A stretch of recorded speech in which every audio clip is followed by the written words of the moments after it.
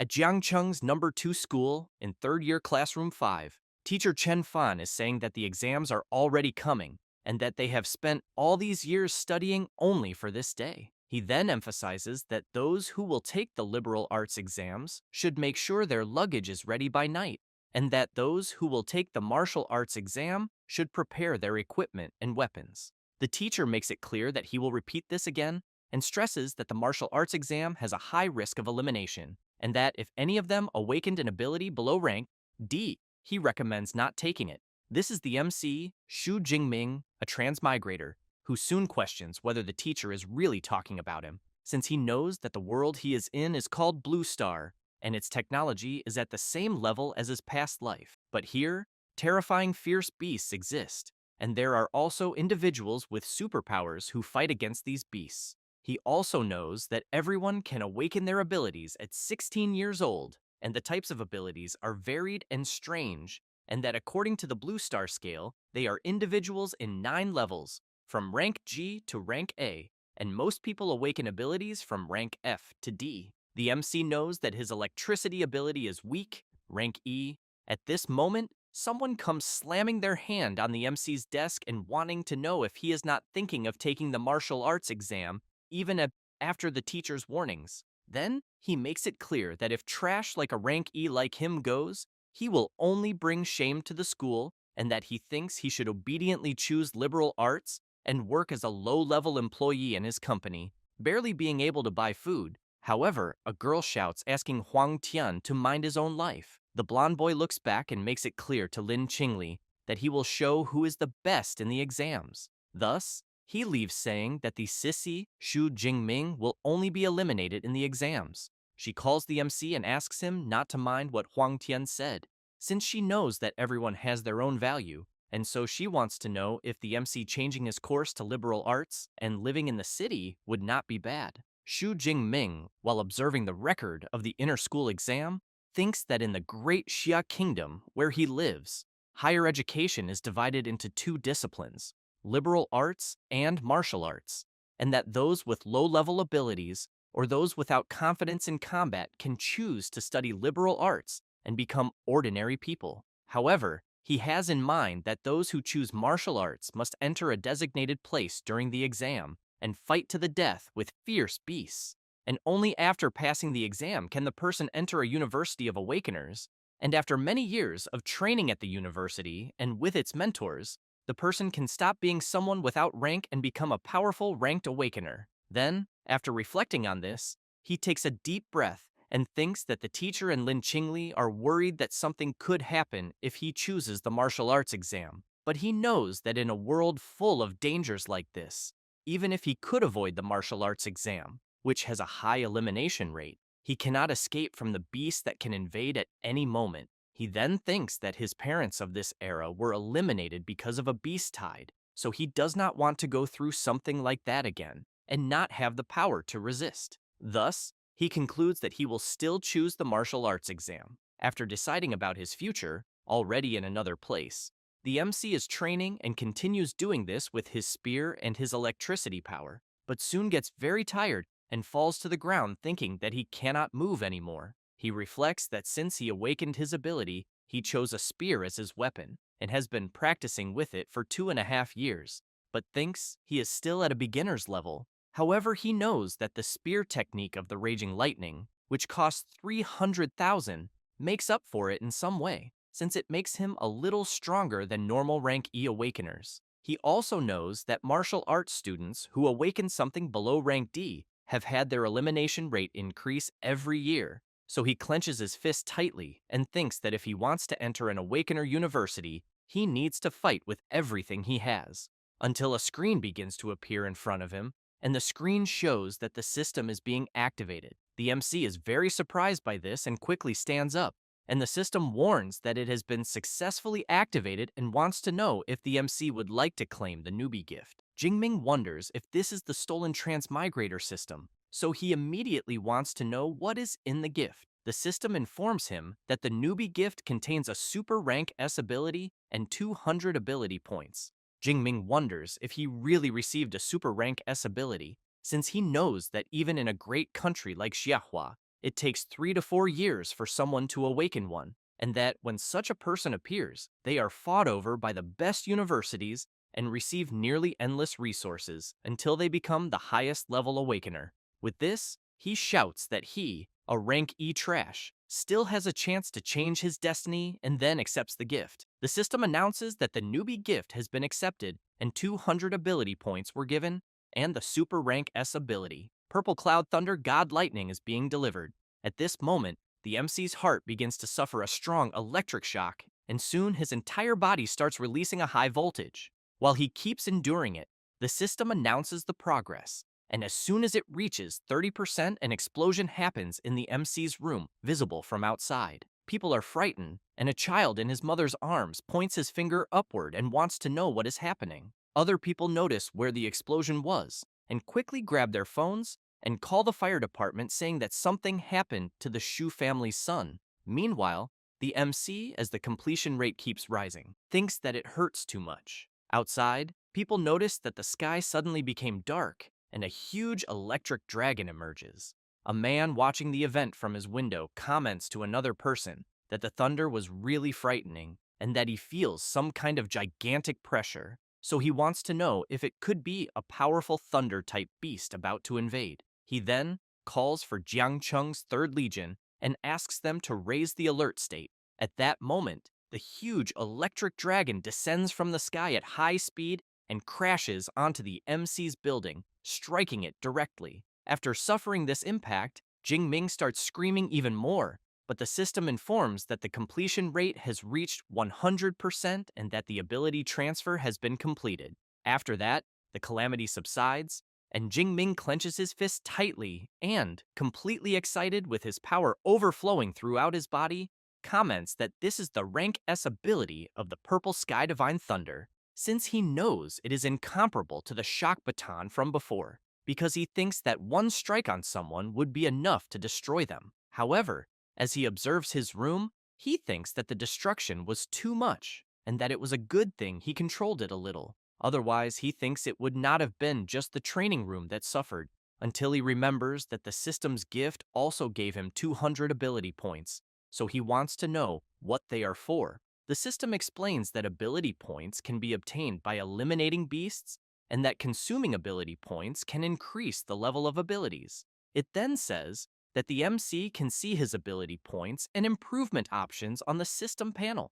Jingming laughs and thinks that he loves this broken and simple thing, so he does not waste time and asks to open the system panel. The MC carefully observes all of his status, and as soon as he does this, he gets excited and comments that the next day is the unified exam, and he needs to use the ability points wisely to maximize his combat power. So he asks his system to put the points into himself, since he knows that the essence of superpowers is in the body and mind of the human being, and therefore he will improve these 2 basic attributes first. So, while the points are credited, his body begins to release intense energy. The MC is surprised and wonders if this is what it feels like to have an improvement in blood power and mental power. He then prepares and makes some movements, then realizes that after improving his attributes, it doesn't matter if they are combat techniques or ability control, both will improve. Thus, he sees on his system panel that he placed 20 attribute points in each, and that this means each point is worth 0.2 of blood IQ and 0.2 hertz, and that with this strength entering an Awakener University will not be a problem, but he wonders among the 700,000 students in Jiangnan where he will rank, and how he compares to the prodigies trained by elite mentors since childhood. He then picks up his spear with his foot, and while moving, it concludes that he will go to the martial hall to test these improved attributes. However, at that moment, someone kicks the door open. It is the firefighters.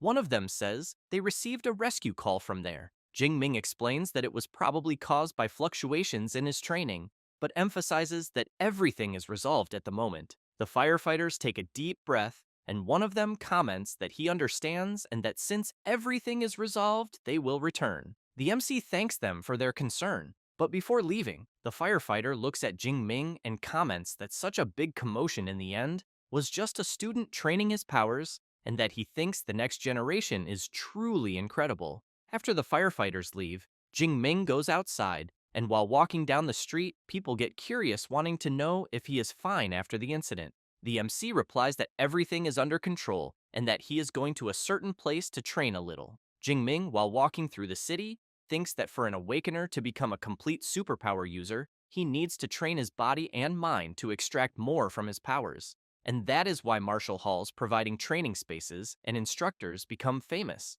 But he knows that not everyone can afford a private room, since the two most famous martial halls in Xia are the Thunder Hall and the Violent Bear Hall, and that of these two, the Violent Bear Hall, with its annual fee of 100,000, is suitable for rich students, but only the Thunder Hall offers free access for high school students.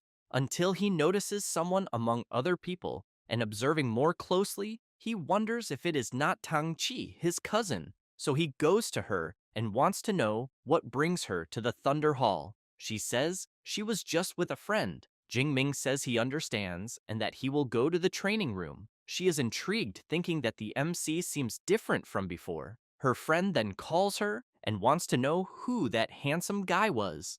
Tang Chi says it is Xu Jingming, her cousin, and that he is in the third year just like them and will take the martial exam the next day. Then, a guy wants to know why Xiao Ya is asking so many questions and if by any chance she is already in love. She replies that yes, and emphasizes that with that face of the MC, as long as he is not weak, he would make a great boyfriend and impress anyone. However, Tang Chi grabs her by the shoulder and comments that she is sorry to disappoint her, then explains that Jingming awakened a rank E ability, which leaves her not believing such a low rank. Their friend makes it clear that competing in the martial exam with only a rank E ability has to be admitted that the MC is courageous. Tang Chi wants to know so what if her cousin is courageous, because she knows it is too risky and she would rather he not take the exam. Then Xiao Ya grabs her friend and comments that enough with the small talk, because they are there to go to the Thunder Hall. As they go there, Tang Chi comments that she trained all 3 years of high school only in the Violent Bear Hall, and that it is her first time in the Thunder Hall. The MC, already in the training room, firmly grips his spear and realizes that it feels lighter and that maybe it is because his body became stronger. He thinks that the unified exam is the next day and that he does not have time to find a better weapon. He then prepares his spear and decides to see how his full strength is without using powers. He then takes a deep breath, moves his spear, and strikes an attack at the target. Jingming thinks that the training room is made of memory metal, which can self-repair within its resistance limits. After seeing the result of his strike, he gets excited and comments that his physical strength is twice as much as before, and that most awakeners can only score 100 points on the machine he just used. He then decides to use the Purple Thunder, and as soon as he channels his power, he unleashes an electric blast at the machine. With that, he sees that his strike was 3021 PDA. He then gets excited, thinking that this was expected from a rank S power, and that Class 1 Awakeners can only reach 1000 PDA. He knows that he does not have a class, and even so, his power is like that of a mid-level Class 1, but he also knows that this is not even his full strength. And while gathering more power, he thinks that physical strength, ability improvement, and combat techniques, all of that is his power. With that in mind, he prepares and unleashes a spear strike with his power imbued. The power at the tip of the spear begins to grow stronger, and Jingming uses the Raging Lightning technique. The impact is so strong that it makes the Thunder Hall start to tremble completely, and people get scared, wondering if it is an earthquake. And on the same floor where the MC is, his cousin and her friends feel this tremor. One of them comments that he is feeling a powerful energy fluctuation and that he thinks it must definitely be a ranked awakener. Xiaoya wants to know if that floor is not only for students, and if by any chance all the monsters that reach that level are not training in the Violent Bear Hall. Her friend speculates that maybe one of those monsters came there to make a change, or that a new power user appeared. Tang Chi calls her friends to see this, and while the MC is coming from one side, they are going in the direction where the energy seemed to be close. She soon sees her cousin and wants to know if he is already leaving. Jingming replies that yes, and explains that he just wanted to return and prepare a little more. Tang Chi wishes him good luck for the exam the next day and asks him to be careful. Her friend then shouts, asking them to forget about Jingming because he thinks the energy fluctuation they felt is very close. And as soon as they arrive at a room, they comment that it can only be from there, and as soon as they open the door, they see the place completely destroyed, and they are all very surprised, wanting to know what the hell happened. Xiaoya is even more surprised to realize that even the memory metal was destroyed, so she wants to know how powerful that attack was, and if there can be such a strong student in Jiangcheng. Her friend observes the place a bit and comments that he thinks it probably was not a student, because he can still feel a violent energy from the wreckage and fears that this person must be a Class 2 awakener who accidentally went to the floor they are on and tested his strength in the training room. Another guy comments that he knew there was no way a student could have that much power. The other guy agrees and emphasizes that even in the capital, there is no one who can do this. However, Xiaoya remembers that only Xu Jingming passed by there, so she wants to know if it was him who did all this, and if perhaps he is a genius who has been hiding his power waiting to make a grand appearance in the exam the next day. Her friends comment that they think she is reading too many novels about weaklings who hide their powers, and that even if Jingming is hiding his strength, they think there has to be a limit, because he only awakened a rank E ability. 300 attack power would already be incredible. Another guy comments that he knows there are 2 corridors that lead to the exit, and that he thinks the person who did this must have left through the other side. That is why they did not see him, but he wants to know what Tang Chi thinks. While observing the wreckage, she replies that maybe it could be, but thinks that the holes left seem to have been made by a spear. So she becomes apprehensive and questions whether her cousin is really overestimating himself. After that, and already on the day of the unified exam, several participants begin to gather. Jingming arrives at the location. Some people want to know if this will be the exam location because they think they saw a unicorn rhino, since they know they usually used common beasts like shadow cats or iron-haired boars. So they want to know why the exam difficulty is so high this time. Until a guy approaches asking, so what if it is a unicorn rhino? Then makes it clear that if they cannot handle beasts of that level, even if they enter an Awakener university by luck, they will still be nobodies. Seeing this, Jingming asks his friend who that guy acting all tough is. Liu Jia says it is Zhou Mingyang from school number 1, the guy of the windstorm sword, then says there are rumors that he has a rank B power called Swift Gale, and that he has already advanced to Class 1. Jingming is happy to know and remembers that this is the guy he heard is a big competitor for this year's exams, so he wonders who will be the strongest. At that moment, someone shouts loudly asking for the attention of all the candidates. So this person introduces himself as Wang Haiyang, the chief commander of the Jiangcheng Unified Exam, and makes it clear that before the test begins, he will talk about things that everyone there must know. That said, he explains that the exam will last from 9 in the morning until 9 at night, being 12 hours in total, and that the test site will be the ruined city behind them. He also emphasizes that just like in previous exams, the area is divided into outer, intermediate, inner, and central zones, and that killing monsters of different types and levels will give different points, and that the higher the level of the beast, the stronger it is, and the more points are gained. However, the commander becomes serious and makes it very clear to everyone that the central area is like the bonus question in a written exam, meant only for the best students. So he asks everyone to know their limits, and not to risk their lives just for points. Jingming thinks that even the day before he would only dare to walk through the outer zone, but now he wants to go to the inner or even the central one. After that, everyone forms a line, and teacher Chen Fan informs that he will be distributing supplies for the exam. As soon as Jingming approaches, the teacher says there are 3 items in total, being the smartwatch that records the number and types of beasts eliminated and logs everything in real time, the tactical backpack containing 3 energy bars, 1 energy drink, and 1 medical kit, supplying the candidates for 12 hours, and the safety sphere, which when activated creates a high-voltage electric barrier that normal beasts cannot break. Chen Fan stresses to the MC that as soon as he uses the sphere, the exam will end, but that he should remember that his life matters more than anything. Jingming thanks the teacher and says he understood. At that moment, Xiaoya appears calling the MC. She wants to know if he wants to join them. The MC's best friend, who recently awakened a rank C ability,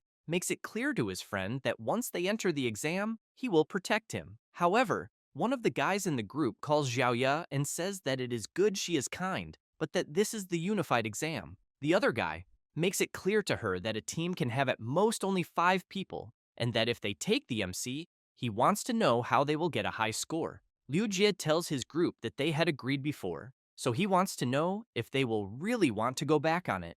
Jingming listens to them arguing and quickly holds his friend back from going at the others, but makes it clear to everyone that he will go alone and that they can form their own team. Liu Jie and Xiaoya want to know if he is serious, then ask him to be careful. After the MC leaves, a guy from Xiaoya's group suggests going to call Huang Tian. Meanwhile, Jingming is thinking that even without them, he can still get a high score. Thus, the examiners announce the beginning of the 2037th Jiangcheng exam and soon activate the cameras of the exam site and the drone live streams. All the candidates waste no time in advance, and some groups begin following their own routes. Meanwhile, the MC, while moving, thinks that he will go all out in this unified exam, then clicks on his watch, and it announces that the verification of candidate Xu Jingming from 3rd year, Class 5, and School Number 2 of Jiangcheng is complete. It then shows the exam ID and the live ranking of Field 179, in which first is Zhou Mingyang with 7 points, second is Li Lan with 5 points, and third is Zhao Hu with 4 points. After knowing this, Jingming thinks that this was already expected from the best student of School Number 1, since he is already eliminating the beasts, so he knows it is time to do his part as well. He then thinks that there is still a long way from the outer zone to the central one, and that he will go straight to the central, until while running, he notices something that catches his attention and sees a fallen body of one of the candidates. And soon, he is frightened to realize that the guy's injuries are serious, and that apparently he did not even have time to use the sphere. Then he realizes that this is exactly why teacher Chen Fan asked not to take the exam. And looking at the body of the fallen candidate on the ground, he thinks that if he had not awakened a rank S ability, he would probably end up the same way. He then crouches and clicks on the guy's watch, which immediately calls a doctor, and thinks that he still has no regrets, and that he knows the unified exam is brutal, but that opportunities always come with danger, since not everyone has the chance to change their destiny, until he gets scared by hearing a sinister noise, and, as soon as he turns, he sees a dark creature slowly approaching. Then he concludes that the creature left someone alive to ambush whoever came close, being precisely a trap. The wolf begins to growl at the MC and soon leaps. Jinming dodges the creature's attack and observes that the wolf is agile, has sharp claws and fangs, and a bite with a pressure force of 1 ton. Knowing that the creature deserves the title of Rookie Eliminator, the wolf starts growling at the MC, and he keeps thinking that the reason fierce beasts are called fierce is because they possess a special wild aura that intimidates their prey. And it is said that most awakens who encounter a fierce beast for the first time will be completely subdued by its aura, and he knows they cannot even use 30% of their strength, and some will just stand still and be eliminated. He also has in mind that this is why rich families hire high-level awakens to take their children to wild areas and act as their bodyguards, all so they get used to fighting these beasts from an early age. However, while thinking, he knows he did not have that kind of luxury. This is his first time facing a fierce beast. The wolf leaps again, and about to be attacked by the creature's sharp claws, he grips his spear firmly and without hesitation impales the wolf with it. He then concludes that apparently the creature's intimidating aura has no effect on him. With that, the system warns that the MC eliminated a shadow cat and gained 3 more skill points. Jinming knows that fierce beasts are ranked from 1st to 9th class, totaling 9 levels, and that beasts below the 1st rank are called unranked fierce beasts and are equivalent to newly awakened humans. However, the MC knows that eliminating a fierce beast grants skill points that can be used to make him stronger, but that unranked beasts give very few points. So, while following his route, he keeps thinking that since the aura of the beast does not affect him much, staying in the outer area is not very good, as he needs to reach the central area as quickly as possible. Thus, on the way there,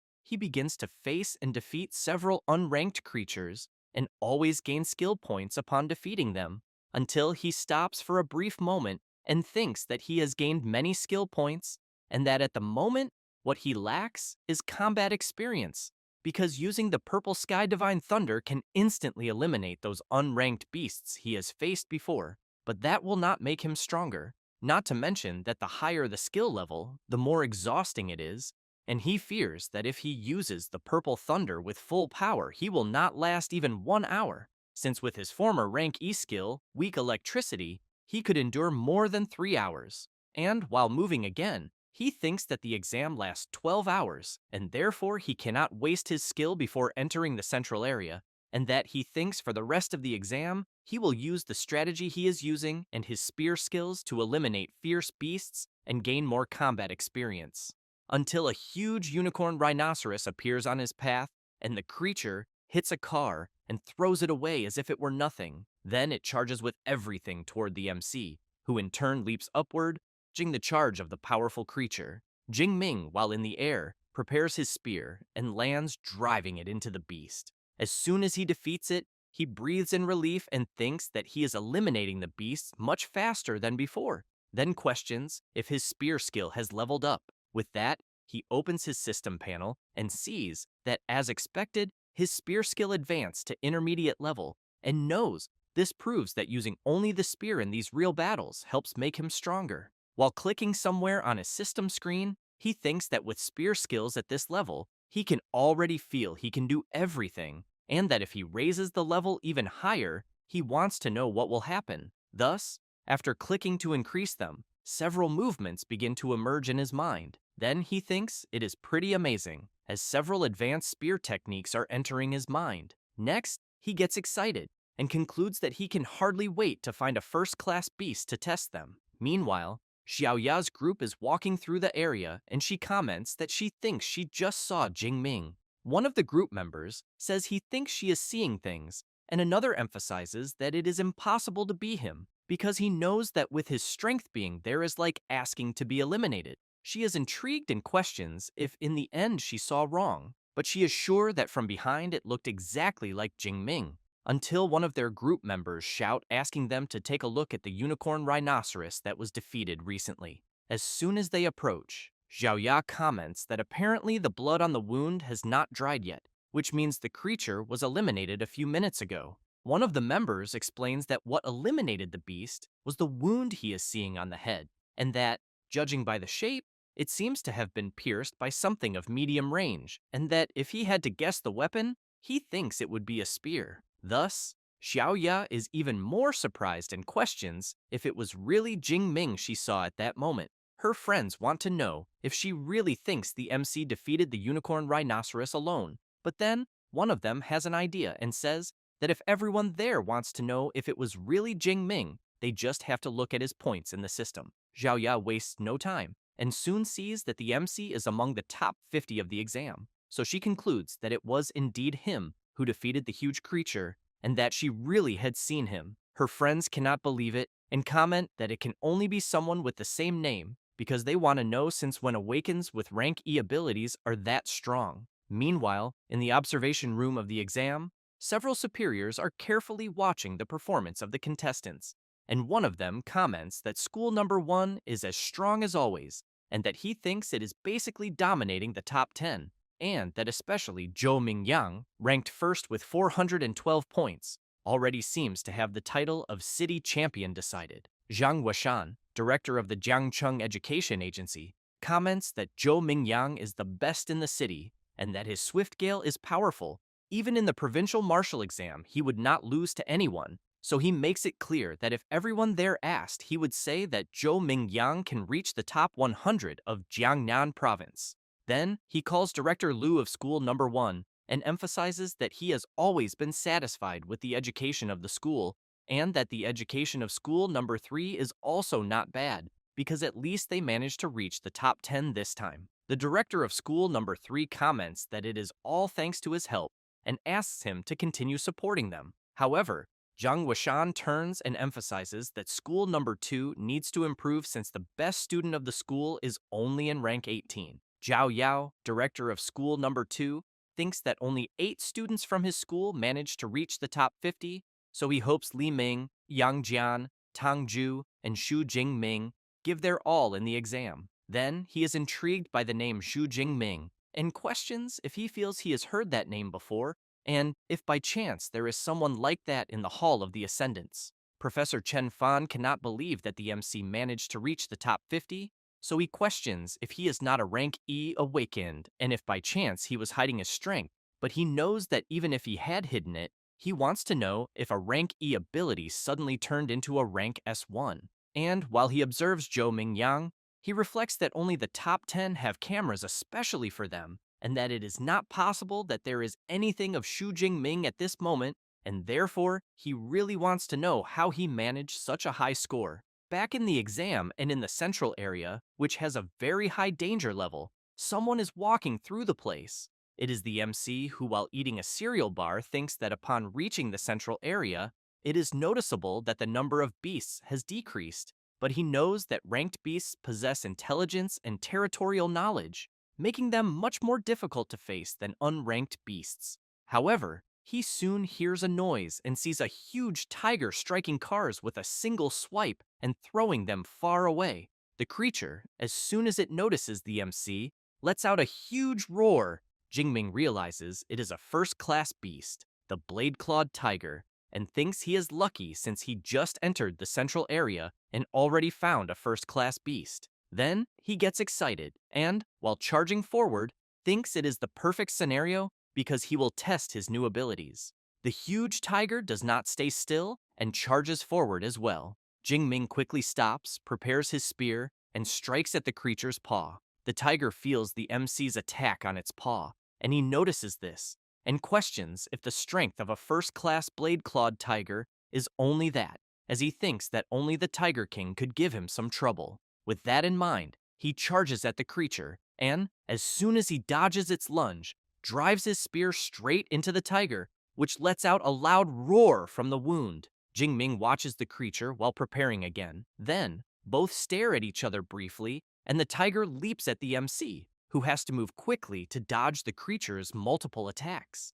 And as he moves to the side, dodging the tiger's paw strike, he thinks this was already expected of a first-class fierce beast, whose vitality is very high since it keeps attacking until its last breath. Then, after creating a bit of distance, while channeling part of his power, he thinks he does not care how much the creature attacks, as he knows it is all in vain. Thus, he applies his multiple spear attack technique and brutally strikes the blade-clawed tiger, which cannot even defend itself. As soon as he defeats the creature, the system informs that he eliminated a blade-clawed tiger and gained 14 more skill points. Jingming, pleased for having easily defeated the tiger, comments that he thinks the skill points gained by killing a first-class beast are practically double those of unranked ones. And, while continuing on his way, he thinks that the stronger the beast, the more points are gained, and that what others see as a dangerous challenge field, he knows is a treasure land for leveling up.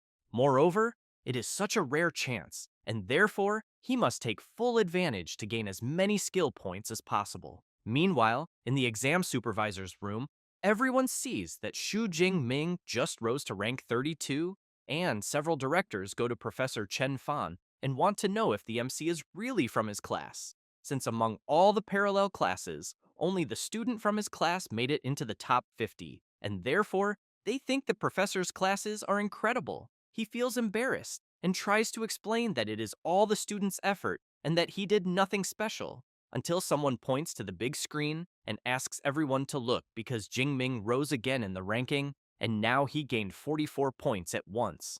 Zhang Wuxian emphasizes that according to the martial exam scoring system, eliminating an unranked beast gives 6 to 8 points, and eliminating a first-class one gives 14 to 16 points.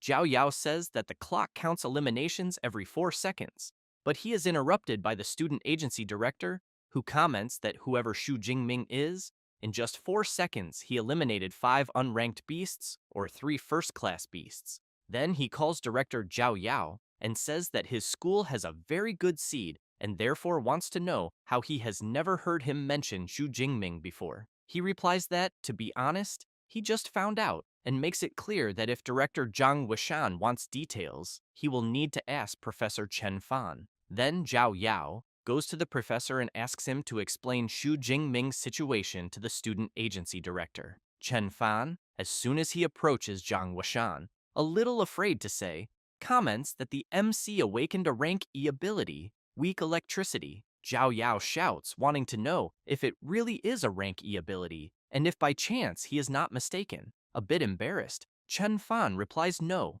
and emphasizes that before the exams he specifically told Jingming not to attempt the martial exam. Zhang Wuxian, while drinking his coffee, comments that reaching so far with only a rank E ability makes him believe that the MC must be incredibly skilled in other areas, which makes him even more interesting. He then makes it clear that for now, they will just wait and see, because he thinks that at this pace he will soon reach the top 10. However, he becomes serious and emphasizes that then they will find out he got there by cheating. Hearing this leaves both the director of the second school and the MC's teacher quite frightened. Meanwhile, the exam board is updated and rank 8 is occupied by the contestant Li Ziyi, rank 9 by Xu Jingming, rank 10 by Ma Yuwem, rank 11 by Ye Li, and rank 12 by Tang Qi. And she, as soon as she sees the updated board, realizes that it was her cousin who after all caused all that commotion earlier. Zhou Mingyang also sees the board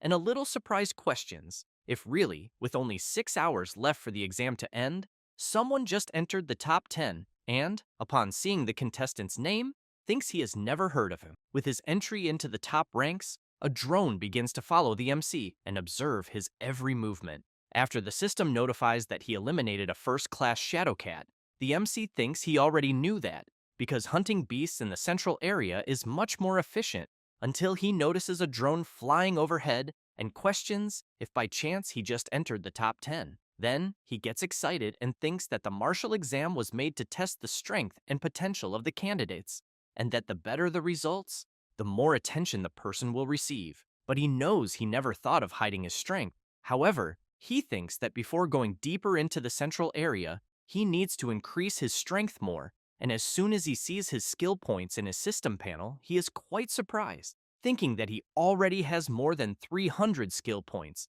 and even so, it is not enough to level up, and that he thinks it seems that the only way to go beyond a first-class awakened is to learn a cultivation method. Thus, he decides he will continue improving his basic attributes, and as soon as he credits some points into the physical and spirit attribute, the MC feels an incredible sensation and thinks it is time to go to the core area. It does not take long to get where he wanted, and he sees several blade-clawed tigers eating a unicorn rhinoceros. From afar, he notices there are 9 blade-clawed tigers, but knows that among them there is one with an impressive aura and size and with extremely large blades on its paws, and therefore thinks it must be the blade-clawed Tiger King. Then he decides it is time to make a big harvest, but soon notices something and turns to see what it is, and sees that it is Zhou Mingyang, who in turn thinks the MC was quite sharp, since he even managed to notice him, and that he did not expect him to be Xu Jingming,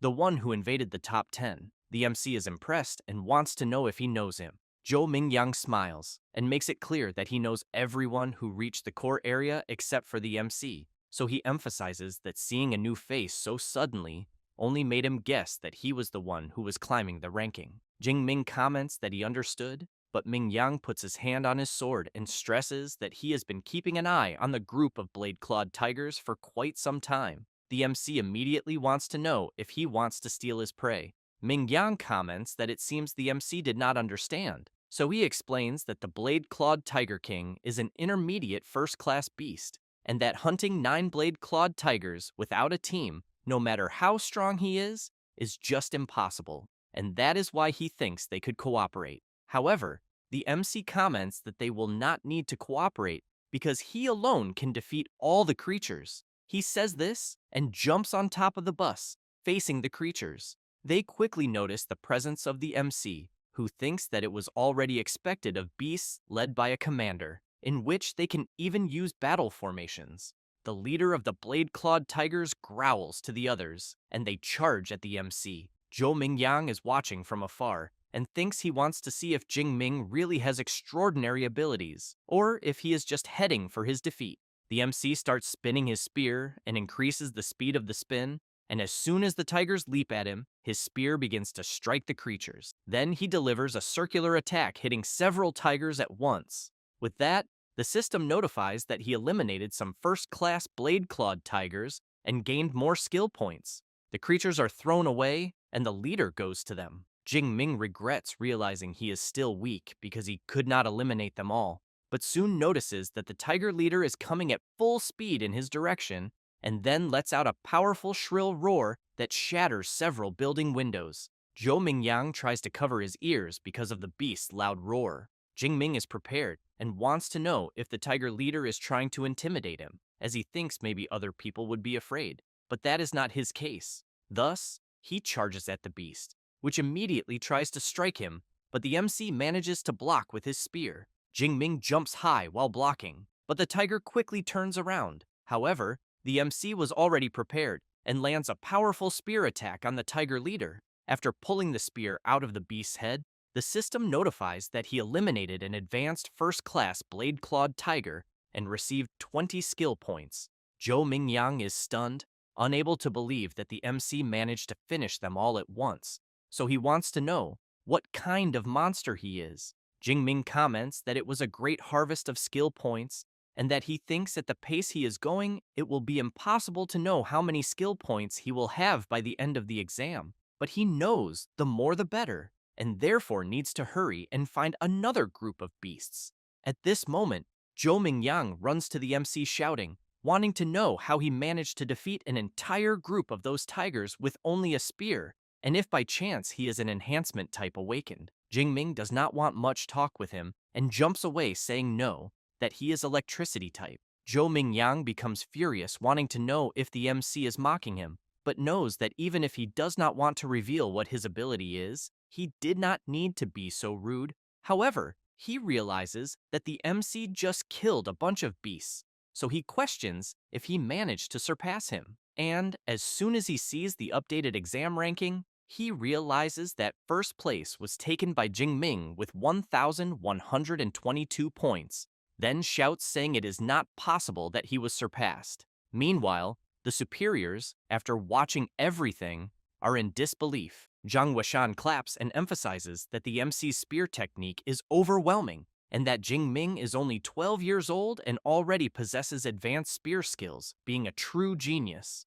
He then comments to director Zhao Yao that with Xu Jingming, Jiang Cheng will certainly enter the top 100 of the province, so he suggests that after the exams, he will try to reward school number 2. The director is excited and thanks Zhang Weishan for the kindness, but becomes so happy that he starts crying and thinks that the MC really is a gift from the heavens, and that finally the day has come for school number 2 to shine. After that, 3 hours pass, and in the central zone, Zhou Mingyang is walking around wanting to know what is happening, since he is not seeing any more beasts in the central zone, until some people appear saying that he will need to ask whoever is in first place.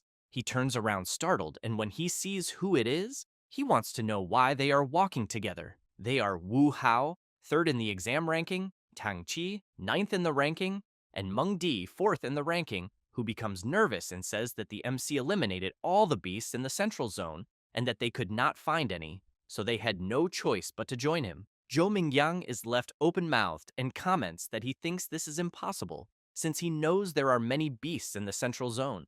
Tang Qi goes to him and comments that apparently he thinks he has not looked at the updated ranking and asks him to take a look. As soon as she shows it, Zhou Mingyang sees that the MC has more than 3,000 points, 2,000 more than his own points, so he is completely shocked.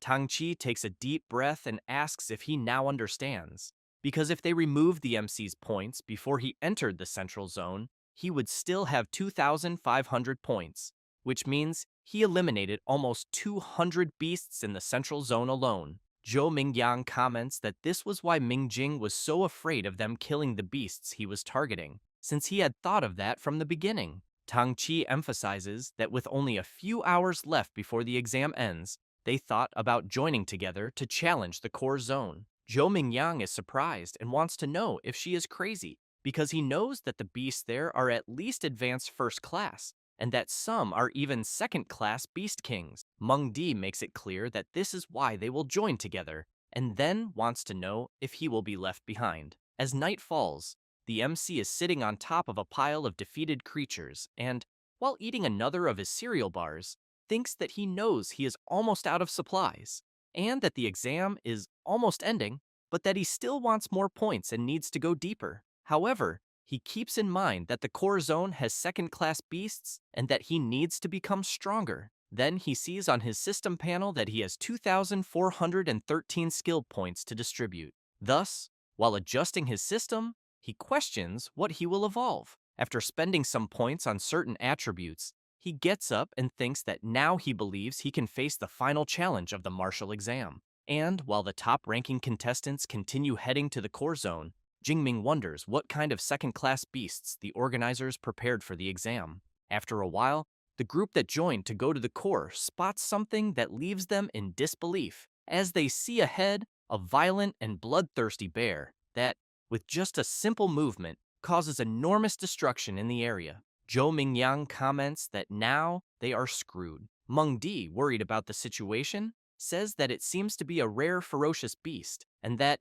judging by the creature's fur, it is comparable to a low-rank metal, and she thinks that not even missiles could pierce it, and one blow from the creature could eliminate them all. Tang Qi emphasizes that it would be better to give up on the plan, since knowing that the bear would be the least of their concerns. As the moment they step on the ground, they will be annihilated by advanced first-class beasts. Therefore, he says that he is leaving, because points are not more important than his life. Zhou Mingyang becomes furious and yells wanting to know who the bastard was that made such an exam, until Meng Di points down and says that it seems like someone is there. As she comments that she thinks it looks like Xu Jingming, Tang Qi turns around startled. Then, from the top of the building where they are, they see the MC quickly approaching the creatures. Meng Di gets excited, wanting to know if the guy they are seeing is really Xu Jingming, because he is very handsome. Zhou Mingyang makes it clear that being handsome is useless, as attacking a group of beasts down there is asking to die. However, they soon see the MC drawing the beast's attention, and he starts eliminating them without much difficulty. But more and more creatures begin to appear, and it doesn't take long for them to completely surround the MC. As soon as the beasts all attack the MC at once, everyone thinks he has been exterminated. Wu Hao wants to know if Jingming will really die like that. Zhou Mingyang comments that he was an idiot and that if he dies, it is his own fault. Tang Qi turns around startled and runs off saying that she has to help him, but is held back by Meng Di, who wants to know if Tang Qi hadn't said that her life wasn't worth more than that. She replies that they don't understand and explains that Jingming is her cousin, and that's why she cannot stand still watching him be eliminated. However, amid the creature's pause, a strong electric current begins to form, and an explosion of power occurs in the area. Zhou Mingyang, seeing the strong thunder in front of him, wants to know if it could be the power Yingming had mentioned. After completely eliminating the beasts that were surrounding him with his electric power, Jingming thinks that using only physical strength to deal with the beasts around him is overestimating himself too much, and that therefore he will need to use his abilities. Then, the MC looks at the power in his hand and reflects that this was already expected from an S-rank ability, being very dominant and destructive. However, he realizes something, and as soon as he looks up, he sees the enormous bloodthirsty bear very close, which soon lets out a powerful, thunderous roar. Jingming thinks that he knows the violent and bloodthirsty bear is gigantic, but on the other hand, it is not fast, and that's why he believes that with his purple heaven divine thunder, he can finish the creature. But, seeing more creatures approaching as well, he knows that while he is fighting the enormous bear, the other creatures may end up interfering. So he takes a deep breath, releases his powerful power, and concludes that he will first get everything ready before the fight against the violent bear. Thus, he quickly leaps and charges with everything, eliminates the first beast, and while the system notifies that he has defeated an advanced first-class beast and obtained ability points, the MC easily eliminates many beasts around him. All excited, he questions if this is how an S-rank ability enhances the body, but he knows that unfortunately, Having lightning running through his body is dangerous, so he cannot maintain it for too long. However, while eliminating more beasts, he knows that the time he has is more than enough to deal with them. But as soon as he finishes defeating a unicorn rhinoceros, he realizes that the violent bear is coming at him with everything, and the creature delivers a powerful attack with its enormous paw. But as soon as it lifts its paw from where it struck, it realizes that the MC managed to dodge at the last moment. The bear becomes furious and charges at the MC again, who in turn leaps over the bear and uses the creature's back to gain momentum and quickly continue eliminating the creatures that are in the way. The bear roars loudly in rage. Jingming looks at the creature and wonders if the bear got angry after seeing its minions being defeated one by one. He says this, and while advancing against the last creature in front of him, the MC makes it clear that he will only eliminate one more and then give his full attention to the enormous bear. However, the ferocious bear appears right behind the rhinoceros that the MC was about to defeat and strikes with its claws. Close to being hit, Jingming is surprised and thinks that the bear predicted where he was going. With that, the bear manages to clash its two paws together and, due to the powerful impact of its attack, everything around is thrown far away. But as soon as the bear opens its claws, it realizes it only eliminated the rhinoceros and the MC is high up. And while channeling his power, he gets excited and comments that now there are no more useless creatures to get in the way, and that he really wants to see if the fur of the bloodthirsty bear will be able to withstand the strength of his thunder. He says this and immediately attacks, and a huge electric explosion occurs. The group of competitors on top of the building feel the strong impact of the MC's attack, and even the supervisors are surprised to witness such power. Zhang Wuxian calls for director Zhao Yao and wants to know if he was really saying that what they just saw is an E-rank ability, because he thinks he must be joking. One of the directors emphasizes that just by releasing the power they saw, the MC can annihilate an entire group of advanced first-class beasts, and could even face a second-class boss on equal terms, meaning he thinks not even an A-rank ability could handle that so easily. Zhao Yao wonders if it could be a mutation. Zhang Wuxian laughs and emphasizes that regardless, after what they just saw, he thinks perhaps the entire country will be watching Xu Jingming. Back to the battle. After the dust settles, the bear's skin barely suffered a scratch, and the creature becomes even more furious and lets out a loud roar.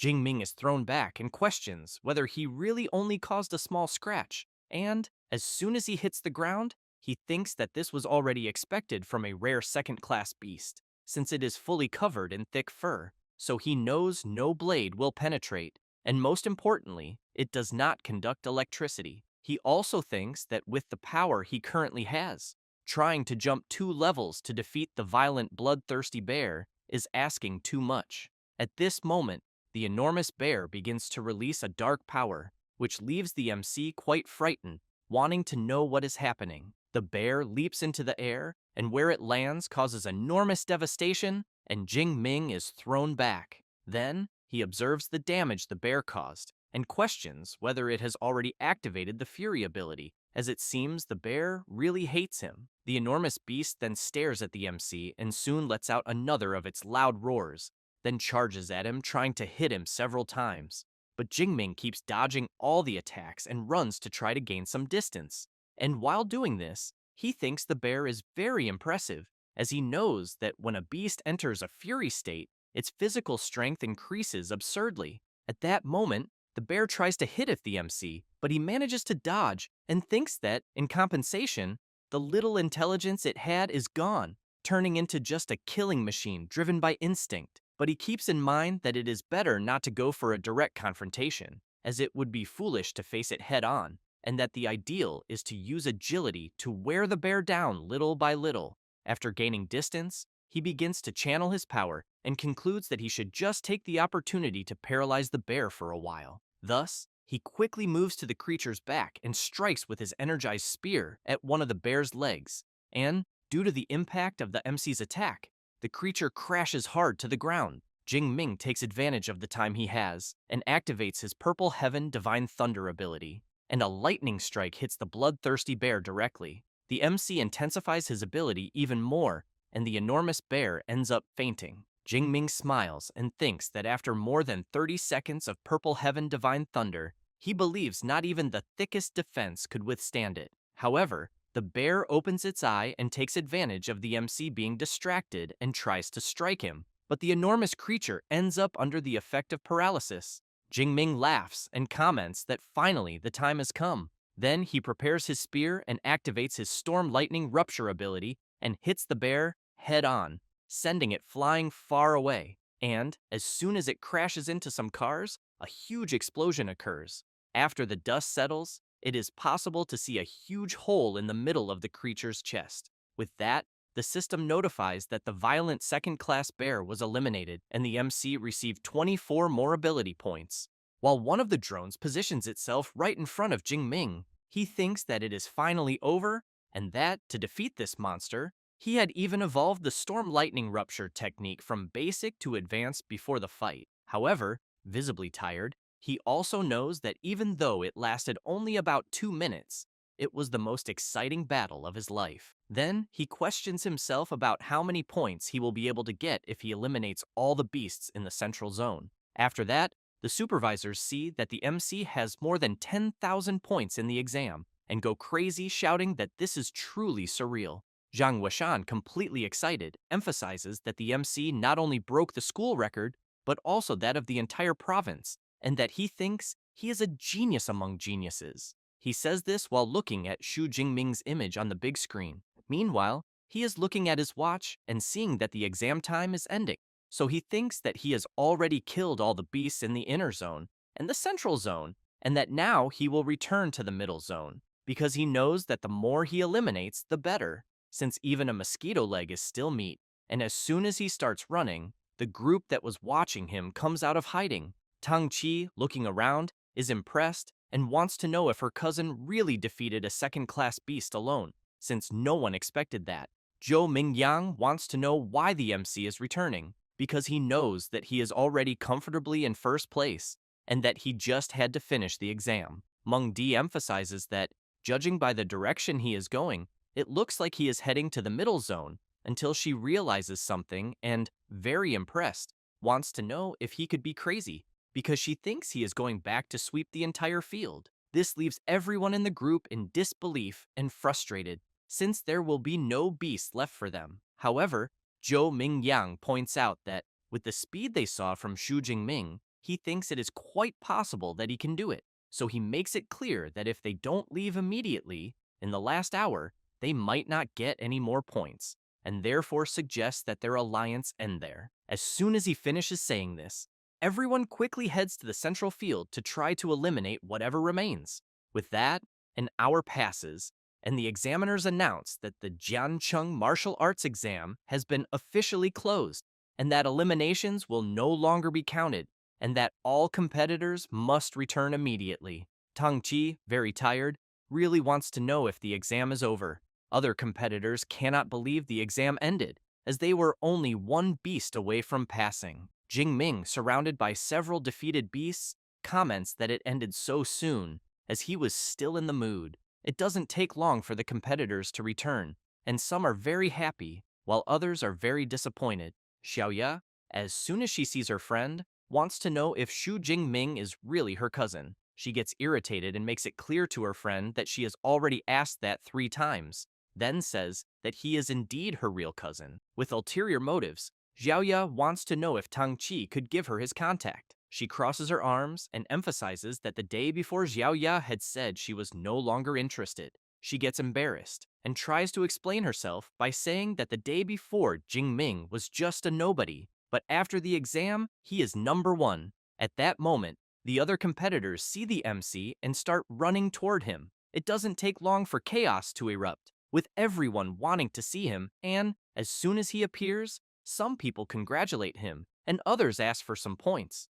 Jingming greets everyone. Wu Hao puts his hand on Zhou Mingyang's shoulder and comments that the only one who should be standing there was him, but he emphasizes that with the MC's monster, he is satisfied with his results. At that moment, Director Zhao Yao goes to Jingming, congratulates him, and introduces Director Zhang Weishan from the Education Department. Then he says that the MC will not need to take the bus back, as the director will personally give him a ride. Jingming looks back and thinks that it is fine, since he knows that if he takes the bus, they will bombard him with questions the entire way. So, while being taken back, Zhang Weishan wants to know if the MC has already decided which superpower university he will go to. He replies that, to be honest, he focused so much on improving his strength that he hasn't even thought about it yet.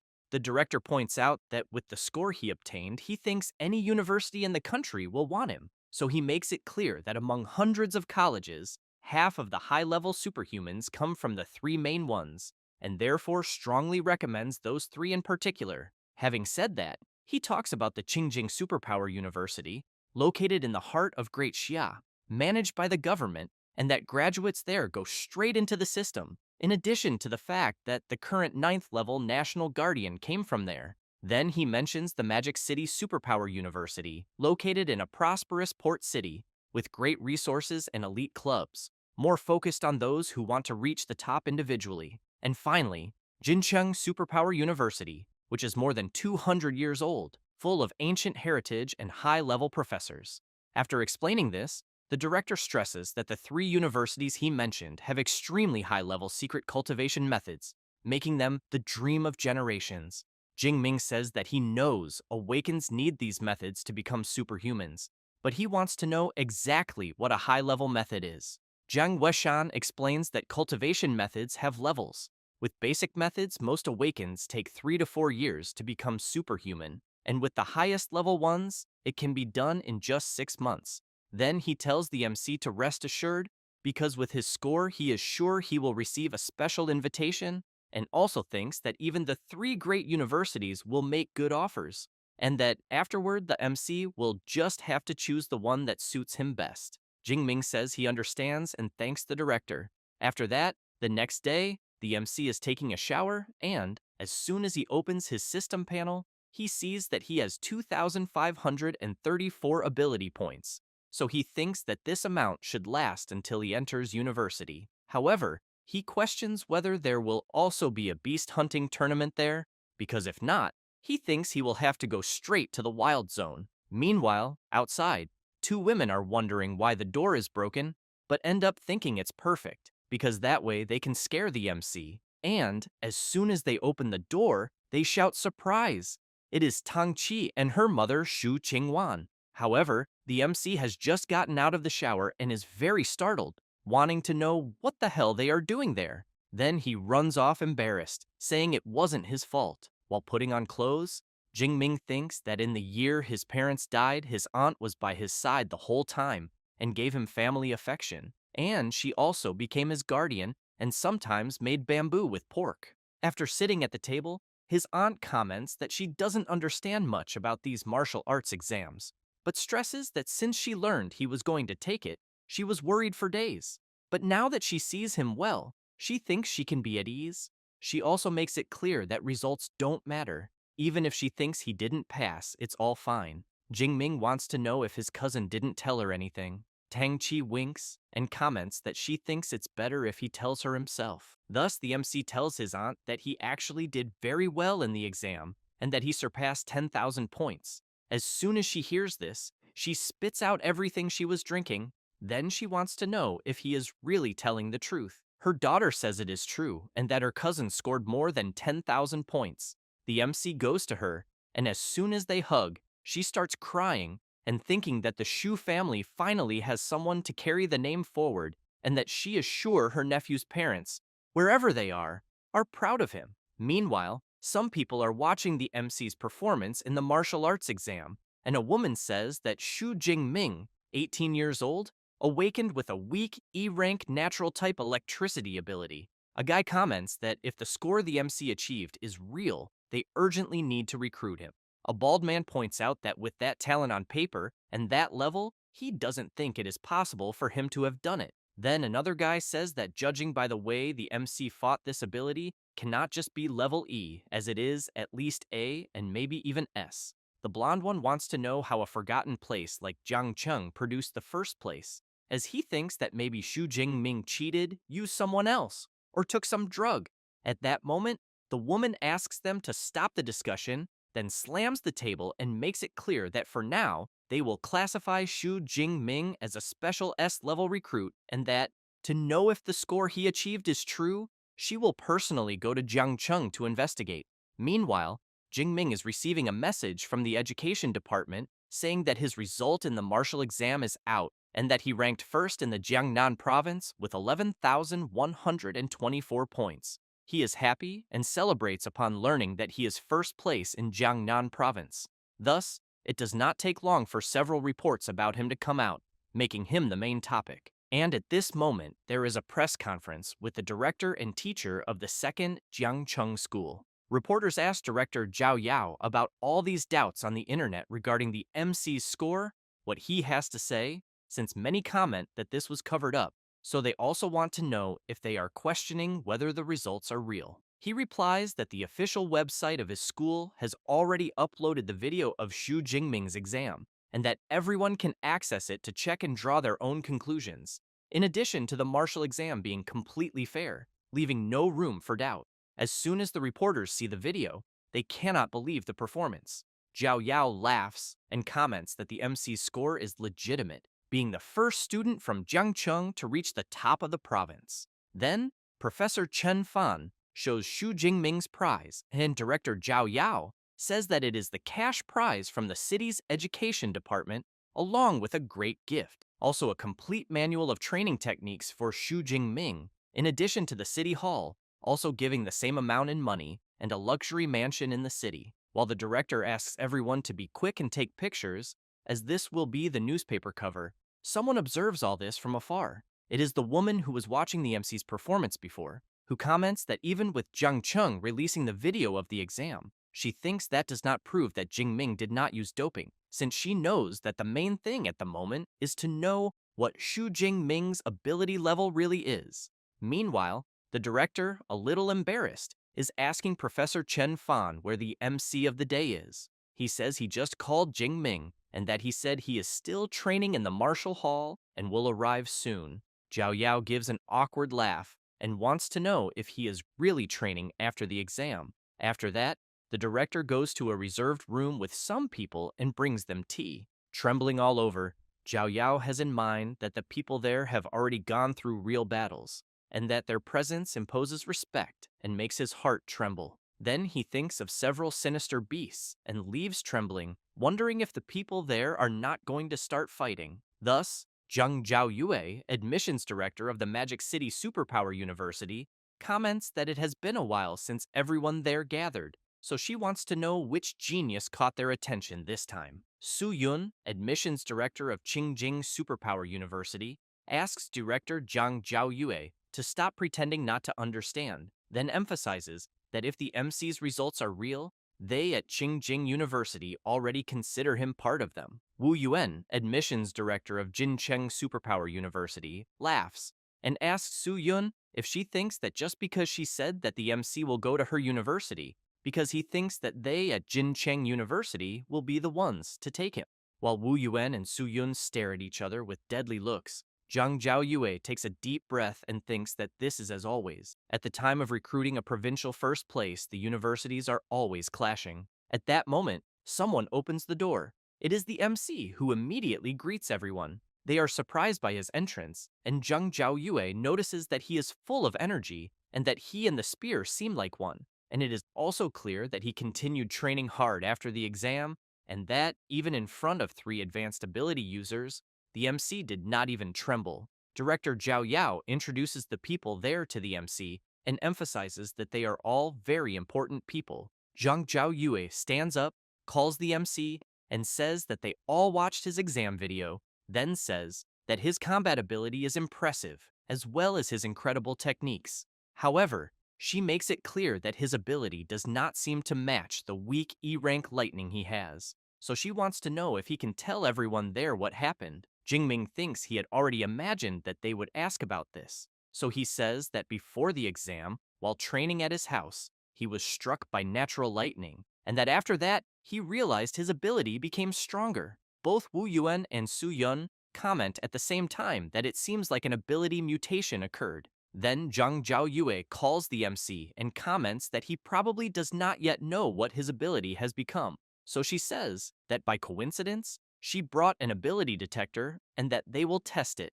While the director tries at all costs to hold the MC's spear, he approaches the device and Zhang Zhaoyu asks him to just release power. Thus, Jingming begins to channel his lightning power into the detector. Su-yun is very surprised to see that the lightning is very violent, as it was even able to accelerate her heartbeat. It does not take long for the device to notify that the ability detection has been completed, and, just as it was about to announce that the Purple Heaven Divine Thunder ability is classified at a certain level, the device begins to suffer very high fluctuations and tries to analyze again. However, the power is so great that it shatters the detector into several pieces, and everyone tries to protect themselves. The director wants to know what the hell just happened. Wu Yuan and Su Yun get excited and comment that now it is confirmed, because the small detector short-circuited and that this means the MC's level is at least S rank.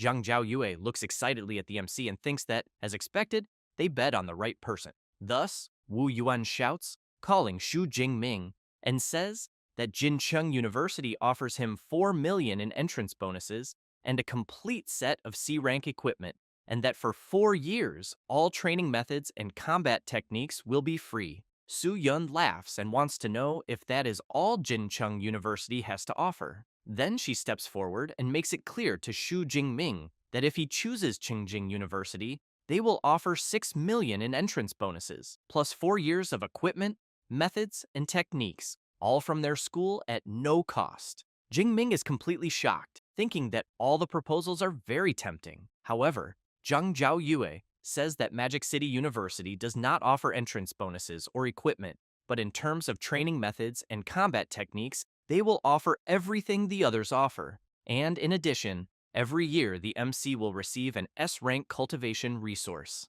Wu Yuan and Su Yun cannot believe that she is really offering S-rank resources. Jingming, on the other hand, wants to know what that would be. She goes to him and wants to know if he has ever heard of dragon-type beasts, because they are extremely powerful, and beasts with a dragon-like appearance are called dragon class. Then, she emphasizes that these beasts are already born at the 4th or 5th rank, far above the others, being much superior to any other beast. Zhang Zhaoyue continues saying that among the S-rank resources, there is the vital blood of an adult dragon class beast, rank 8, in which, after ingesting this blood, the MC's body will undergo a very brutal transformation, becoming as resistant as one of those beasts she mentioned, and that all S-rank resources are at this same level. Su Yun comments that she was even tempted, and that she thinks Magic City is really absurdly rich. Wu Yuan comments that those resources Zhang Zhaoyue mentioned are reserved for veteran students, and that she wants to give one right away to a freshman, and, for that reason, he cannot compete. Thus, Director Zhao Yao comments that it is time for a decision, so he asks the MC that among the 3 top universities, he should decide which one he wants to go to. Jingming smiles, and very excited, says that he wants to go to the Magic City Superpower University. Then he thinks that he knows Magic City University not only has the best conditions, but also their level of practical training is the highest, and that half of the champions of the inter-university tournaments came from there. After deciding, he goes to Su Yun and Wu Yuan and says that he sincerely thanks them for their interest. Zhang Zhaoyue takes an invitation from her magic ring, and as soon as she gives it to the MC, says that they are looking forward to his arrival, and that freshman classes start on the 1st of September, but emphasizes that since he was specially recruited, he can show up earlier, and they will arrange his accommodation. Jingming wants to know if he could access the training methods and combat techniques from the library beforehand. She replies that it will not be a problem, and informs him that the library can provide him with a study room of his own, without interruptions, and makes it clear that her contacts are on the card, and that when he arrives in Magic City, he just has to call her. Jingming looks at the invitation and comments that he can hardly wait to start. After that, the next day, the MC goes straight to the train station, which soon announces that train G91 bound for Magic City will begin ticket inspection. Jingming says goodbye to his uncles and his cousin. Qingguan begins to cry and comments that her nephew really has grown up. Tang Daolin emphasizes that with this trip, little Ming is destined to reach the heavens. Then he looks at his daughter and wants to know if she will fill out the college application form soon, because since her cousin will study in Magic City, she should also try to choose a university there. Jingwan agrees with her husband and comments that this way, the two will be able to help each other in the future. Tang Chi gets a little embarrassed, but replies that she knows very well. After boarding the train, while reading a book, the MC thinks that it will take 6 hours to reach his destination and that he will use this time to review some training methods, and that, among the exam rewards, the most important is the training method called Abyssal Sea Technique that he is reading, since he has in mind that, just like abilities, training methods also have different levels, and there are 4 categories: basic, intermediate, advanced, and superior, and the higher the level, the faster the cultivation. Thus, he thinks that what he has there is an intermediate method, and that with his 180 spiritual power points, he managed to memorize everything in half a day. Then he reflects that, according to the manual, there is a special energy floating between heaven and earth, and that, following the steps of the method, he felt this energy already on the first day, and at the same time his system panel showed an advancement symbol. But he does not intend to advance yet, because according to the book, when advancing to the next level from awakened to ability user, the better the method, the greater the gains after advancement. And as soon as he enters the university, he will have access to higher level methods.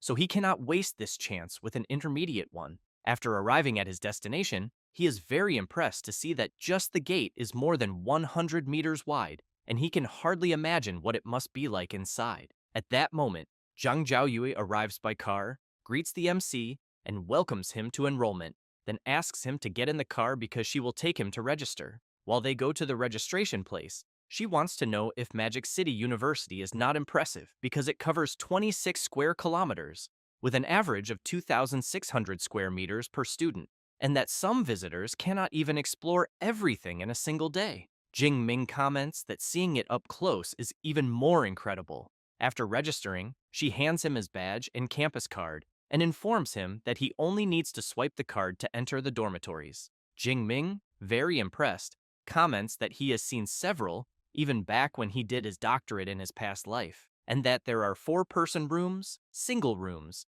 and even 3-bedroom apartments for doctoral students. But in front of the dormitory he will stay in, he knows he has never seen villas being used as dormitories. Zhang Zhaoyue says that at Magic City University everyone lives in a villa, and that the higher the score, the more luxurious it is. And as the provincial first place, he will stay in the most luxurious one, being more than 800 square meters. However, she asks him not to worry about loneliness, because the villas are shared by 2 students, with 2 floors, and that he and another colleague will share 1 floor each. Jingming thinks that a double dormitory is not so bad, as it is better than being alone, and that being an orphan before and after transmigrating, he always preferred the lively atmosphere of a 4-person room. As soon as they enter the dormitory, Zhang Zhaoyue says that all the MC's enrollment paperwork is complete, but emphasizes that she will explain a few things he needs to know there. Thus, she says that there are 2 main things: the credit system and the exclusive mentor system. Then she says she will start with the credit system, in which, at Magic City, credit is everything: to eat, buy equipment, or rare treasures, and that the purchasing power of 1 credit equals 10,000 of Great Xia's currency. Then she emphasizes that there are several ways to earn credits, and that one of them is through fixed annual distribution based on his evaluation. For example, his entry classification is S, so this year he will receive 100 credits. Having said that, she claps her hands and asks Eva to appear. Quickly, a robot appears, calls the MC by name, and informs him that he currently has 100 credits. Zhang Zhaoyue says that the robot's name is Eva and that it is the AI assistant installed in each dormitory, and that Eva's true body is the school's central AI. The ones in the dormitories are just sub-bodies. But she emphasizes that even as a sub-body, it has already reached the standard of rank 4 AI, being able to help a lot in daily life. Jingming is very impressed to know that a sub-body is rank 4, since he has in mind that AI technology on Blue Star is much more advanced than in his previous life. Zhang Zhaoyue says that she will now explain about the exclusive mentor system, where every student can choose a mentor they admire and become an apprentice, but obviously only if the mentor accepts. Jingming wants to know if even as a freshman he can have individual guidance. She replies that yes, and says that the university's mentors are all high-level ability users, and that almost all of them have unique and secret combat techniques and training methods, and that you can only learn them after becoming an apprentice. Then she makes it clear that in Magic City, there are 4 mentors with lightning abilities.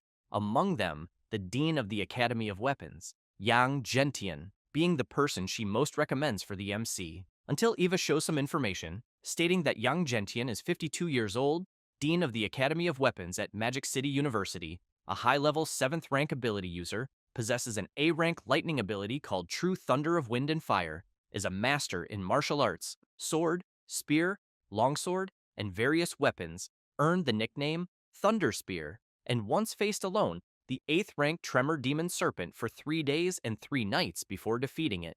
Zhang Zhaoyue says that the information on the other 3 mentors is also with Eva, and that 2 are from the Elemental Academy, and the last is also from the Academy of Weapons, but uses a sword. Jingming gets excited and comments that since his focus is lightning and spear, he thinks Dean Yang is indeed the best option. Thus, after some time, he goes to a mansion and thinks that, as expected, a mentor's house is much more advanced than the students' dormitories. Then a guy approaches, wanting to know if the MC is there to become someone's apprentice, but then realizes something and wants to know if the MC is still just an awakened or a special recruit. Jingming simply replies yes, and the guy says that in previous years, the special recruits were at least rank 1 intermediate or high, and that he did not expect an awakened this year. Then he says he is from the Academy of Weapons, and that his name is Tan Mingyang, a 3rd-year student. The MC introduces himself and says that he has just entered the university. Mingyang emphasizes that the MC is quite fast in learning about the mentor system on the very first day, as most only find out after the freshman tournament. Jingming gets curious about this tournament he just heard of and asks Mingyang to be clearer. He says it is a tradition at Magic City University and usually takes place 3 or 4 days after official enrollment, and that all teachers watch, and the freshmen who stand out are contested by the academies and sometimes become direct disciples. However, he makes it clear that for special recruits like the MC, it is not possible to become an apprentice before that. But he thinks that becoming Dean Yang's apprentice right upon arrival is almost like winning the lottery, and that he will probably just be making the visit for nothing. Jingming thanks Mingyang for the explanation, calling him senior, but wants to know if he is also there to try to become Dean Yang's apprentice. He replies yes, and says that he has already tried several times this past semester, but has always been rejected, and that is why he is almost giving up. But deep down, he still cannot let go of it. At that moment, someone opens the mansion door and then welcomes the 2 and informs them that Dean Yang is already waiting for them and that they are to follow him. Mingyang is intrigued because he has in mind that in previous times the butler was never so welcoming. As soon as they enter, the dean is with another person waiting for them, and the MC immediately realizes that the presence of the Dean of the Academy of Weapons, the 7th rank ability user known as Thunder Spear, Yang Gentian, is indeed quite impressive. The old man comments that the black-haired boy must be Xu Jingming and says that director Zhang Zhaoyue has already informed him, then asks the MC to accompany him because he will take him to the training room. As soon as they arrive in the training room, the principal says that he watched the video of the MC's martial arts exam and that his combat ability is impressive, in addition to having advanced level marksmanship. However, he emphasizes that before anything else, he wants to see with his own eyes the special rank S superpower, the divine thunder of the purple sky. Jingming says he will show it and quickly begins to focus. Then he releases his powerful power, unleashing lightning throughout the place. The principal is impressed when he sees the divine thunder of the purple sky and thinks that although he also has a lightning-type power, the true thunder of wind and fire, he knows that the difference between rank A and rank S is something that cannot be overcome with effort, and therefore thinks that if the MC really dedicates himself, maybe one day he will reach his level. Then he calls the MC and says that with his potential, becoming his disciple would not be a problem. But he makes it clear that throughout his life he had many friends and also many enemies, and that if he decides to be his disciple, he cannot guarantee that he will not be involved in this, as some may even try to attack him because of it. Then he wants to know if he still wants to move forward. Jingming quickly kneels down and, full of confidence, calls the principal master and answers that he does. Then he thinks that he has always admired those who grew up in the midst of bloody battles, since the more enemies defeated, the more the master's combat strength is proven. Gentian begins to laugh and shouts that from this day on, the MC is his 32nd disciple and the first with a rank S superpower. Thus, while taking a book from his magic ring, he asks his disciple to stand up and says that there is the most advanced cultivation method, being the extreme training for superpowers, along with the combat body technique he developed, the indestructible body of thunder. As soon as he takes the book, Jingming becomes very excited, thinking that it is a combat technique that strengthens the body. The principal emphasizes that this cultivation method does not even need much explanation, since it is one of the top 3 in the academy, but that the real highlight is the body technique, the indestructible body of thunder, which represents all the hard work of his life and which was recognized both by the Martial Hall of Thunder and by the Martial Hall and evaluated as a rank S combat technique. Jingming is very surprised when he hears that it is a rank S combat technique, as he knows that just like superpowers, techniques also have their classifications, and that the higher the classification, the harder it is to master, but the final power is incomparable. He also knows that most 7th rank masters are respected for creating rank A techniques, but that Master Gentian created a rank S1, and on top of that, the most complex type, being a body technique, and therefore thinks that the talent required for this is something frightening. The principal explains that the technique he passed on to the MC only works for those who have lightning-type powers and has 13 stages, where each advancement transforms the body, but to cultivate it, one must have already awakened a superpower. Thus, after advancing with the extreme method, the MC is to look for him again, as he will personally help him build the foundation of the indestructible body of thunder. Jingming quickly thanks his master several times, and thinks that with a mentor guiding everything is easier,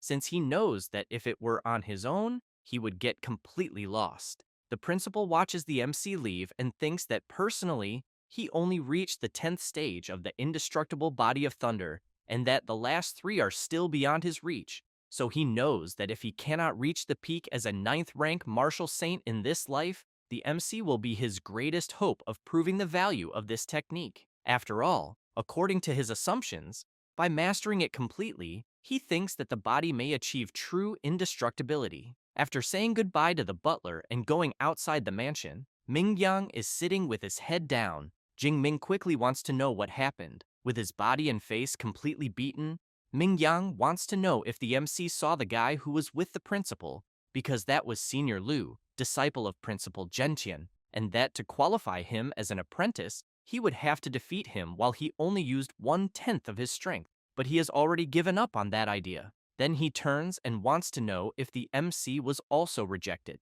because joining Principal Gentian's team is not easy. Jingming says that is not the case and that he passed, now being a disciple of Principal Gentian. Mingyang cannot believe he passed and thinks that he has never heard of anyone being accepted by a mentor of that level before the freshman tournament. Then he stands up and begins to question who the MC is and what he did to be accepted.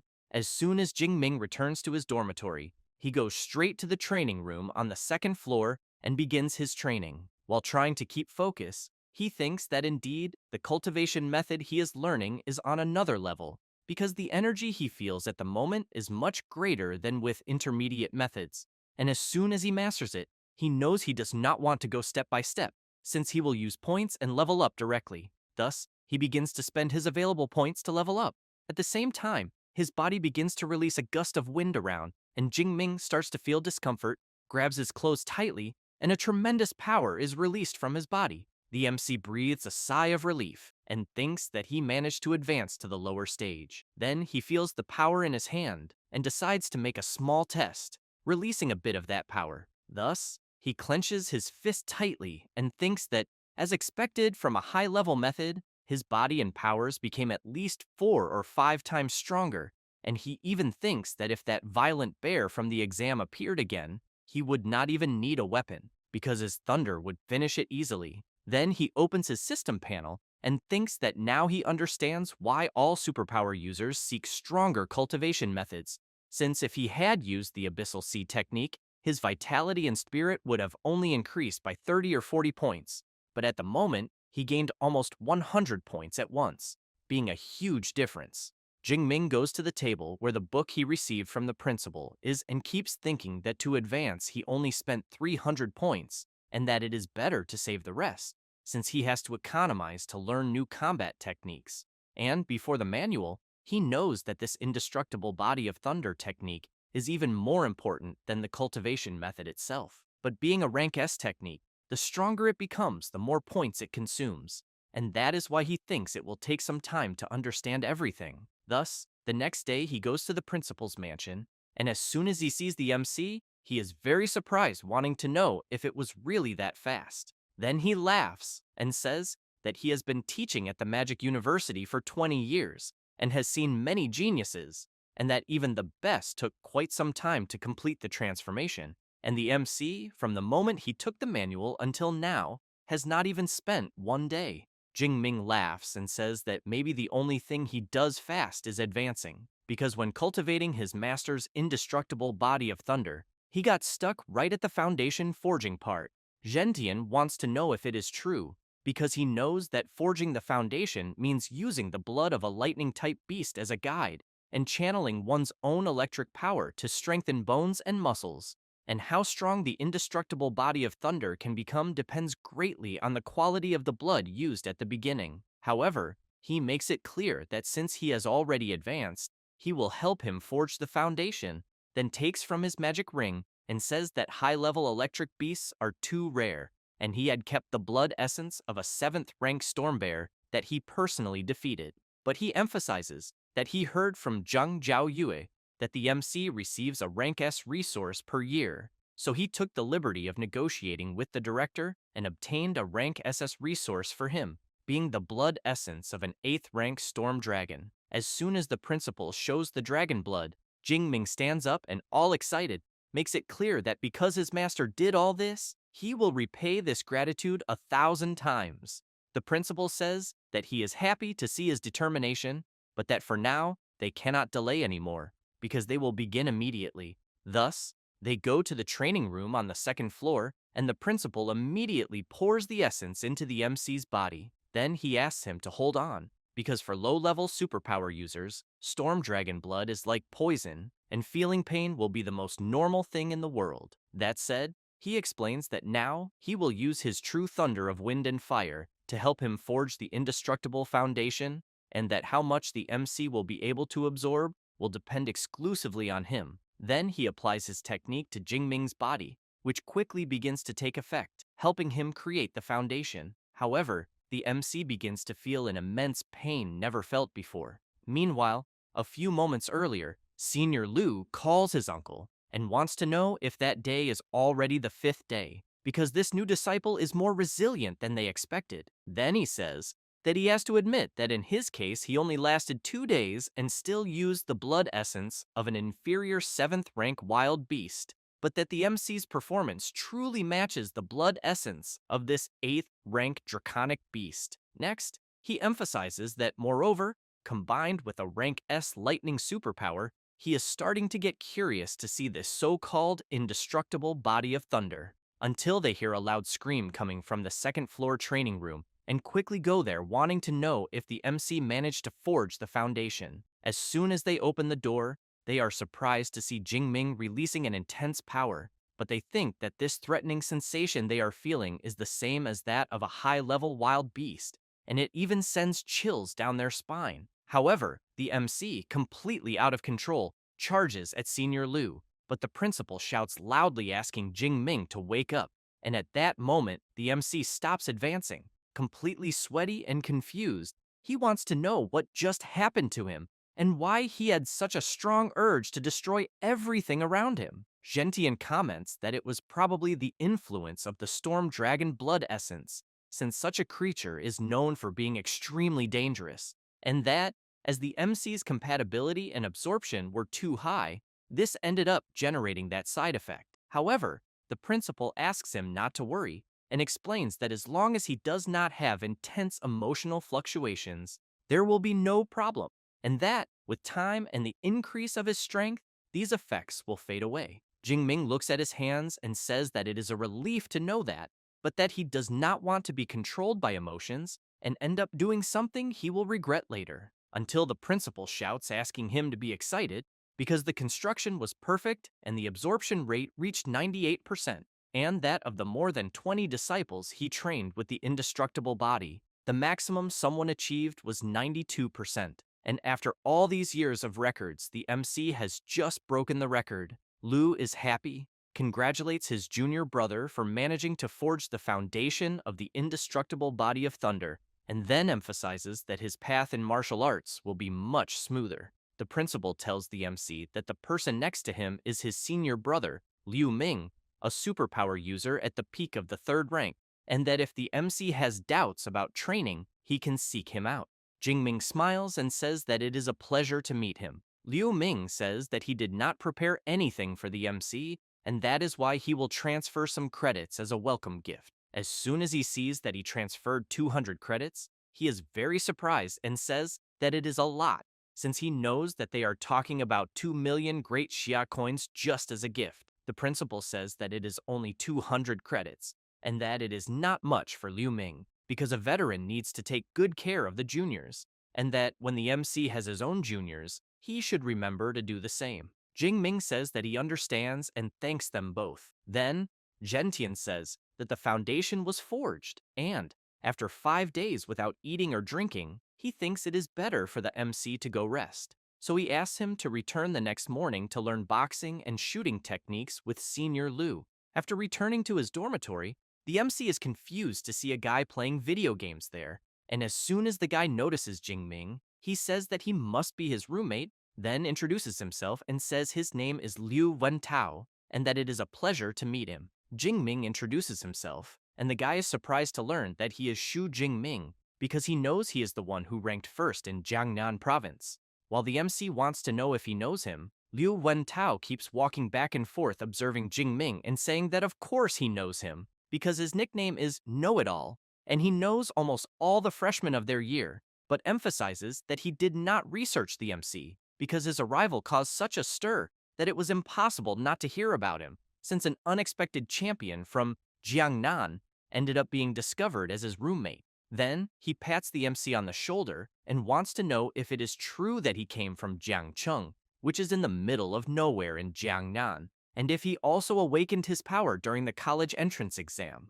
Jingming thinks that his new roommate is a chatterbox who makes friends easily, but to be honest, he ended up liking it, because he always hated loneliness, both in his current life and in his previous one. Then he begins to remember his past life, where he grew up in an orphanage and was never adopted, never knew what it was to belong somewhere, and that in school it was fine. He made many friends, but the happiest time he kept in his heart was college, the pranks with his roommates, playing video games together, and later he did a master's and doctorate, but then he drank too much at the graduation party and woke up in the world he is in now. But to his surprise, even there he is still an orphan, but with a roommate like Liu Wentao, he thinks that at least he knows he will not feel alone. For his part, Liu Wentao tells the MC that he ranked in the top 20 of Chuan province with a rank A psychic power and chose the Tactics Academy, and that in the future, he wants to lead an army of 1 million soldiers and wipe out all the wild beasts of Blue Star. Jingming asks him to calm down a little and says that he is going to the martial arts hall. Liu Wentao says that he also wants to go because he has never visited the Hall of Magic City University. Thus, after arriving at the Thunder Martial Hall, a branch of the university, the MC's roommate is very impressed with the busy place, since there are several guys with superpowers training there and boasting about having advanced their abilities. Until Eva tells the two that this is the collective training room of the hall, and that it accommodates up to 300 people at the same time, and the entire hall is made of a grade C metal alloy mixed with memory metal, and therefore they can use powers and techniques freely without worrying about damage. Then she also says that if they want, there are individual rooms. Jingming says that for now they will stay there. Meanwhile, Liu Wentao is very excited, commenting that it looks like people are competing to see who is the strongest, but the MC thinks that Noisy is him. Liu Wentao asks Eva what the numbered columns they are seeing are for. She says that they are the punching strength challenge columns. with 5 rankings corresponding to skill levels 1 to 5, and then wants to know if the two want to try, because if they get into the top 3,000 in the ranking, they win a reward of 50 credits. He wants to know if doing that will really earn such an easy prize. Then he thinks that the entire university has only about 4,000 students, and therefore he thinks he will try. Eva explains that he just has to swipe his student card on the column for the challenge to begin, but asks for attention because the punching strength challenge does not allow the use of powers or techniques. He does not want to know and quickly swipes his card, and a voice announces that student Liu Wentao has started the punching strength challenge. It does not take long for several people to approach to watch him do it, and he, in turn, feels a little embarrassed when he realizes that several people started watching and that he knows he cannot embarrass himself. Then he prepares his punch and soon strikes the column,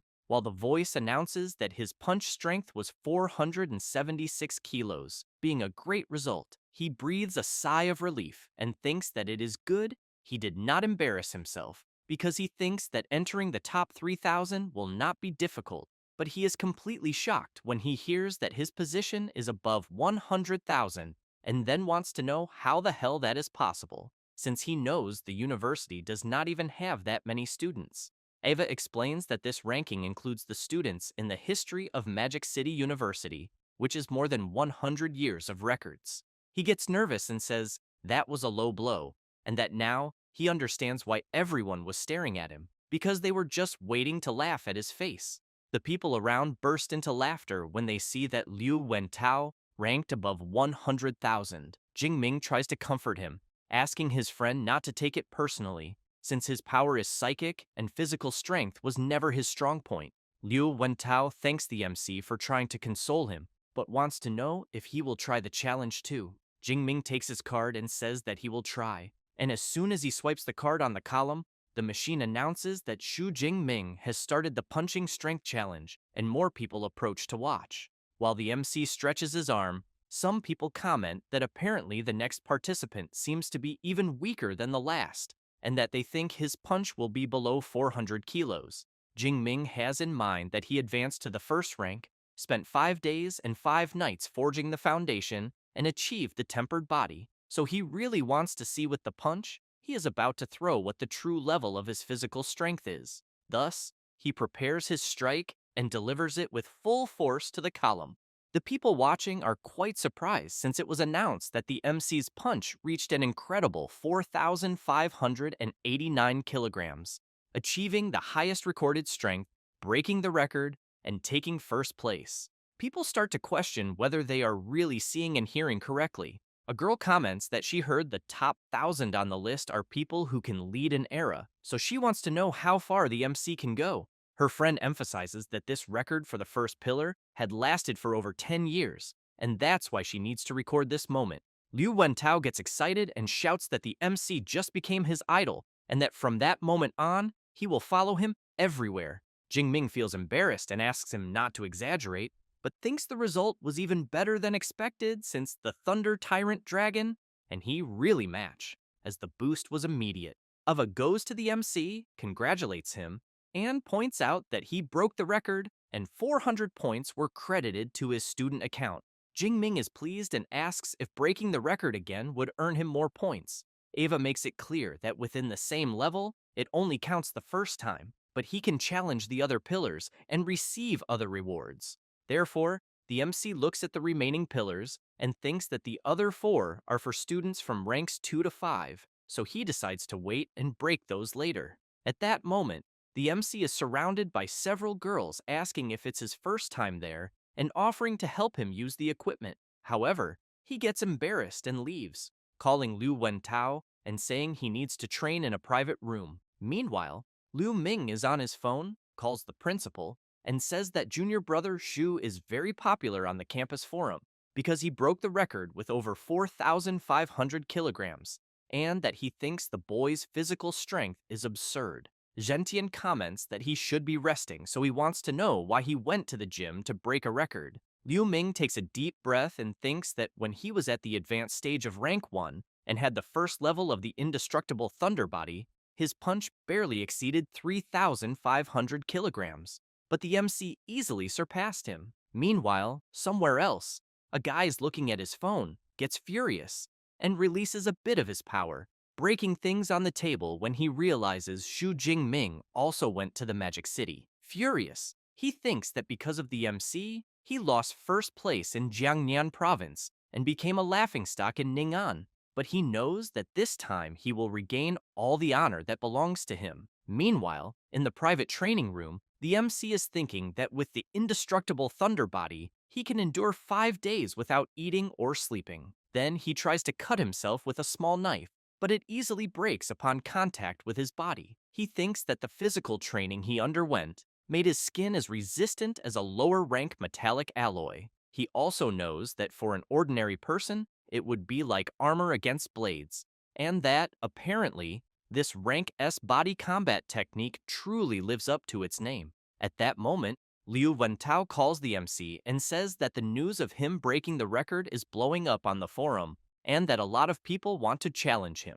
Jing Ming gets excited and comments that apparently the university's martial spirit is really strong. Liu Wentao starts to get nervous and asks the MC to leave things to him because he will deal with those arrogant people. Jing Ming tells him to forget it, because it's not worth the effort, and emphasizes that he needs to go to the combat technique library and that he should return to the dormitory. After arriving at the combat technique library, as soon as he tries to enter, a barrier stops him. Then he is impressed and thinks he heard that the library is protected by a vice director with spatial ability, and apparently, it seems true, because with that level of security, he believes not even a rank 9 martial saint could steal anything from there. Then, he swipes his student card, and as soon as he enters, some girls appear, welcome him, and ask if he will need anything. Jing Ming wants to know if they know him. One of them explains that students with S access can consult all the techniques in the library and that they received the notice as soon as his card was scanned. Then she thinks that rank S means unlimited potential, someone who has everything to become at least a grandmaster, and therefore she believes she must get along very well with him. Jing Ming says he understands and says he wants to see combat techniques with electrical affinity, so he wants to know which floor they are on. She says that rank B techniques and below are on the 2nd and 3rd floors, and the more advanced ones are on the 4th floor, and that he can enter by swiping his card. Thus, she shows the direction to the MC, who soon thanks her. After arriving where he wants, Eva says that after he chooses the combat technique online, they will bring him the original manual, and that original manuals of rank B or above are valuable, so she asks the MC to handle them with great care. Jing Ming asked to show all electrical techniques from rank B and above. Eva immediately shows several abilities, and one of them is the Great Call of the Celestial Thunder of rank SS, which creates a storm domain up to 80 kilometers in diameter, but requires superior rank B electrical ability and being at least rank 5. The other ability is the Wrath of the God of Thunder of rank SS, which summons a divine lightning of punishment with colossal power, and also requires superior rank B electrical ability, and being at least rank 4. Jingming is very impressed with the high rank techniques and realizes that the library there is truly on another level, but he wants to know if he can really look at all that for free. However, he comments that he still has skill and rank limitations since he knows he can only learn rank A techniques at the moment. Then he reflects on attack, defense, movement, support, and body reinforcement, since there are many rank A technique options. However, he knows that it's a good thing he has a good teacher, otherwise it would be difficult to choose.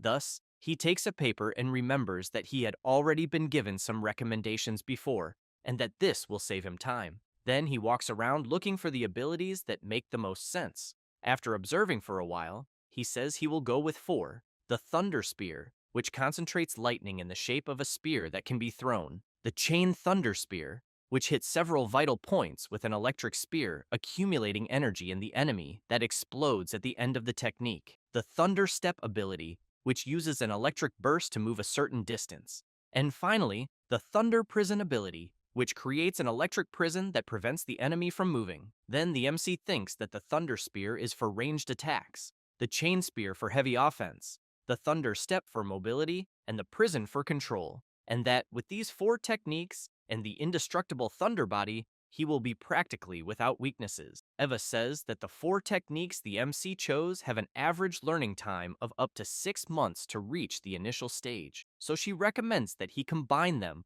with lower-level techniques. He says it's not necessary, that it's already great this way. It doesn't take long for the teacher to arrive with the techniques the MC chose. As soon as she places the ability manuals on the table, Jingming thinks that on the market, rank C or B techniques are worth millions, and rank A ones are priceless. But at that moment, he has 4 at once, a true luxury. Thus, he prepares to start learning and reflects that the depth and impact of the techniques there are impressive, since they cannot be compared to copies, as only the original manual allows this type of learning. So, he wastes no time and starts reading. Time passes, and he realizes how difficult things are. But he gets excited with some discoveries he makes, until, after a few hours, he takes a deep breath and thinks that he has finally read everything and asks his system to allocate the points.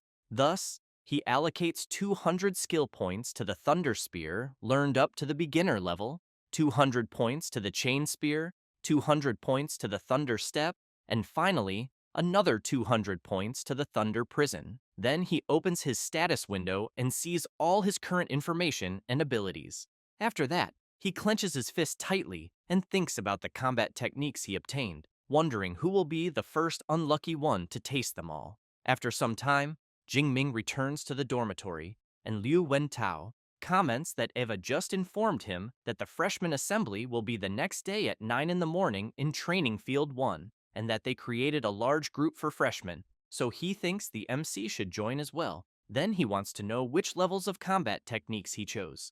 Jingming says they were just 4 rank A combat techniques. His roommate is shocked thinking about the 4 rank A abilities, since he knows it would normally take until the 2nd or 3rd year to master them all, and that this is typical of the MC, always straying from the common path. Liu Wentao comments that if the MC can access rank A techniques, he wants to know if that means he also has rank A authorization. Jingming replies that he doesn't and says that his is rank S, which leaves Liu Wentao even more astonished, wanting to know if the university they are in has anything above rank A and why he has rank S authorization, then asks if he is the student everyone was talking about online. Jingming comments that apparently the know-it-all just learned something new. Liu Wentao thinks that's amazing and admits he even imagined his friend's authorization matching his classification, but never thought rank S truly existed, since the top students from other provinces are only rank A.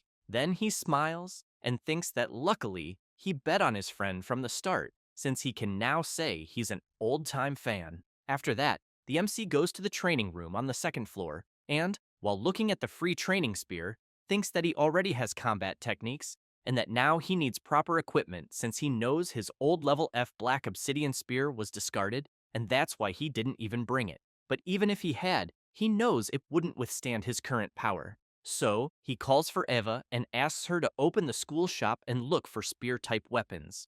While she shows several varieties, the MC thinks there are spears of ranks F, E, and D with various options, and that it seems possible to adjust their length and weight. But he knows that the higher the level, the heavier and more expensive they become. So he decides to go with a rank E spear that weighs around 210 kilograms, along with a low-rank combat suit and boots. As soon as he completes the purchase, Eva says that he bought a long spear, a combat suit, and low-rank combat boots, with a total cost of 237 credits, leaving 383 credits remaining, and that the MC's purchases will be delivered the next morning. Jingming realizes that credits disappear too quickly since almost half of them are gone at once. Then he grips the spear firmly and thinks that until his new spear arrives, he'll have to make do with the one there, and that it will be his training partner for his 4 new rank A combat techniques that night. The next day, at the freshman assembly, people get excited when they see the MC and wonder if it was really him who broke the school record the day before. Then a guy named Lei Zhou shouts, calling the MC and saying he wants to challenge him. The people around are surprised to see who's shouting since they know he's the 2nd place in the Jiangnan combat exam, scoring more than 9,300 points. and they've also heard that he comes from a wealthy family and that both his parents are fourth rank awakened. Jingming apologizes to Lei Zhou and says he's not at all interested in his challenge. He approaches and asks the MC not to refuse so quickly, then says that, as far as he remembers, the MC's aunt works with rare and exotic plants. Then he gets even closer and makes it clear that his family is her biggest buyer and that they still owe a good amount, so he thinks that if the payment is delayed, the MC's aunt's family might have problems. Jing Ming becomes serious and wants to know if he is really threatening him. Lei Zhou quickly jumps back and, quite worried, wonders why the MC suddenly seemed like a wild beast ready to attack, but replies that he wouldn't call it a threat, but rather a friendly reminder. Jing Ming gives in to Lei Zhou's provocation and asks for the time and place. He replies that it will be within the next 7 days at noon in Battle Arena 3. The people around are surprised since apparently the first place will fight against the second, and they think it's going to be quite a show, so they plan to arrive early to get a good seat. At that moment, someone calls for the students and welcomes everyone to the Magic City University. Then he says that the assembly is not the official opening ceremony and that they gathered everyone to clear up doubts about the credit system, exclusive mentors, and other things. But first, he wants to present the school's combat power ranking. He also emphasizes that they will use a virtual immersion capsule to fight in a holographic simulation and that the final placement depends on how many stages they can clear. So he asks everyone to give their best to climb the ranking since the rewards are very generous. After some time explaining everything and with the students talking about what they heard, the MC, a bit bored, thinks that it's finally over since it lasted more than an hour, and the only interesting part he heard was about the virtual capsule because he needs to test it as soon as possible. But he keeps in mind that in the coming days, it's better to look for Mr. Lu Ming and his mentor to start daily training. Thus, the next day, he starts new training with Lu Ming and also with Principal Gentian. He follows his training rigorously for a few days until, 7 days later, Liu Ming, quite impressed, wants to know if the MC has really reached the intermediate level of the first rank and how long it's been. Jingming replies that it was just luck. But he knows he waited a few days on purpose since it only took 386 skill points to advance from the initial to the intermediate level, and he thinks that if he hadn't waited, he probably would have scared his mentor. Liu Ming wants to know if the MC has a duel with another freshman at noon. Jingming replies that yes, and he's ready. Liu Ming smiles awkwardly and says he will hold 3 minutes of silence for his opponent and that he's going with the MC because he wants to see with his own eyes how strong his junior brother really is when he fights seriously. After a while, as the time approaches, Lei Zhou is already in Arena 3 waiting for the MC. Some people nearby, and a blue-haired guy, Tioe comment that the big freshman tournament is in a month, and that the fight they are about to see is a good preview to measure the strength of the province's best. The chubby one says he checked and saw that Xu Jingming only got first place because his exam location was easier, so he bets that Lei Zhou will win. At that moment, the MC appears wearing his new purchased outfit alongside his senior brother. Liu Ming observes the MC's new look and wonders how many senior and freshman girls he'll charm once he becomes famous. Lei Zhou notices that Xu Jingming's rank has increased, but thinks it's fine since he also made his own preparations. Then he calls Jingming and says that just fighting to see who wins is kind of boring, so he wants to know if he's up for a bet. It can be all the credits they both have. The MC agrees and says he currently has 370 credits. Lei Zhou comments that the MC has quite a bit, then makes it clear that he will pay the difference in Great Xia currency, and that, to ensure no one goes back on their word later, they'll transfer everything to Professor Zhou's account. Thus, he points to the arena referee, Zhou Yun, who has a healing-type superpower, is rank 6, and is at the intermediate level. After transferring his credits, Jingming thinks that fights between awakens are dangerous, and that apparently the school wants to avoid deaths on campus. People go wild upon learning that the duel is worth 3,700,000. It doesn't take long for the referee to announce that she received the credits and transfers, then asks both fighters to get ready. She emphasizes that when one side gives up or loses consciousness, the other cannot continue attacking, and anyone who violates the rules will be severely punished.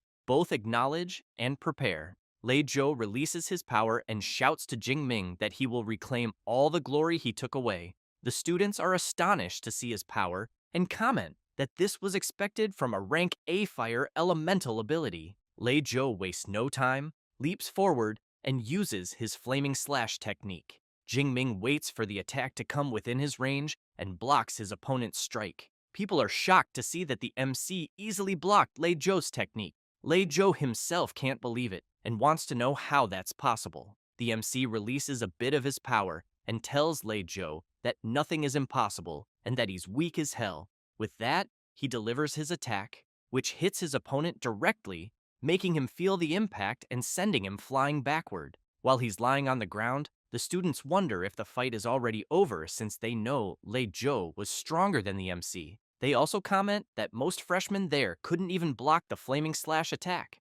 Liu Ming looks quite bored, thinking that Lei Zhou couldn't even force his junior brother to use 10% of his strength. Then, Zhou Yun enters the arena to announce the winner, but Lei Zhou calls out to her and asks her to wait a moment because he hasn't given up the fight yet. He then takes out a red pill. Zhou Yun notices this and shouts, asking if it's really a blood fury pill, and if he's trying to kill himself since it's just a duel and not a fight to the death. The crowd starts yelling when they see Lei Zhou about to swallow the pill, because they know it temporarily boosts strength but has heavy side effects. Struggling to stand, Lei Zhou says it's fine and makes it clear that he'll take the consequences since he's going all out against the MC and fully accepts the result.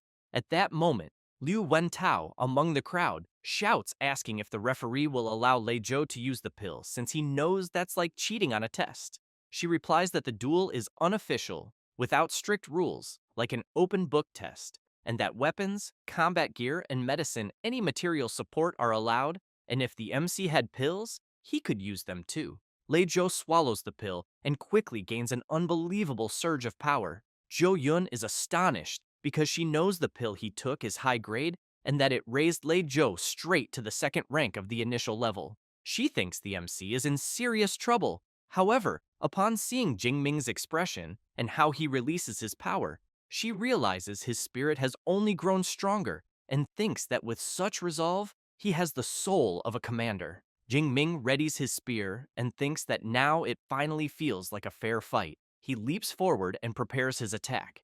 As soon as the MC strikes, Lei Zhou tries to block with his sword but is thrown backward by Jingming's strength. He doesn't like it one bit and thinks that even with second-rank power, he still can't match Jingming's strength, wondering what kind of monster he is. As he gets up and launches his fireball attack, he concludes that he can't face him head-on, so he'll attack from a distance. However, with a simple movement of his spear, Jingming completely dissipates his opponent's attack and asks if that's all he has to offer. Lei Zhou becomes furious and wonders what kind of electric ability the MC is using, but realizes that he can't get close either, so he figures that if he can endure until the MC's lightning runs out before the pill's effect fades, he still has a chance. Thus, he tries once again with his multiple fireball attack, but the MC doesn't stay still either and launches one of his electric abilities, which grazes Lei Zhou, but is enough to make him worried, wondering if the MC also has long-range attacks. However, he soon realizes there's electric energy above his head and shouts to know what the hell is happening. Jingming activates his Thunder Prison, and as soon as Lei Zhou is trapped, he wants to know if it's a restraining technique. Then he tries to use his flame barrier to break free from the electric prison and, while intensifying his ability even more, makes it clear to the MC that he knows he can't get out, but the MC won't get in either. However, Jingming, with a completely sinister aura, wants to know how many thrusts his opponent's fire barrier can withstand. Thus, he jumps up and uses his Chain Thunder Spear technique, easily breaking Lei Zhou's fire barrier. Lei Zhou, seeing the MC's attacks coming his way, thinks that if he gets hit, he will definitely die. Terrified and with his eyes closed, he screams that he gives up, and as soon as he opens his eyes, he sees the tip of a spear right in front of his face.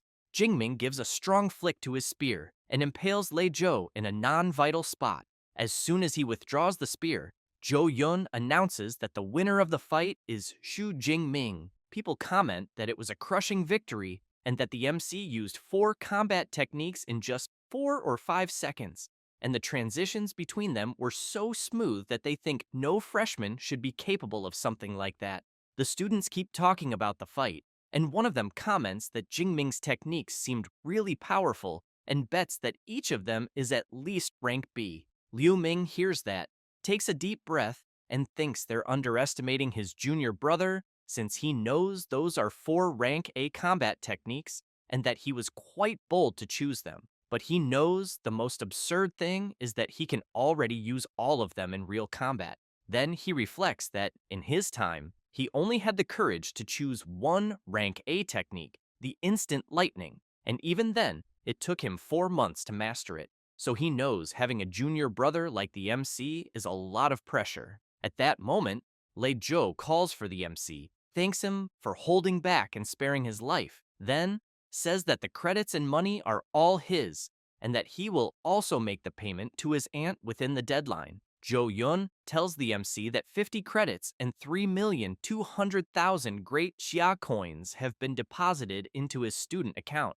He, in turn, thinks that dueling is quite a fast way to make money. Liu Wentao shows up shouting that his friend did great and that he's rich now, then asks if the MC wants to go out at night to relax. Jing Ming replies that it's better not to, since he has training with his senior brother later. But Liu Ming says he thinks the MC can go since the balance between training and rest is the secret to longevity, and that the MC has been working too hard lately, so he believes he should relax a bit. Jing Ming smiles and says he'll follow his senior brother's advice then. Liu Wentao is surprised to see a rank A superpower user with the true Jade Thunder ability, the famous Liu Ming, vice president of the Grey Society. Then he comments that seeing him in person, he has much more presence than in the photos.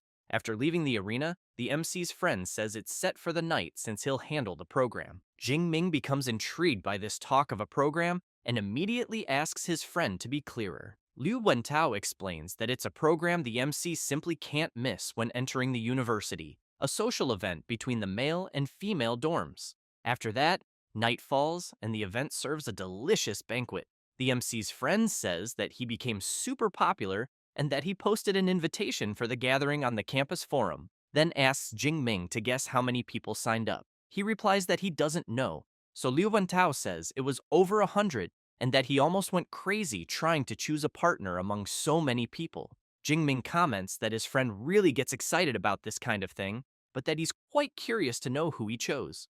Liu Wentao laughs and says he'll keep it a secret, telling him he'll find out soon. Then a girl arrives, and the MC's friend asks her to come closer. She greets everyone and introduces herself, saying her name is Qi Dongxia. Her roommate also introduces herself, saying she's her friend, and her name is Song Qiu-yun.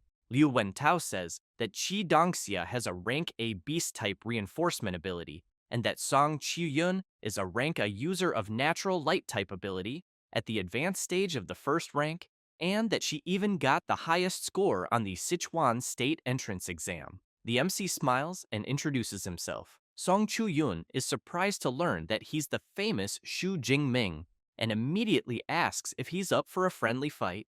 Qi Dongxia feels embarrassed, calls her friend, and asks her to stop being a fight addict since it's a date. She looks confused and says she thought she was going to spar with student Jingming.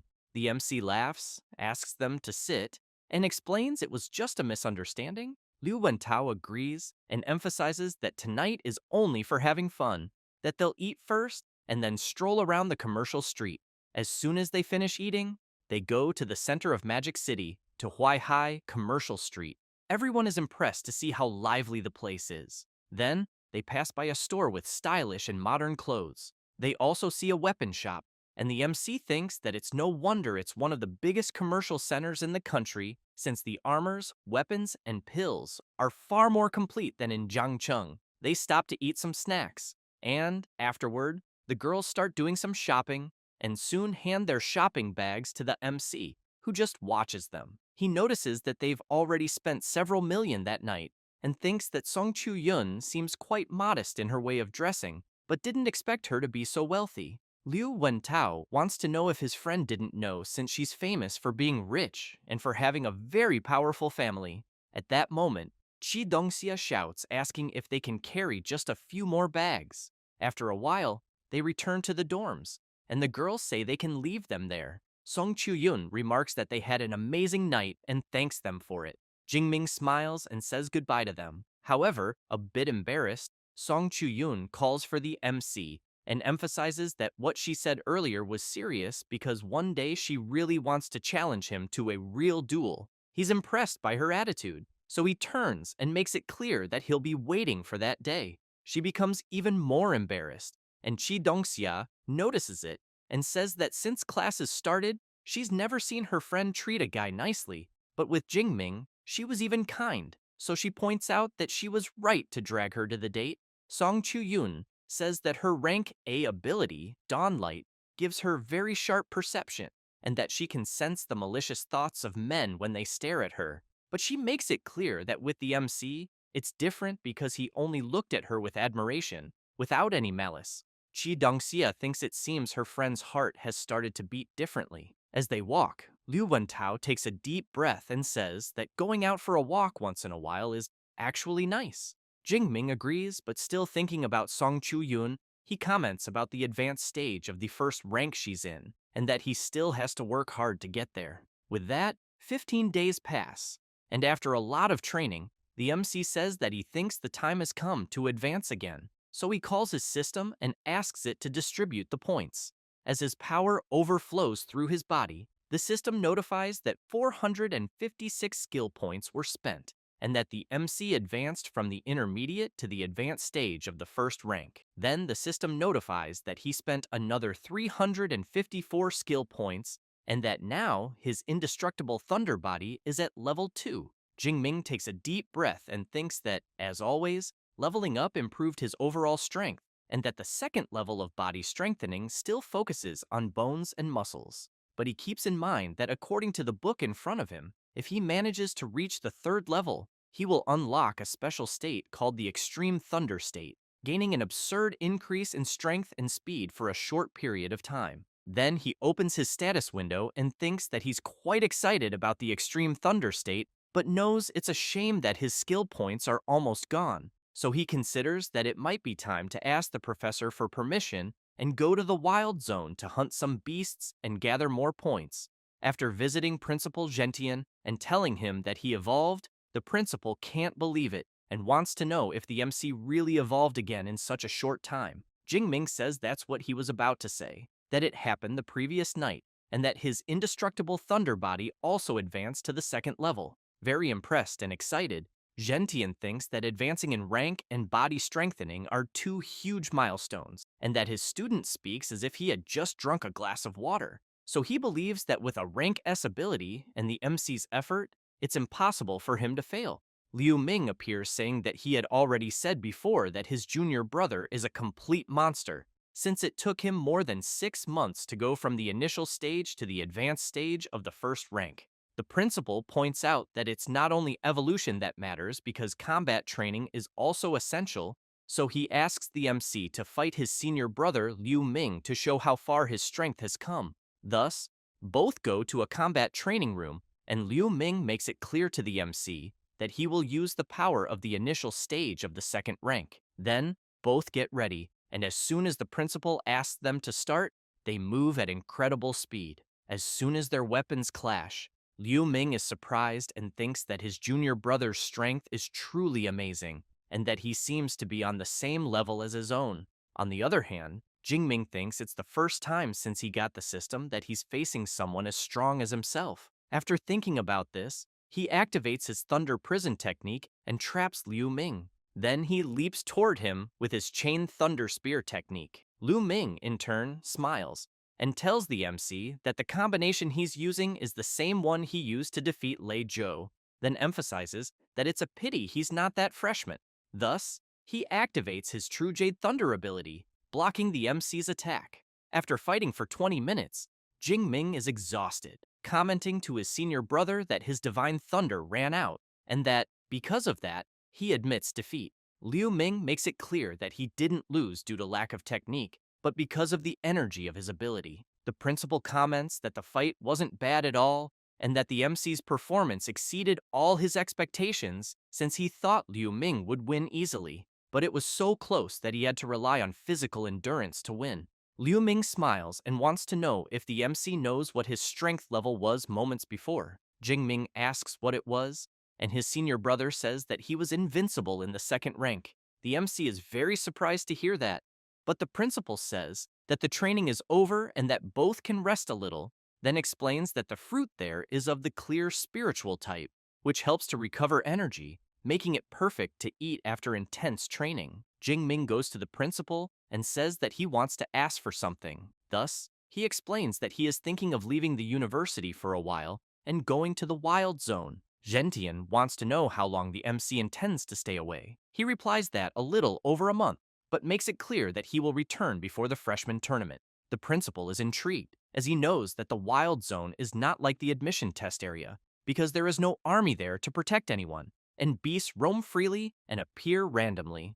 One mistake and someone might run into a high-level beast. Then he puts his hand on the MC's shoulder and lets him go, but emphasizes that he should remember that if things get tough, he must run without thinking twice, as every specialist goes through moments of danger. He then worries that if his disciple wants to surpass himself, he won't be the one to stop him. Jing Ming bows his head and thanks his principal. However, he wants to know which wild zone the MC was thinking of going to. He replies that it's the one on the outskirts of Yuanshui City. Gentian says that one isn't the worst, that it's near the Magic City, and that the strongest beasts there are of the 4th or 5th rank, so the risk is lower. He also says that he will ask Liu Ming to give him some tips. Then, while activating a storage ring, he makes it clear that out there he won't be able to help him much, but will prepare a very good weapon for him. Thus, after taking something from his magical warehouse, he hands it to the MC.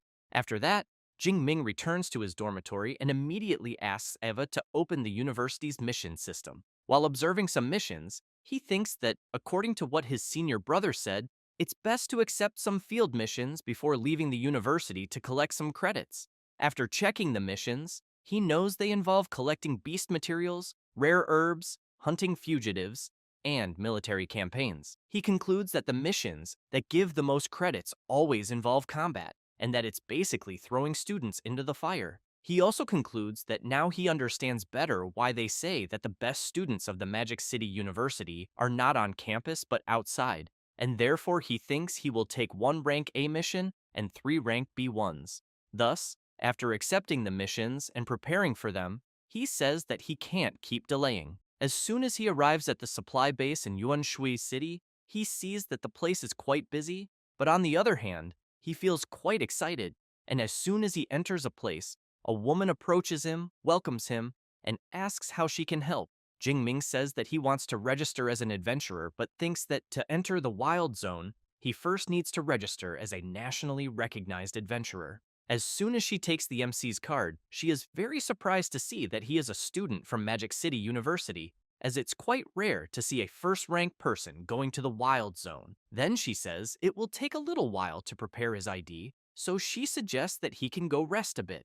As soon as the MC turns to go wait somewhere for his ID to be ready, he hears some euphoric people shouting that the goddess Jiang Chuyi is there. This is Jiang Chuyi, a second-year student at Magic City University. As she walks through the place with her guards, people comment that it seems like she will record more content in the wild zone. Jing Ming wonders if she is from the same university as him, as he thought she was as beautiful as Song Chu-yun. At that moment, the woman arrives with the MC's ID and also gives him a smartwatch with satellite, then explains that it already comes with the wild zone map and shows the beast movements and the danger level of each area. While the MC is talking to her, someone from afar is lurking, watching, and as soon as the woman walks away, the guy approaches Jing Ming and wants to know if it's his first time in the wild zone, because if he doesn't have pills, he suggests that he shouldn't even think about entering. Then he asks if he wants to buy some. Jing Ming asks the price.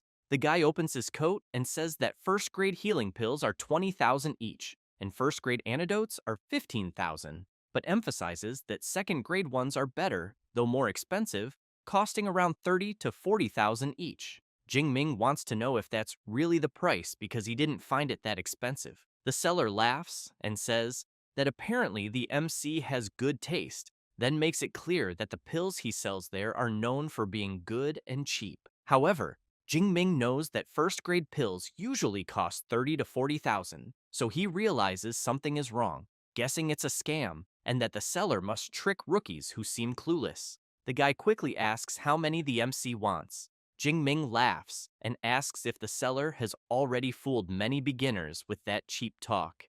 The man doesn't like it and asks if the boy noticed from the beginning and was just mocking him. Jingming asks what he thinks. The seller gets serious and makes it clear to the MC that it's the first time anyone has dared to mess with him there at the supply base.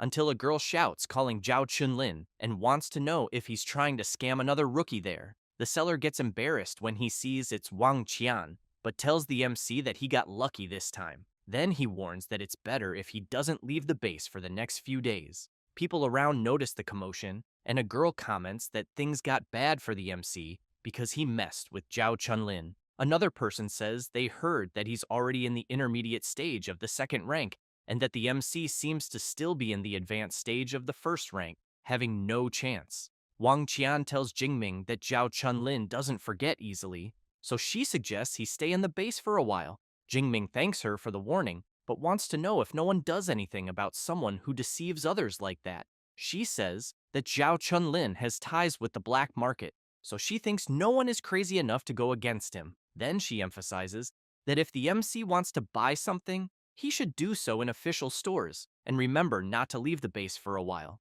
Jingming thinks she was kind to warn him, but keeps in mind that first he will buy everything he needs for the month he'll spend outside, such as healing pills, antidotes, fury pills, and many other things. Thus, he wastes no time and goes after everything he needs.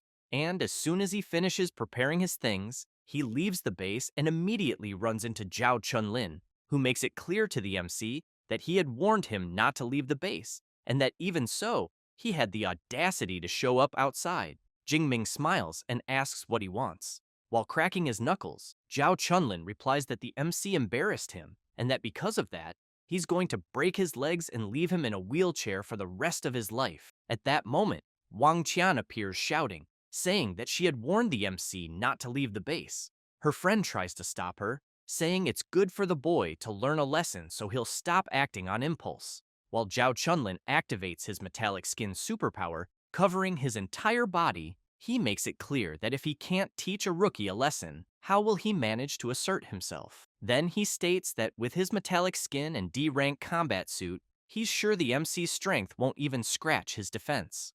Jingming begins to unleash his power and tells Zhao Chunlin to shut the fuck up. The seller can't believe the boy's courage, but the MC, not wanting to waste time, uses his Thunder Step ability and delivers a powerful strike, and unable to react, the enemy is brutally hit and thrown far away, crashing into a wall. People can't believe what they see, and Jingming just turns around and walks away. Everyone watches the MC in shock, wanting to know who he is and how Zhao Chunlin was defeated with a single blow. Wang Qian, very impressed, wants to know how he did that, because she couldn't see it either. Her friend says it was a spinning kick and that Zhao Chunlin's hip was completely destroyed, thinking that even if he survives, he'll end up in a wheelchair. Then, she points out that it's no wonder the MC is from the Magic City Superpower University, being someone strong and merciless. Wang Qian wants to know how her friend knows all that.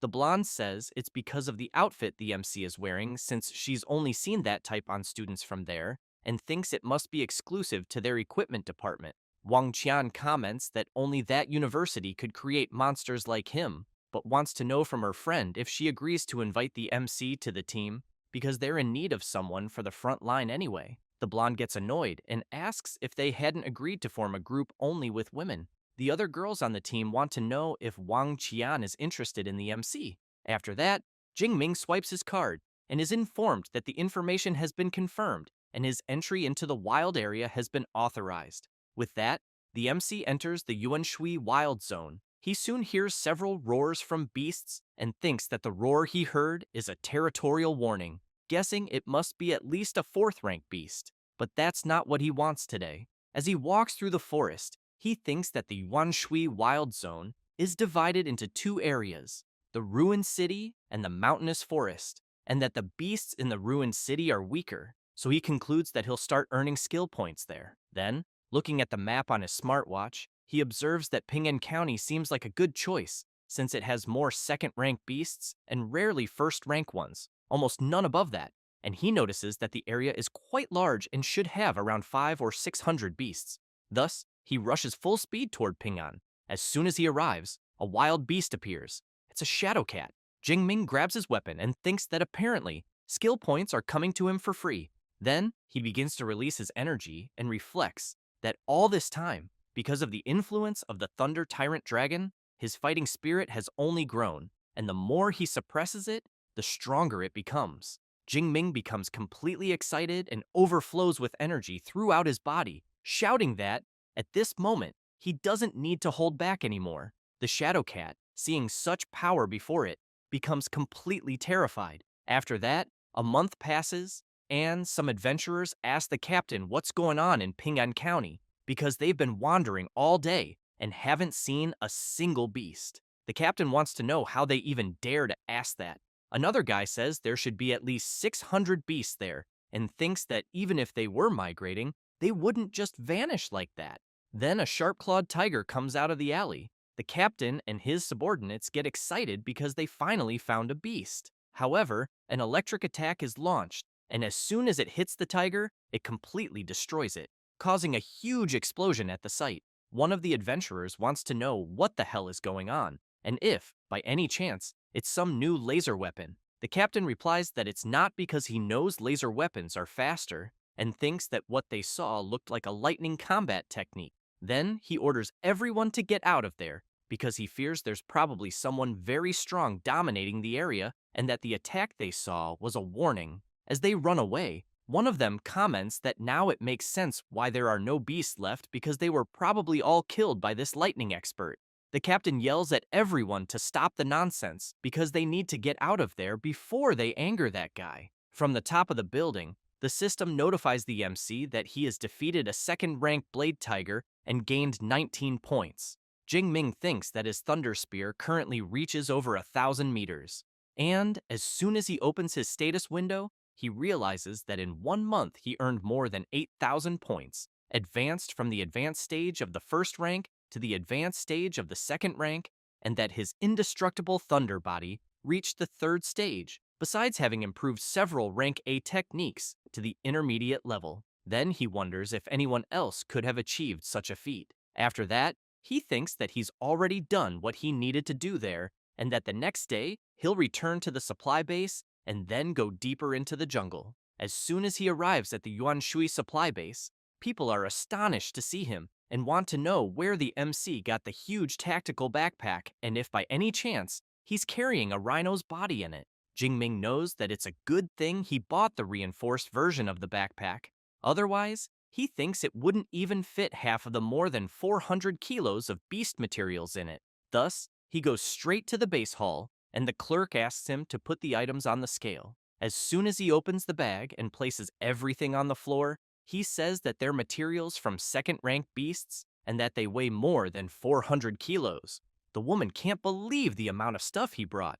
Then she notices that there are blade tiger tendons, horns, and many other valuable things. Feeling a bit awkward, she asks the MC to wait a moment because it's a lot and she needs to call more people to help with the inventory. It doesn't take long before a man shows up, introducing himself as Zhao Yi, the supervisor of the acquisition department. Jingming shakes his hand and introduces himself as well. Zhao Yi comments that the MC is quite promising since hunting all that at his age is very impressive, but emphasizes that he'll call the team to count the materials and therefore asks if the MC can accompany him for a moment. Thus, while the acquisition team inventories the materials, they go to a more private place, and Zhao Yi gives the MC a platinum member card from the base, explaining that the card grants a 5% discount on purchases. But he thinks that a young second rank with such potential as the boy in front of him is someone he needs to maintain good relations with. Jingming thanks the supervisor, until one of the employees shows up calling Zhao Yi and informing him that the count has been completed, totaling 90 pieces from second-ranked beasts in the advanced stage, 107 in the intermediate, and 221 in the initial stage. The supervisor is quite surprised, wondering if the boy wiped out an entire nest. Thus, Zhao Yi informs that the total value came to almost 25 million, but they'll round it up. Jingming feels happy and thanks him. It doesn't take long before a message arrives informing him that 25 million has been deposited into the MC's bank account and that he now has a new balance of 29 million. Jingming thinks that now he can truly say he's become rich. Then the MC says goodbye to the supervisor and comments that he'll soon bring more materials. He asks the MC to take his card and call him when he has time. As Jingming leaves, Zhao Yi thinks that the boy will go very far. Then he notices his phone ringing, and when he sees it's Zhao Chunlin, he answers and wants to know what he wants. Furious, Zhao Chunlin yells, saying that he saw who attacked him at the base and that the supervisor needs to avenge him. Zhao Yi wants to know if it's the second-ranked boy he mentioned and how he plans to take revenge. Zhao Chunlin yells, asking the supervisor to send the Shark and Tiger Squad because he wants to see the MC beg to die. Zhao Yi replies that fine, the squad is under his command, but makes it clear that after this, he shouldn't call again. Zhao Chunlin tells the supervisor to relax because as soon as it's done, he'll leave the city of Yuanshui. After hanging up the call, the supervisor starts wondering why he feels strange and if perhaps he's overthinking it, since he knows that the Shark and Tiger Squad is elite and that all its members are second rank, believing that taking down someone at the advanced level of the second rank shouldn't be a problem. Meanwhile, the MC sneezes and wonders if someone is mentioning him in a conversation. Zhao Yi, after going to his office, calls Supervisor Wang and says that he has just discovered a very impressive superpower user named Xu Jingming, and that he brought in more goods alone than a dozen squads combined. This is the head of the base, Supervisor Wang Chuang, who replies that he will take a look at Xu Jingming's record. As soon as he sees the results, he's very impressed and shouts to Supervisor Zhao that this Xu Jingming is extremely important and that if he shows up at the base again, he's to be informed immediately. Zhao Yi replies that he understands and thinks that he would never have imagined that the MC would make old Wang so excited. So it seems that the boy really is someone significant. Wang Chuang, seeing Xu Jingming's record, comments that he never imagined another disciple of Principal Yang Gentian would appear at his base, and that apparently the MC's talent is even more astonishing than Liu Ming's, being a true monster. Meanwhile, Jingming is walking and thinking that the dimensional rings for sale there cost more than 10 million and only hold the equivalent of a suitcase, which is absurd. But he knows that considering how practical they are, he's almost buying one, though he keeps wondering how much one that could hold a spear would cost. At that moment, his phone starts ringing, and when he answers, he sees it's Liu Wentao asking when he'll return to campus. Jingming says he might come back in about 2 weeks but wants to know if something happened. However, while talking on the phone, a group led by Zhao Chunlin is lurking, watching the MC from a distance. The seller says that the boy ahead is the one they're looking for, so he tells the squad to break his legs and bring him. Liu Wentao tells the MC that during the time he was away, a new student joined the university and that the guy is very arrogant. However, the MC senses something strange, and his friend wants to know what happened. Jingming replies that it's nothing and asks Liu Wentao to continue telling the news. Meanwhile, the squad leader tells everyone to get ready because the target just entered the alley. Then he asks Heji to analyze the MC's power level. One of the squad members calls his captain and comments that he thinks sometimes he's too cautious since the MC is only at the advanced stage of the first rank, so he wants to know what kind of trouble he could cause. However, Heji is shocked when she analyzes the MC's power level and says that she thinks it can't be real. The captain immediately wants to know what happened. She replies that she'll show everyone so they can see it with their own eyes, since her ability works in a way that the stronger the superpower, the more intense the light the person emits. And, as the MC walks toward them, everyone is stunned to see the size and intensity of the power surrounding the boy and comments that someone at his level could easily wipe them all out. Then the squad captain says that apparently Zhao Chunlin pushed them straight into a trap because the information was wrong. He then announces that the mission is cancelled and that they'll deal with Zhao Chunlin later. As Jingming gets closer, everyone in the squad retreats, and the MC wants to know what happened and why they suddenly ran away. He then makes it clear that he's the only one at the base who has issues with Zhao Chunlin and knows that he definitely tried to take revenge in secret and that some people never change, and that the next time he sees that guy, he'll have to be tougher. As soon as the squad returns and finds Zhao Chunlin, the captain punches him square in the face, knocking him hard to the ground, and he, in turn, wants to know why the hell he's being beaten. The captain wants to know if he still has the nerve to ask because the information he provided was completely wrong, and they almost died because of him, since the target isn't at the advanced stage of the first rank, but at the advanced stage of the second rank. Zhao Chunlin is confused and wants to know how that's possible, since it's only been a month since the boy appeared. The captain turns and makes it clear that it doesn't matter anymore because he canceled the mission, and they'll report directly to Supervisor Zhao Yi. As soon as they meet him, Zhao Yi wants to know if the captain and the squad solved the problem. He replies that they didn't, and that they aborted the mission. Then he says that Zhao Chunlin gave them false information and that the target is actually at the advanced stage of the second rank. Moreover, according to Heji's observation, in practice, the target has the strength of someone at the third rank or even higher, which is why they abandoned the mission. Zhao Yi gets nervous and wants to know what the hell Zhao Chunlin was thinking because he knows that kind of person shouldn't be provoked. However, when realizing it's someone at the advanced stage of the second rank, he turns pale and asks for the target's name. The captain says Zhao Chunlin didn't give a name, but the description fits. About 1.90 meters, strong, with a spear on his back. Zhao Yi becomes terrified because he knows the target in question is the MC. Thus, after telling everything to Wang Chuang, he goes crazy with rage, wanting to know if Zhao Yi has lost his mind for trying to kill Xu Jingming. Supervisor Zhao gets embarrassed and says that the MC is still only at the advanced stage of the second rank, and therefore thinks there's no reason to overreact. Wang Chuang calls Zhao Yi an idiot and tells him to check Xu Jingming's file. He's shocked to discover that the MC ranked first in Jiangnan province and is a freshman at Magic City University, and that at 18 years old, he's already at the advanced stage of the second rank. Then, he says he's never seen anything like that, because at that age, at best, the most promising should only be at the initial stage. Furthermore, the director of the Armament Academy, Yang Zhentian, is his exclusive mentor. Thus, he says, they're truly screwed. Wang Chuang emphasizes that someone at that level, even if he destroyed the entire base, the government wouldn't say a thing. Zhao Yi immediately apologizes repeatedly and makes it clear that he won't cause any more trouble there. Then he orders them to bring Zhao Chunlin. With his face completely beaten, he apologizes and promises he'll never go after the MC again.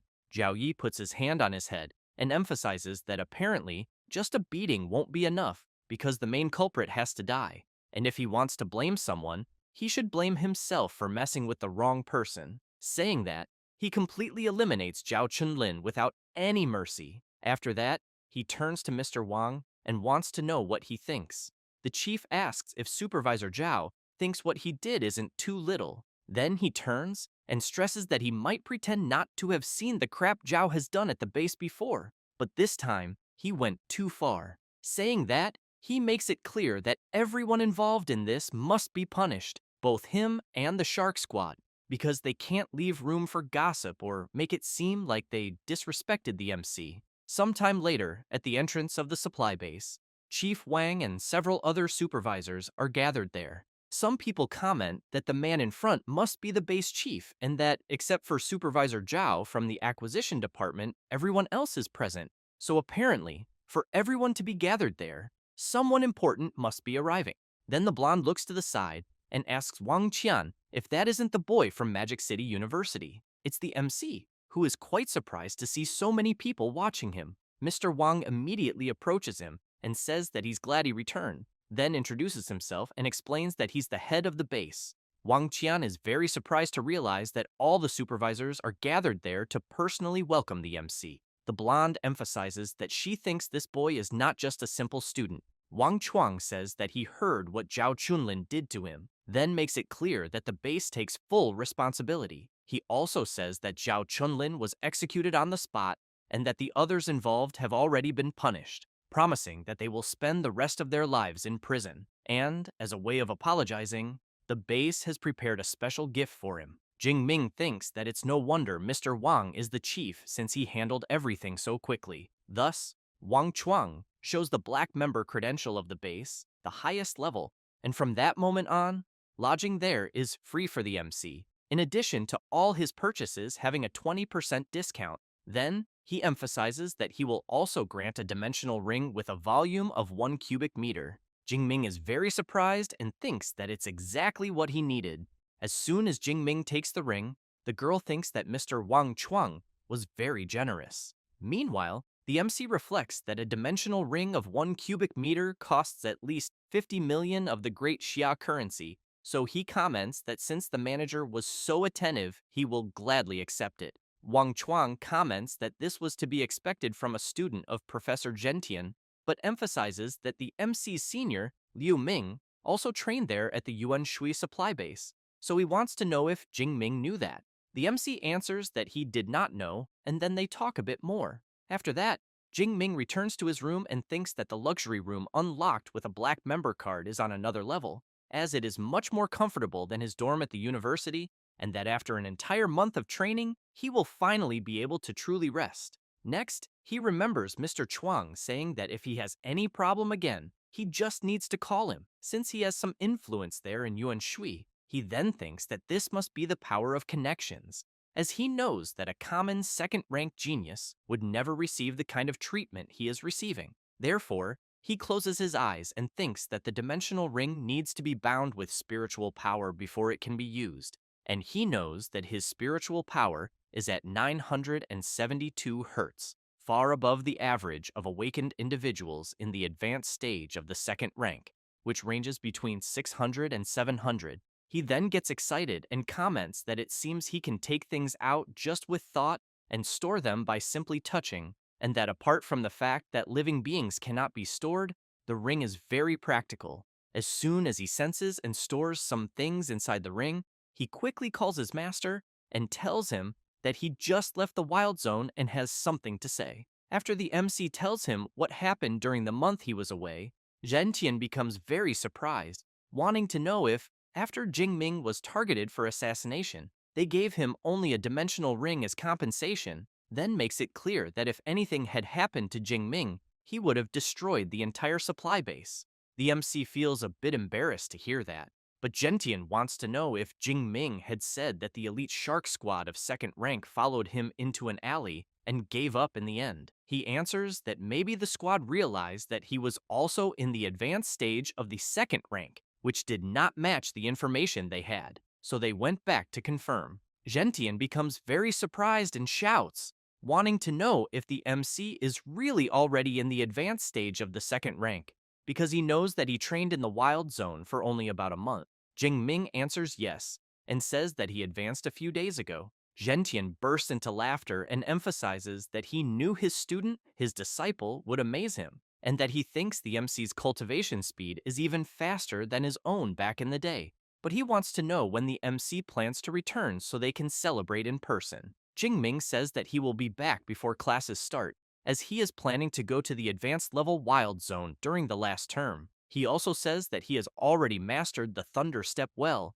and thinks that fourth-rank beasts should not be able to catch him. But even so, he believes that if he encounters a fifth-rank beast, he can still use a Blood Fury pill to survive, and that's why he thinks it is worth trying his luck and gaining more experience. Gentian comments that the MC is right and that he seems to be handling everything very naturally, but even so, he makes it clear to Jingming to remember to always be careful. The MC smiles and asks his master to relax. After hanging up, someone arrives calling for Gentian and comments that it had been a while since they had seen him so excited. He laughs and says that not only did Jingming do well in training, but he also showed results in real combat, and that his progression speed is truly absurd, as he knows people say that life or death crises make the strong evolve, but for his disciple, it almost seems like cheat code. A few hours later, Jingming wastes no time and arrives at the wild zone of the forest mountain, and soon notices that there are beast roars everywhere,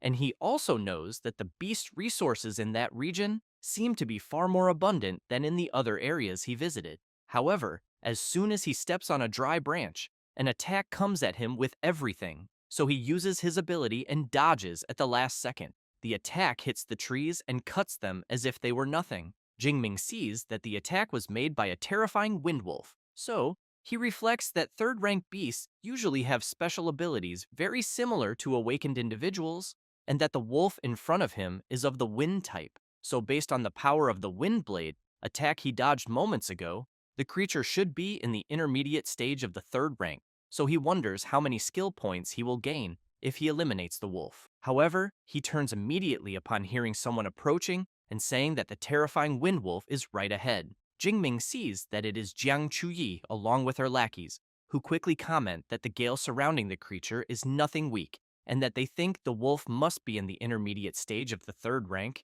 and they also know that a beast of that level is perfect to become a kill highlight for Miss Jiang. Then, while one of Jiang Chuyi's lackeys comments that he will do the usual, meaning they will block the escape route first, Jingming becomes alert and thinks that, aside from Jiang Chuyi, the others are in the third rank and are trying to steal his target, as he knows that in the wild zone there is a rule that the beast belongs to whoever finds it first. Otherwise, it is considered provocation. Jiang Chuyi calls her captain and makes it clear that she has already told him several times that she does not like taking other people's prey just for filming. He asks her not to say that, because this is not stealing but helping for fun, and he also thinks that a second-rank adventurer facing a third-rank beast and being saved by a goddess at the critical moment gets many views. Jiang Chuyi emphasizes that she does not need that kind of fake and stage scene, and that the guy in front looks very calm and does not seem to need help. The captain does not like hearing that at all. The other warrior comments that since the money belongs to Miss Jiang, the decision is hers. The captain comments that since she was not pleased, he suggests they go after another beast. As soon as everyone leaves, Jingming thinks that Jiang Chuyi seems to be a good person because an influencer with tens of millions of fans must have something special. However, he thinks that her captain had a very hostile look and therefore thinks she does not seem to have much control over the team. But soon after, while dodging the wolf's charge, he keeps in mind that when there are third-rank awakened individuals nearby, he ends up becoming a dog. But he wants to know when they will leave. The wolf charges at him. He also wants to know if the wolf is underestimating him, thinking it will defeat him easily. Therefore, without any mercy, he uses his technique of the lightning rupture of the gale directly on the wolf. With that, the system warns that the kill of a beast in the intermediate stage of the third rank has been made, and the MC has gained 34 skill points.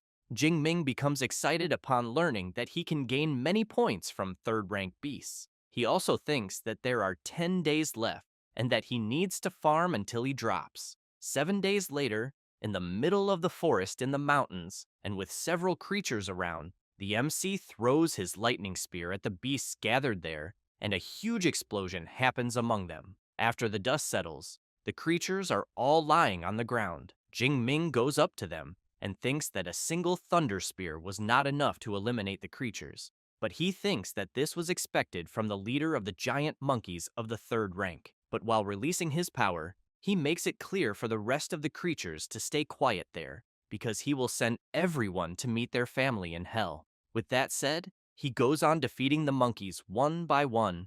As soon as he finishes, Jingming sees in his system that he has already surpassed 3,000 skill points, and therefore thinks he should be able to return and learn an S-rank combat technique, until he sees his watch beeping, and, upon tapping it and seeing the map of the location, he realizes it is a distress signal. Meanwhile, Jiang Chuyi is running at full speed, jumping from tree to tree as an enormous creature is coming toward her. Very frightened, she reflects that her team scattered because of a fourth-rank beast, and that she has now run straight into an earth-burrowing dragon in the initial stage of the third rank. As she keeps fleeing, Jiang Chuyi has in mind that every beast with dragon in its name is always extremely cruel and difficult to deal with, and she knows she is still only in the intermediate stage of the second rank, and that even with a blood fury pill, she will not be able to win. She then looks back and concludes that all she can do is hope some awakened team sees her signal and comes to save her.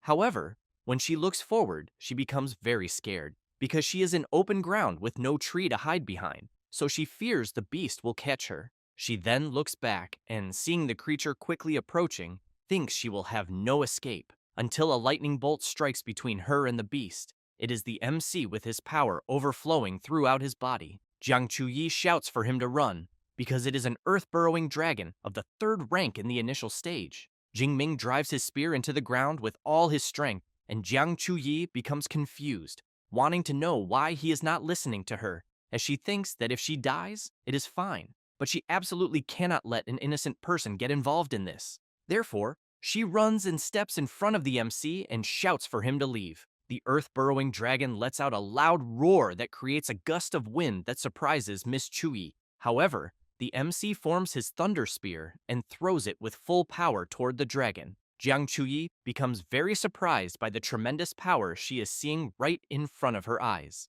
The MC's attack travels rapidly toward the creature's head, and as soon as it hits directly, the earth-burrowing dragon is brutally defeated. Jiang Chuyi, seeing the creature in front of her be easily defeated, falls to her knees on the ground, thinking about how an earth-burrowing dragon was eliminated with a single blow. She then looks at the MC, thinking about his overwhelming strength, but wonders if the MC was not only in the advanced stage of the second rank. The system notifies that the earth-burrowing dragon has been defeated, and the MC gained 36 skill points. He, in turn, smiles and thinks as expected of a beast with dragon in its name, since it yielded more points than a common beast. Therefore, he wants to know if Jiang Chuyi is okay. She takes a deep breath and replies that her legs are just a little shaky, but she is very grateful that he saved her. Jingming extends his hand to help her and says it was nothing, as he believes anyone would have done the same.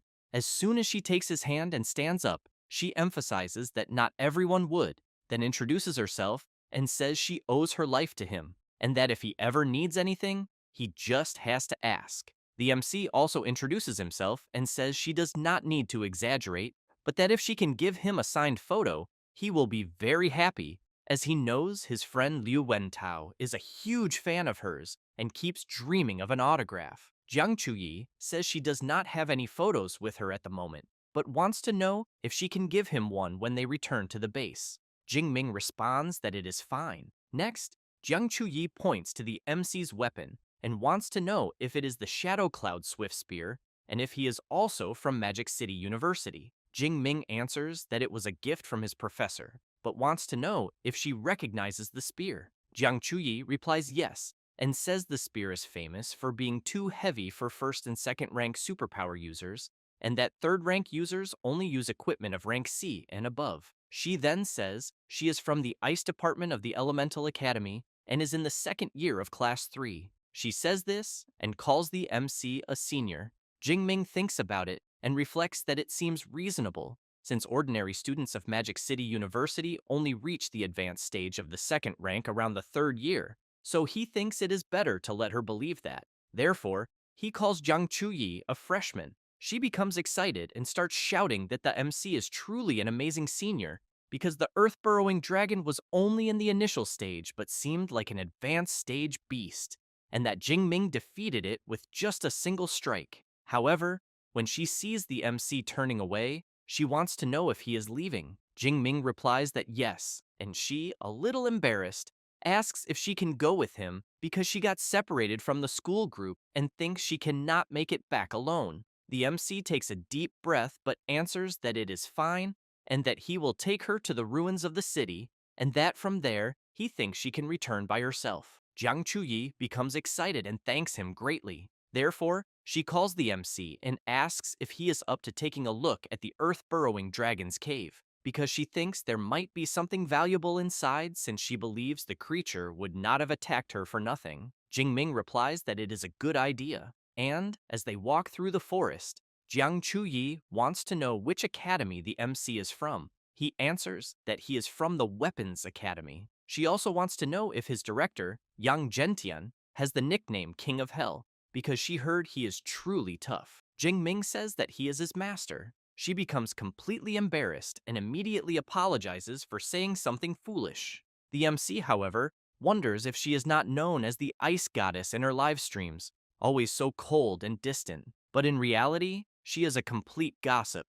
It does not take long before they arrive at the entrance of the earth-burrowing dragon's cave. As soon as they enter, Jingming takes his spear and comments that he thinks it may be dangerous, so he asks Jiang Chuyi to stay close. After walking a bit inside the cave, Jiang Chuyi looks at some flowers in front of her and comments that the scent is very good. Jingming becomes impressed, as he knows they are spirit-purifying herb of rank B, burning flame flower of rank A, and hypnotic herb of rank C, so he wants to know how a bunch of rare herbs grew there, until Jiang Chuyi notices a spring in front of her and shouts that it condenses the essence of the earth, heals any injury up to the 4th rank, being the earth spiritual spring of rank S. Therefore, she picks one and, while admiring it, says that the spring nourishes the plants around it and transforms them into rare herbs with its unique aroma, and that she is without a doubt sure it is the earth spiritual spring. The MC comments that it is very incredible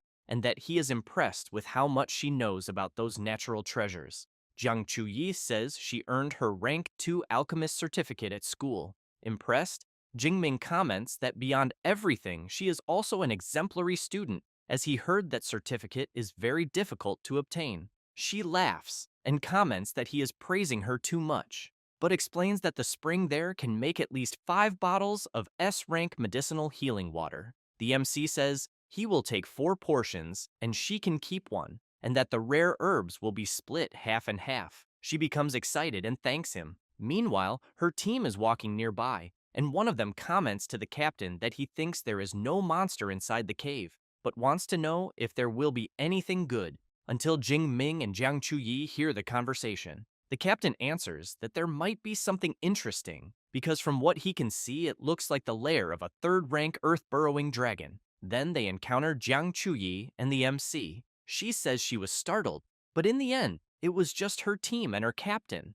Jing Ming, however, has in mind that a team of peak 3rd-rank superpower users discovering the Earth spiritual spring there will be very bad. The captain smiles, calls Miss Jiang, and says they were looking for her and did not expect to find her there. But one of the team members, with an unfriendly expression, wants to know what she is doing accompanied by the guy from earlier. She says the MC is a senior from Magic City University and that she met him on the way by chance. However, she emphasizes that the herbs there are good and that since they found them first, they will split them. The captain wants to know if it is true but thanks her. However, his friend comments to his captain that something is strange because he thinks the well ahead in the middle looks very much like the Earth spiritual spring. At the same moment, all of Miss Jiang's team changes their expression upon learning that it is an S-rank celestial treasure, and the MC notices this as well and thinks that just mentioning a high-level resource already made the atmosphere tense. At that moment, the captain of Miss Jiang's team, while releasing his power, shouts that apparently she was not very honest. Jiang Chuyi becomes scared and emphasizes that since they discovered it, she thinks they can keep the spring and the herbs, then calls the MC so they can get out of there. But when she sees that he stayed still, she goes to him and very quietly tells him that Captain Wang and his team are all at the peak of the 3rd rank and that neither of them can deal with them. Jing Ming calls her a freshman and emphasizes that they are only at the peak of the 3rd rank and he does not think they are stronger. Therefore, he becomes excited and asks if she really thinks that if they hand everything over, they will let them go. The captain laughs and says that the boy seems very arrogant, but that he got the deduction right. He then says that Miss Jiang is famous and that if she goes back and plays the victim and posts something online, his group will not be able to live in the country anymore. So he knows it is better to finish both of them right there. Jiang Chuyi grabs a pill and thinks she has no other choice because she cannot drag the MC into this. Therefore, she puts the blood fury pill in her mouth, and as soon as she consumes it, she boosts her power and uses her natural ice element technique, Frozen Soul. The place where they are begins to freeze. But the captain says he will deal with Miss Jiang and that Zhou Chang is to deal with the MC, and the rest must guard the cave entrance. With that said, the captain uses his beast system strengthening ability and transforms into a saber-toothed tiger, then apologizes to Miss Jiang because she will not leave alive. The others ask the captain to go easy because they think it is a waste to eliminate such a beautiful woman. Jiang Chuyi thinks they are all monsters with human faces, and that she cannot simply accept being eliminated, until she becomes scared when she notices that the MC is not by her side. At that moment, the captain turns around in shock and sees one of his lackeys being brutally impaled by the MC. Then Jing Ming comments that it seems like the power of someone in the third rank is not all that impressive, one of the captain's team members says the boy was too fast, and he could not even see him move. The captain says that Zhou Chang was in the intermediate stage of the third rank and was not someone easy to take down like that, and that apparently the one who was truly dangerous all this time was the MC. With that said, he grabs his enormous axe and unleashes his tiger-roaring strike. Jingming uses his thunder step and dodges the powerful attack. He then observes that in terms of raw strength, the captain of Miss Jiang's team must be at the peak of the third rank and is indeed stronger, and for that reason he knows he cannot hold back anymore. Everyone there becomes impressed with the power they are sensing, since the MC is releasing his terrifying power and using his extreme thunder state technique. Jiang Chuyi is impressed with the power she is sensing as well, and the captain immediately wants to know what kind of monster he is seeing in front of him. Jingming transforms into something and has his body surrounded by intense power. He then laughs and says that the feeling of his overflowing power is incredible. The captain becomes furious and shouts, wanting to know if he is just showing off, because he knows it is just a special state and nothing more. However, he soon becomes surprised because he sees in the MC coming at him with everything. While Jingming attacks with his Gale Lightning Spear technique, the captain activates his hidden Tiger Stone body technique and shouts at the MC that his attack will be useless, because he knows no strike below the fourth rank can pierce his stone armor. However, as soon as the spear touches the captain's body, his stone armor is easily shattered, and he is thrown violently backward. Jingming laughs and says that his body is 3 or 4 times stronger than before, and thinks that not even if the captain were made of pure iron would he withstand it. Until, while the MC is distracted, a powerful fire attack approaches his back. But Jingming fires his lightning at the flames behind him, completely dissipating the attack, then emphasizes that his control over his ability is also at its peak. The man who launched the attack is left speechless, wanting to know how his flaming demon claw was easily contained, because he knows it is a rank B technique and that he had already mastered it well. Jingming looks at the captain crawling on the ground, badly injured, and comments that this was expected from someone at the peak of the third rank because he still needs to deliver the finishing blow. The captain turns around scared and screams, begging the MC not to eliminate him because he will give him the Earth Spiritual Spring and many millions in money from his private fortune. Jingming replies that it is too late to beg. With that said, he eliminates the captain, and Jiang Chuyi becomes impressed, wondering if what she is seeing is a dream,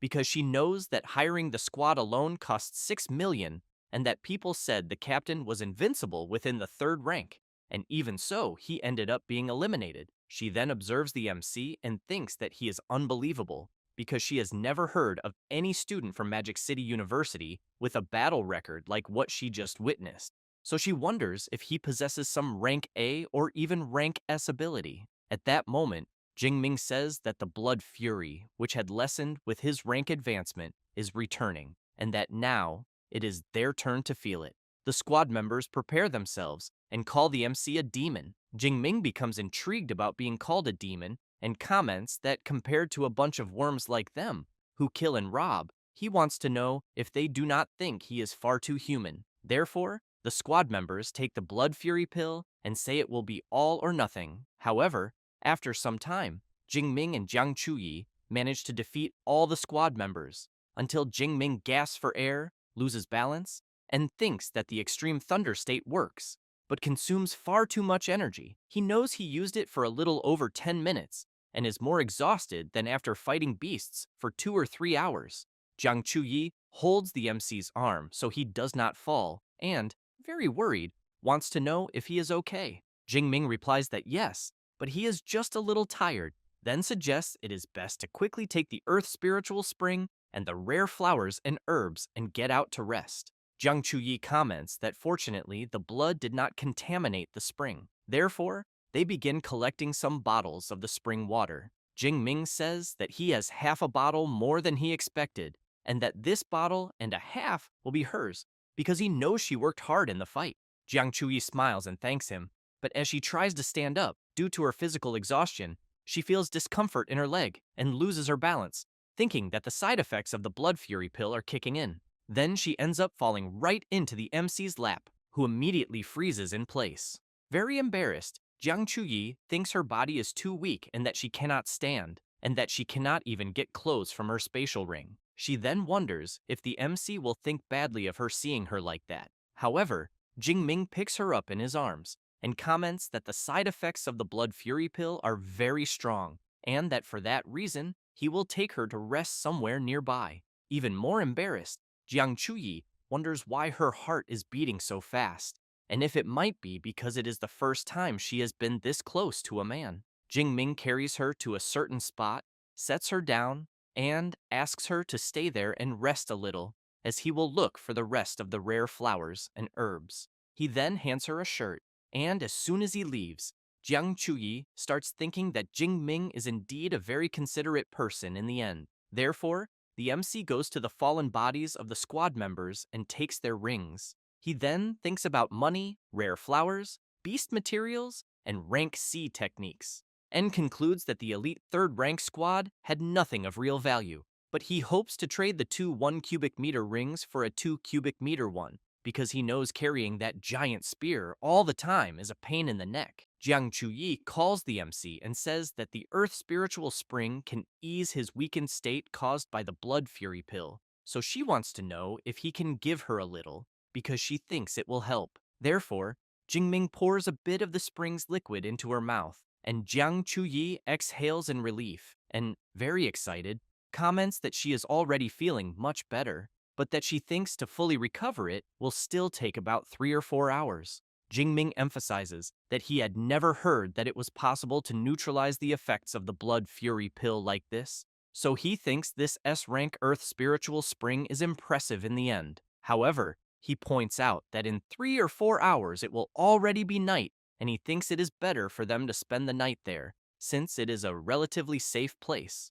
Jiang Chuyi becomes surprised and embarrassed, thinking that it will be just the two of them alone, a girl and a boy, spending the night in a dark cave. Jingming wants to know what she thinks. A little shy to say it, Jiang Chuyi answers that it is fine and that she will do as the senior says. Therefore, the next day, as soon as dawn breaks, Jiang Chuyi gets up, stretches, and comments that the air in the mountain forest is so good that if it were not for the beasts around, she would love to live there for a month. But when she turns and sees the MC, she wonders what she was thinking the previous night, because she thinks there is no way the senior is the type of person she was imagining. But she questions why she feels disappointed, until she becomes startled when she hears the MC calling her and saying he will accompany her to the edge of the forest. Then both run out, but the MC quickly asks her to wait a moment. A 5th rank flaming tiger appears right in front of them, but only passes by. Jingming wants to know if the tiger noticed them there. Jiang Chuyi wants to know why the creature seems to be running from something, until she becomes frightened when she hears a strange noise and turns to look. A swarm of rats is running at full speed. Jiang Chuyi says they are iron-devouring rats, and that they are only 1st rank. But when they form a swarm, she knows that even a 6th rank specialist can be eliminated if surrounded. Jingming grabs his spear and comments that now he understands why the 5th rank tiger was running. With that said, he takes her hand and shouts that he thinks they should run too. Then, he runs at full speed while the rats chase after them. Jiang Chuyi explains that iron-devouring rats have absurd stamina and can run for 5 or 6 hours straight, so she wants to know if they will be able to escape. Jingming replies that they will only be safe when they reach the supply base, but that it is at least 90 kilometers from where they are, so he suggests that they need to find a way to go faster. Then the MC says that the spear is too heavy and he will have to drop it. Jiang Chuyi says that her spatial ring has space and she can store his spear. Therefore, Jingming hands over the spear and Jiang Chuyi stores it in her ring. With that, the MC grabs her arm and comments that now he is lighter, but that running hand in hand like that is slow, and so he thinks it will be better to carry her. He then puts Jiang Chuyi on his back and starts running. After running a long distance, they reach the city ruins, but realize they are also filled with iron-devouring rats.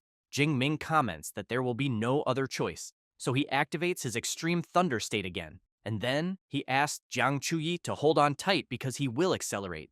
Then he charges through the rats with everything he has and, due to his power, eliminates several creatures at the same time as he runs.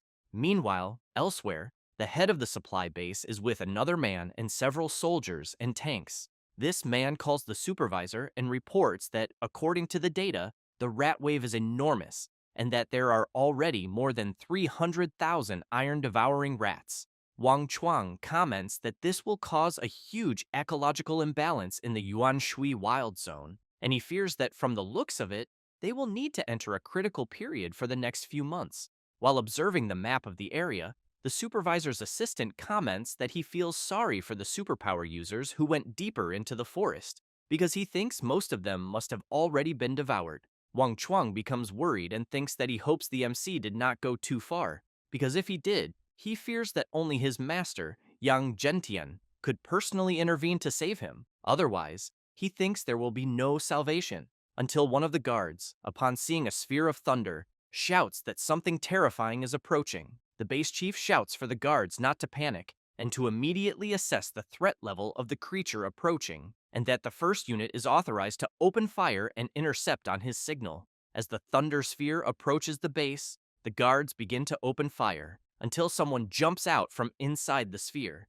It is the MC along with Miss Jiang, who screams in terror. Jingming passes through the soldiers and tanks and crashes heavily in the middle of them. Immediately, the soldiers become confused upon realizing it is a person because they thought it was a thunder elemental beast, until one of them notices that the MC is carrying a very familiar woman. Jingming returns to normal and says that they arrived at the supply base, so he thinks they will be safe. A little embarrassed, Jiang Chuyi agrees with him and emphasizes that it was quite a journey and she managed to survive thanks to him. Wang Chuang runs over shouting, wanting to know if the person there is Xu Jingming and how he survived the rat wave. The MC says he ran for more than 45 minutes from the mountain to there, and that because of that, he is very tired and needs a room to rest. The base chief is impressed as he thinks about the distance Jingming mentioned, because he knows that is more than 90 kilometers, and that not even a fourth-rank user could run all that,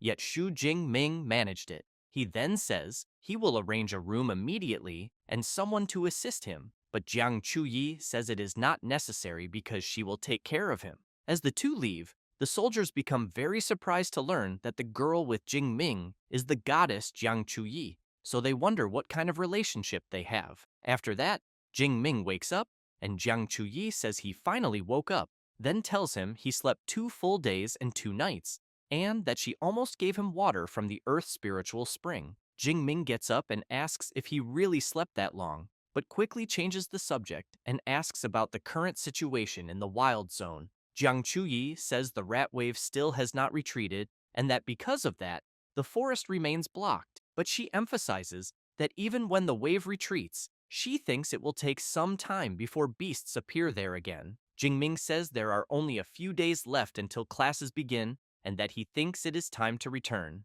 Jiang Chuyi says she was also thinking about returning, until she remembers something and gives him a very sensual and autographed picture of herself, as the MC had requested.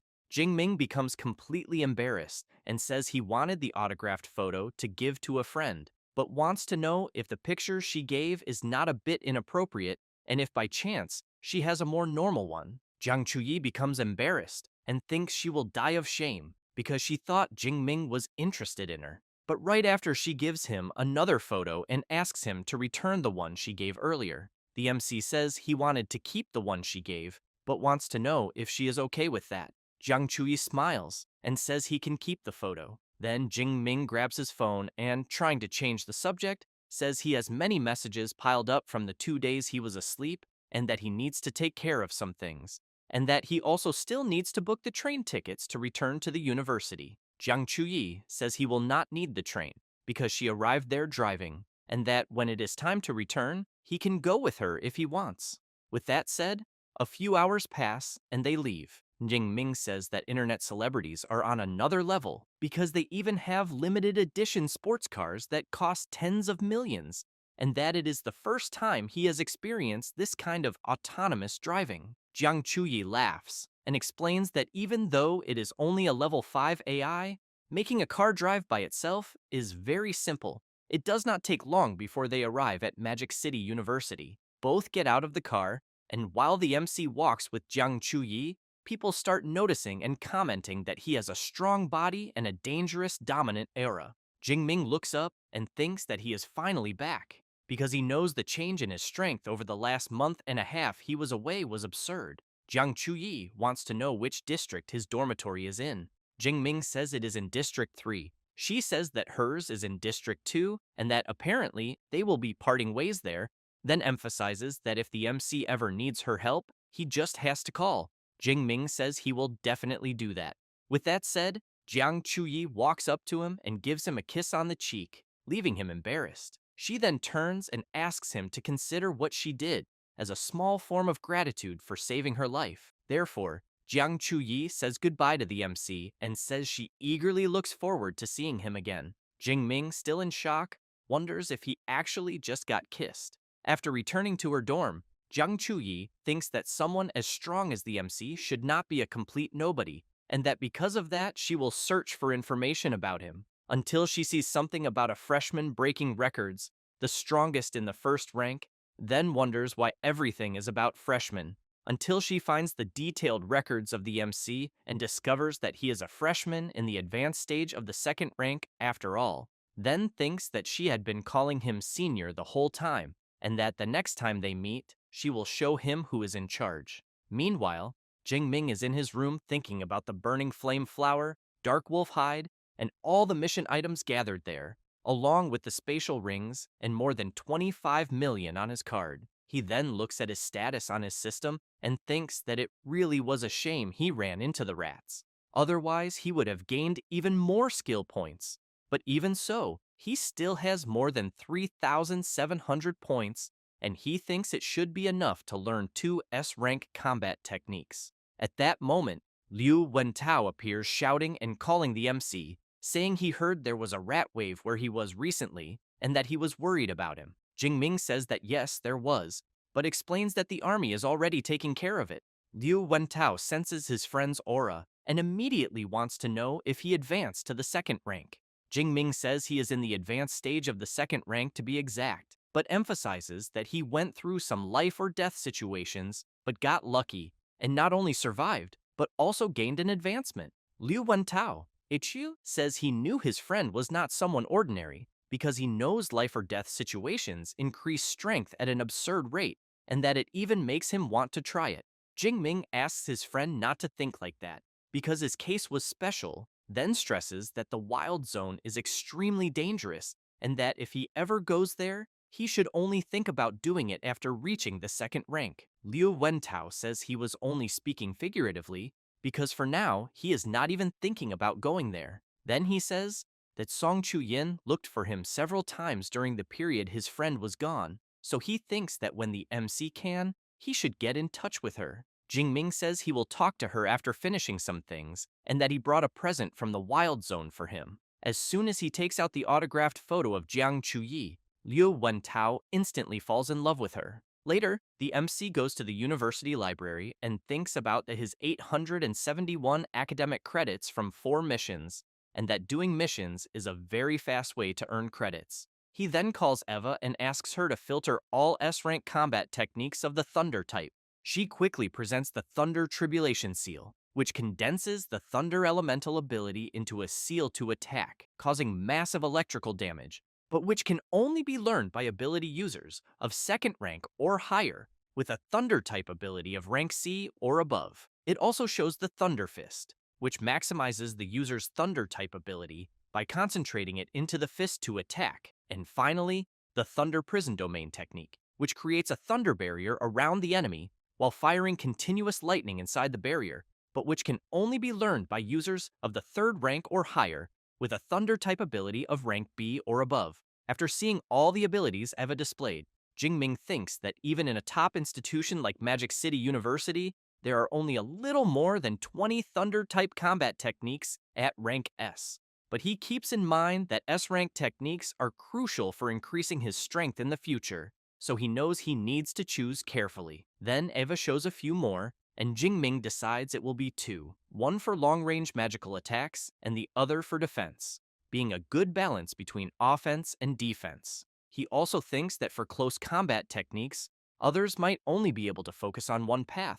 But since he has a cheat system, he does not need to worry about that, because he will get everything. Until, when reading the technique manual, he becomes surprised and thinks that the Heavenly Thunder art he is seeing is a prerequisite for the only SS rank technique in the Thunder Department of Magic University, which is called the Heavenly Guide of the Thousand Thunder Prisons. Then he concludes that it is truly profound, being far more than the indestructible Thunder Body, which is also an S rank technique. He also realizes that the technique he is reading is so complex that it seems even more painful than spending nights studying foreign literature in his PhD in his previous life. Therefore, 6 hours pass, and the MC is quite discouraged, thinking that he finally managed to understand the basics, and that now he will leave the rest to his system. He then clenches his fist tightly and calls the system. Next, he raises his fist and shouts for it to apply the skill points. His body immediately is surrounded by electrical energy, and very surprised, he wonders if evolving an S-rank technique to the initial stage really cost 1,600 skill points. Points he nearly died collecting in the wild zone, until Ava approaches Jingming and informs him that it is already almost 1 in the morning, so she suggests he return to the dormitory and manage his time better, and that he should please avoid using abilities inside the library. Jingming thinks it is already so late, and that learning the Underworld Thunder armor will take even longer, so he thinks it is better to come back another day. Meanwhile, elsewhere, some people are training their running, and one of these people is Song Chu-yun, who thinks that she trained late every night for the last month and is even surprised by her own progress. So she thinks that when Jingming returns, she will challenge him and show who is the true #1 among the freshmen, until she looks up after seeing a bird flying and realizes it is a black feathered falcon. Song Chu-yun knows it is a wild beast that relies on speed and camouflage feathers to hunt in the city.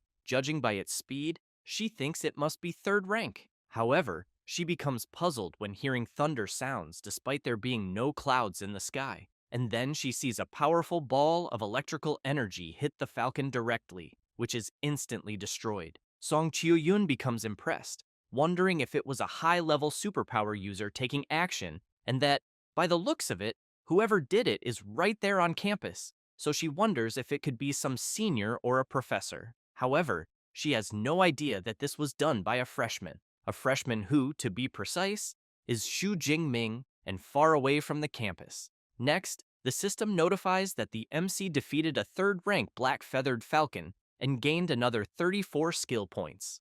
Jingming becomes excited, thinking that the Heavenly Thunder art is even stronger than he imagined, because it simply pulverized the beast, and that the best part of all was the range, which reached almost 1,000 meters. Meanwhile, someone is watching the MC, thinking that the guy he is seeing can only be the famous freshman. The next day, Liu Wentao sees his friend and asks if he is going out that early. Jingming says that the Great Freshman Tournament begins in a few days, and that because of that, he is going to the Combat Technique Library again. Liu Wentao thinks that his friend just came back from the Wild Zone and is already training again, so he thinks he is not human, but in contrast, he thinks that after eating breakfast, he will also train. As soon as he steps out of the dormitory, the MC hears someone calling him. It is Song Chu-yun, accompanied by her friend Chi Dongxia. Jingming sees the outfit Song Chu-yun is wearing and says that apparently she is also training. Song Chu-yun walks up to the MC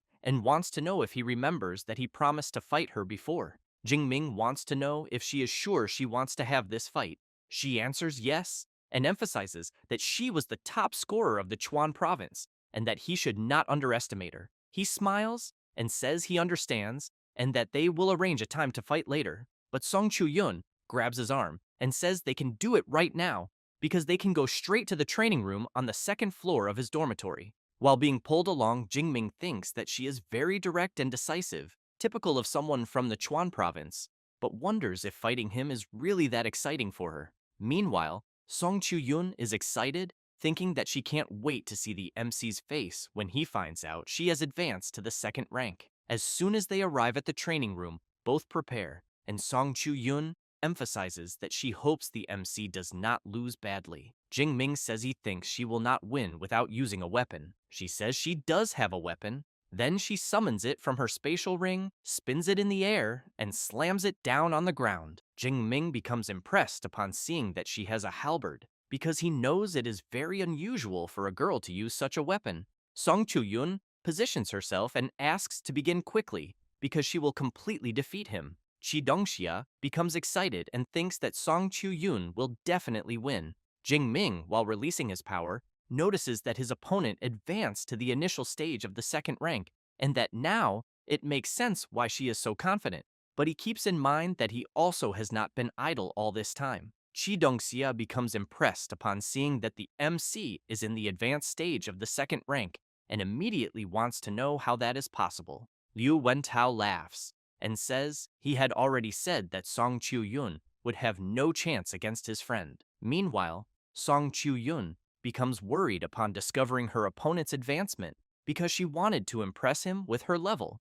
But in the end, she was the one who ended up surpassed because she knows they are each the best from their respective provinces, so she wonders how he advanced so quickly. Jingming wants to know if Song Chu-yun still wants to continue. She replies yes, but asks him to go a little easy. The MC thinks that this was to be expected from the best of Chuan province because she knows when to retreat and when to advance. So he asks her to relax and go all out because he will not attack first. Song Chu-yun activates her ability and says she hopes the MC will not regret his decision. Jingming becomes surprised when he sees her A-rank light superpower, Morning Sunlight, because he knows that like thunder, it is a natural type ability. Song Chu-yun does not stay still, jumps up, and uses her technique, Burning Light. Jingming sees that it is a technique that enhances the power of the weapon and that it is the first time he has witnessed something like that.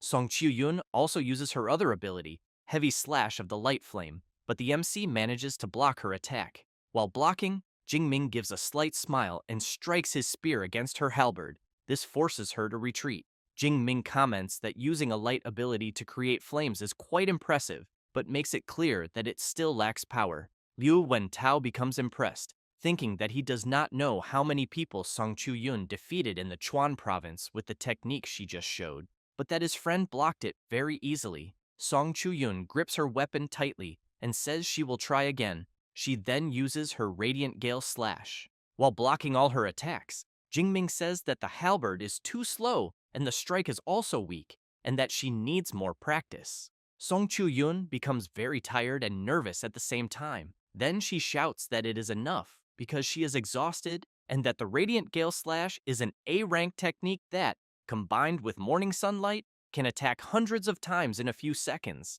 And the MC broke through all of that without even using a combat technique. She then wants to know his level of mastery with the spear. Jingming says that his current spear mastery is at the master level. Song Chu-yun becomes very surprised upon hearing that and immediately wants to know how old the MC is, because she has trained with a halberd since she was 8 years old, and after 10 years only reached the advanced level. However, she turns away and says she gives up trying to beat him, because she thinks there is no way to defeat someone with an S-rank ability, absurd talent in cultivation, and comprehension. Jingming wants to know if she will not try using other techniques. She answers that his rank is higher, his spiritual power is higher, and on top of that, he has an S-rank ability, so none of her techniques would penetrate his defense. Next, she thanks him for fighting and asks if he will accept lunch as payment for having won the match. Jingming replies that that is fine. Song Chu-yun smiles and says she will meet the MC at noon. Her friend walks away, saying it is a shame because it seems student Jingming really is the strongest. Liu Wentao says the MC is incredible and that even among the best he remains the strongest. Jingming laughs and says it was very easy because Song Chu-yun's strength is not that great, but that her progress is very fast. Liu Wentao finds it funny to hear his friend say that and comments that only he would say something like that, and he wants to know if the MC does not realize it, because Song Chu-yun is the great-granddaughter of Song Daoyuan, the 8th-rank Grandmaster of the Light Element who appears in the history books. Jingming becomes very surprised, wanting to know if it really is that specialist from 80 years ago, because he remembers the book dedicated an entire chapter to him. Liu Wentao explains that in the Chuan province, Grandmaster Song Daoyuan is a legend, and since Song Chu-yun is his favorite, of course she would evolve quickly. Jing Ming says that now everything makes sense, and that he thinks that is why she compared everything during the spar and had that ring capable of storing a 2-meter halberd. Next, he says he has to go, since it is time to learn more combat techniques. Therefore, Jing Ming goes straight to the university library, and while channeling his power into his ability, he thinks that condensing the underworld thunder armor consumes 1/5 of his energy and lasts half an hour, and that apparently it reduces up to 90% of impact and even counterattacks automatically, being a kind of reverse thorn. 4 hours later, Jing Ming decides to see how much will remain after investing in the underworld thunder armor. He then discovers that a little more than 700 points are left, and that because of that, he thinks he needs to go to the wild zones of Yagcheng or Tongxiang to recover afterward. Jing Ming becomes excited, thinking that from that moment on, he will fully prepare for the Great Freshman Tournament. Therefore, time passes, and the day of the Great Freshman Tournament arrives. Jing Ming sees Song Chu-yun and her friend and says that apparently the weapons of both of them are very different from what the other girls use. Chi Dongxia emphasizes that the stranger the style, the faster the victory, and that her goal is to place among the top 50. Meanwhile, Song Chu-yun says that her goal is a bit higher because she wants second place. The MC finds that strange and asks why. She answers that she already knows she cannot beat him, so she does not want to suffer again. Liu Wentao says that the best of Qinghai province, Li Chengji, also reached the second rank, and that he heard people saying he is very arrogant. Song Chu-yun says she cannot wait to see how strong he is. Chi Dongxia points her finger and asks everyone to look because she thinks they have arrived at the competition venue. Inside field number 3 of the Great Freshman Tournament, a friend of Jiang Chuyi comments that she did not expect to see her interested in the tournament and because she thought she did not enjoy watching these types of fights. Jiang Chuyi answers that it is because there is someone special she wants to observe. Her friend becomes curious and asks whether it is a man or a woman. Jiang Chuyi replies that it is a man and that she just saw him. As soon as Jing Ming enters the stadium with his friend and the girls, he becomes impressed and says that the arena is very large. Liu Wentao says he heard from his professor that the tournament will have a battle royale with 100 participants, and that because of that, he thinks it makes sense for the arena to be so big. Jing Ming looks around at the many people in the stands and quickly becomes excited thinking about the 100 participants, and that the tournament really promises a lot. Next, Liu Wentao becomes shocked when he looks up and asks why so many big shots from the clubs are in the stands. Because even the presidents of the 2 biggest clubs in the school, the Ash Club and the Meteorite Club, are there in person. Jing Ming becomes confused and asks if Magic City University has that kind of thing. Liu Wentao replies that of course it does, but emphasizes that the clubs at Magic City University are very different from electronics or chess clubs at humanities colleges, because the MC can think of them as combat teams formed by superpower users. He also explains that they usually organize expeditions to wild areas to hunt fierce beasts and also distribute training resources regularly every month, and that after graduation, a person can even be transferred to their main guild and become an official member. Liu Wentao makes it clear that Mr. Liu Ming is the vice president of the Ash Club, so he thinks it is a great day for the MC to shine, but he wants to know why he cannot see him. Jing Ming thinks about that and reflects that since he returned to school, neither Liu Ming nor his master has shown any sign of life, but he heard that they went to the southwest, and he does not know if they are okay. Meanwhile, a guy is calling his president and saying he heard that the situation in the southwest is tense, and that he is very grateful that he took time out of his schedule to return to the school, but emphasizes that recruiting newcomers is something they can handle, and that he did not need to personally supervise it. This is Wei He, president of the Ash Club, who makes it very clear that he is not there for anyone else, and that his only purpose in returning is to recruit Liu Ming's junior, Xu Jingming, no matter the cost. But when he turns around, he becomes intrigued, wondering why Wu Yuan of the Meteorite Club is also there, and whether his target could also be Jingming. This is Wu Yuan, president of the Meteorite Club, who upon seeing Wei He looking at him, makes a hand gesture. Next, a magic appears in front of everyone, And Liu Wentao says that apparently the directors are arriving and that the tournament is about to begin. A sort of room appears above the magic, and people begin wondering if it could be a spatial ability. Then, someone begins to step out, and a woman appears. Liu Wentao says that the woman is the vice director responsible for the combat ability library. Jingming, wide-eyed, says she is very young to be a vice director. Song Chiu-yun explains that superpower users have strong bodies, so they age more slowly, but she thinks the vice director is not even 40 yet. Therefore, the vice director says it is a pleasure and introduces herself, saying her name is Ling Shuang and that she is one of the 3 vice directors of the university, normally responsible for guarding the combat ability library. She then emphasizes that since the director is not at the university and the other 2 vice directors are busy with important matters, she will be the one conducting the opening ceremony for the freshmen this year. With that said, she says that first of all, she welcomes everyone to the Magic City Superpower University, and that this year's freshman class has 1,024 students, including the top 6 scorers from the provincial exams. She then says that there are 56 with A rank abilities, 832 with rank B, 135 with rank C and D, and beyond that, the class has a rare S rank superpower user. Liu Wentao immediately looks at his friend, as does Song Chu-yun. Ling Shuang explains that to help them grow, the university distributes resources each academic year based on their level, and that there are 5 levels in total, from D up to S. Then the Great Freshman Competition will determine their training during the first year. The vice director explains the ranking system, credit system, combat power ranking, mission system, and that competition at Magic City University is extremely intense, until someone in the audience comments that they think it would be better to cancel these systems because it would be fairer.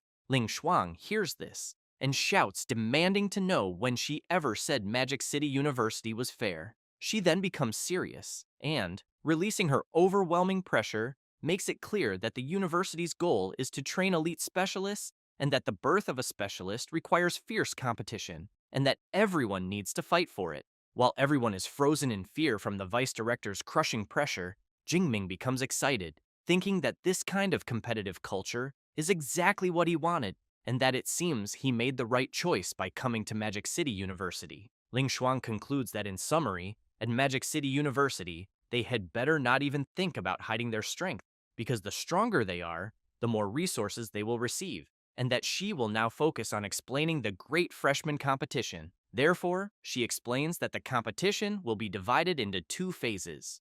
The first is a battle royale with 100 people, and Eva will record the number of enemies defeated by each participant. The top 5 of each round will advance to the second phase, and there will be 10 rounds in total. Eva shows the rewards, where first place will receive a spatial ring with a capacity of 10 cubic meters, a set of A-rank training resources, and 1,000 academic credits. Second place will receive an A-rank combat armor, a set of B-rank resources, and 900 credits. And third place, a B-rank armor, a set of B-rank resources, and 800 credits. Liu Wentao becomes impressed and asks how much a 10 cubic meter spatial ring would be worth. Qi Dongxia answers that it probably cannot even be bought with money. Then, while Eva shows the privileges of the ranked students, Ling Shuang says that the competition will determine each person's level and that the S-rank privileges will be evaluated separately by the university itself. With that said, she says she has said all she needed to say and informs Director Sun that the rest is up to her, who quickly steps forward and announces that she officially declares the Great Freshman Competition open. She emphasizes that students with exceptional performance can be accepted as personal disciples of professors, so she suggests everyone do their best. This is the director of the Elemental Academy, Sun Qing-shui. The participants begin talking among themselves about doing their best and hoping some professor will notice them. As the participants head to the arena, the organizers announce that the first phase has 10 rounds and that they will draw the students for the first round, so the students selected by Eva must go on stage. Liu Wentao becomes surprised to see that the so-called Li Chengzi will also participate in the first round, who in turn looks at the MC and makes a hand gesture implying that he is done for. Qi Dongxia tells the MC that Li Chengji is trying to provoke him. Liu Wentao laughs and thinks that of all the people Li Chengji could have provoked, he picked one of the ones he least should have, and that the second person he should not have provoked also turned against him. So he hopes Li Chengji does not get beaten too badly afterwards. After all the selected participants climb onto the arena, Sun Qing says that they do not need to worry about being killed, because if there is any risk to their lives, Ava will automatically generate a protective shield, then asks everyone to begin. The participants waste no time, and a frantic battle begins. Some people in the stands become surprised, and one of them wants to know who the guy with the saber is. The chubby one says he thinks it is Li Chengji, the first place of Qinghai province. He, in turn, continues at high speed defeating the participants and calling them weaklings, until Eva announces that the first round has ended and that first place belongs to Li Chengji, who defeated 36 people. While stepping down from the arena, he calls out to the MC and says that since he is an S-rank superpower user, he wants to know if his results in the first phase will surpass his own. Lu Wentao says that Li Chengji is a lost cause, and that he has seen people wanting to die, but never someone trying so hard to do it. Meanwhile, one of the members of the Meteorite Club calls the president and says that Li Chengji has advanced to the second rank, so he wants to know if they should make him the main target for recruitment. Wu Yuan replies that it will not be necessary, because the main target is still Xu Jingming. The club member wants to know if the president has some kind of privileged information. He says that it is not exactly privileged information, because he saw it with his own eyes one certain day. At that moment, Eva announces that they will start drawing the participants for the second round. After being called, Jingming says that he was lucky to be selected for the second round. Liu Wentao and Song Chu-yun shout that they will be cheering for him. As soon as he steps onto the arena, the other participants become surprised to find out that they will have to face Jingming, and that by the looks of it, the only thing they can do is fight for the other 4 spots. Jingming looks around and wonders if the participants think they are safe just because they are far away. One of the directors wants to know if the boy he is seeing is the new disciple that director Yang Gentian accepted some time ago, because he thinks his aura seems very sharp, and he really wants to see how he will perform. Sun Qingshui replies yes, and says that he awakened the S-rank lightning ability, the Purple Heaven Divine Thunder. The other director becomes extremely surprised, chokes on his drink, and wants to know what is happening, because Jingming is already in the second rank, even though he was only an awakened when he entered. The other director says that it has been a little over a month, so he thinks this pace of evolution is quite frightening. Sun Qingshui says that the old Yang Gentian did not mention such news, and that apparently he knows how to keep secrets. She then shouts for the second round to begin. The MC, while spinning his spear and releasing his power, thinks that this was already expected, because compared to fighting beasts, he still prefers fighting humans. The participants are shocked when they see the MC's terrifying aura, and as they watch him release his power, they comment that the aura they are feeling is from the advanced stage of the second rank. Then, they want to know whether Jingming is truly an advanced second rank superpower user. The MC continues releasing his power, terrifying all the participants in the area. From the top of the stands, Wu Yuan's partner asks whether he knew this all along, and he replies that basically, yes.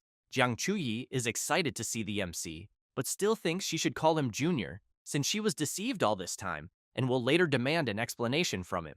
Li Chengji is also shocked to see that Jingming is at the advanced stage of the second rank, since he wanted to crush him and use his fame as an S-rank superpower user to gain prominence at the university. But knowing this now, he thinks it is already over. Then he concludes that, with the MC there, he fears that if it were any other round, he would certainly win. But he knows that unfortunately for Jingming, a certain guy also ended up in the second round. The participants are still in shock at the MC's power, and soon begin to question what they can do, until one of the participants shouts to get everyone's attention and suggests that they all unite and advance against the MC. Immediately, the other participants think the idea is great.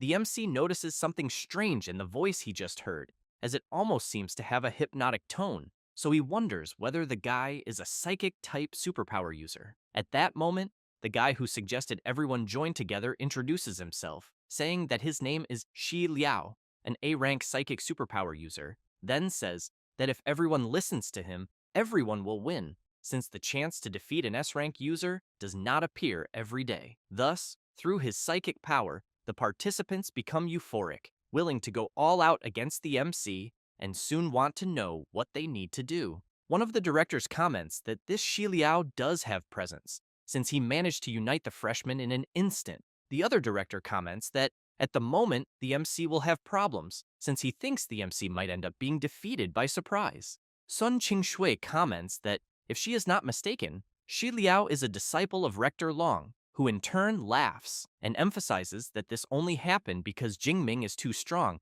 and ended up becoming a common enemy, but also thinks that his disciple was just lucky this time. The director of the Elemental Academy points out that luck is also a form of strength, but that at the moment she thinks Jingming is really screwed, since if an S-rank superpower user does not even pass the first phase of the Great Freshman Tournament, he will become a joke. The MC carefully watches the participants gather together, and Xi Liao, using his psychic powers, comments that if Jingming had eliminated him before the second phase, he thinks he might have been able to turn the tables. But now he knows that everyone is watching him, so he wants to know how he will reverse this scenario of 102 against 1. The MC, while laughing, prepares his spear and asks who said he is at a disadvantage. Xi Liao, worried about his opponent's movement, shouts, warning the awakened close combat fighters to attack from the front. The long range awakened to fire immediately, and the support awakened to use buffs. Thus, many rush toward the MC, shouting that the chance to defeat an S-rank has arrived. Xi Liao shouts from afar, telling Jingming to forget about attacking him and deal with the others around him first. The MC comments that there are a lot of people, but that this still makes no difference at all. That said, he hurls his powerful spear in Xi Liao's direction. The MC's ability completely obliterates the stone barrier, and a huge explosion occurs at the location, throwing everyone who was nearby far away. However, the MC's ability continues to intensify more and more. The participants who were hit by the explosion are frightened, thinking that the power will explode again. Jingming's electrical ability begins to grow stronger, and another explosion, even stronger than the previous one, occurs. The freshmen who are outside are shocked, since even a mushroom cloud appeared in the arena due to the strong explosion. At that moment, Eva appears in the arena and, while some participants are enveloped by a protective barrier, she informs that an uncontrollable energy impact was detected and that some lives were at risk, so the energy defense network was automatically activated. But she regrets to inform that the participants protected by the defense network were eliminated by the MC. Xi Liao, slightly injured, thinks that if he had not provoked the MC, he certainly would have advanced, since he ended up not defeating anyone and will no longer have a chance in the second phase of the tournament. However, he tells everyone not to worry about him, since the rest should continue attacking. And because of his hypnotic power, the participants soon get back up and charge at the MC again, who simply waits for the right moment to counterattack, then channels his power to the maximum. Meanwhile, Xi Liao is cheering, thinking that trading 1-for-1 to defeat Jingming is already worth it, until he is completely surprised by the power he is feeling, since Jingming is sending all the participants who were attacking him flying into the air with his ability all at once. Then, the MC takes a deep breath, since it is being far too easy. Xi Liao, impressed, wants to know whether the MC is not using any combat techniques and whether he perhaps only used pure ability manipulation to block all the elemental attacks. Thus, he collapses to the ground and thinks that he gathered so many people, but in the end, they are still just mere ants. The participants outside begin commenting among themselves that what they are seeing is absurd. One of them comments that he also learned the Thunder Spear, but his does not even compare to Jingming's.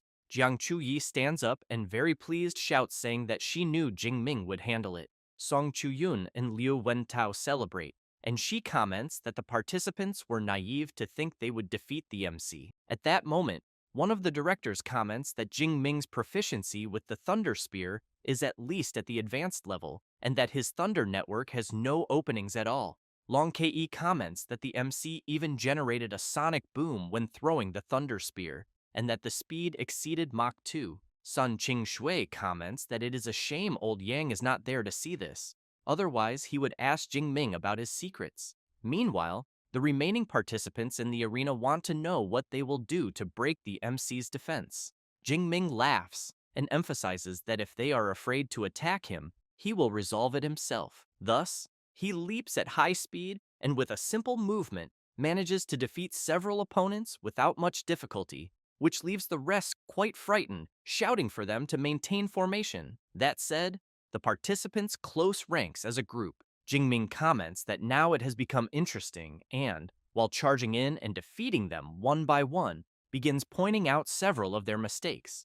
In the blink of an eye, he manages to crush his opponents. Then, he drives his spear with full force into the ground and says that they are all fucking weaklings. The freshmen, while lying on the ground, think that they were defeated easily and that the MC still calls them weak. At that moment, Eva goes to the MC and announces that the second round of the first phase has come to an end, and that the one who qualified is Xu Jingming with 102 eliminations. Eva also announces that the other 4 who qualified are, but she is interrupted. Sun Qing-shui comments that, excluding Jingming, who has already qualified, all the others will participate in the 11th round, and that there will be a repêchage to select the rest. A woman in the audience comments that it is the first time she has seen a freshman competition where only one person qualifies in a round. The guy next to her, very excited, agrees and thinks that, to reach Jingming, the clubs will end up killing each other later.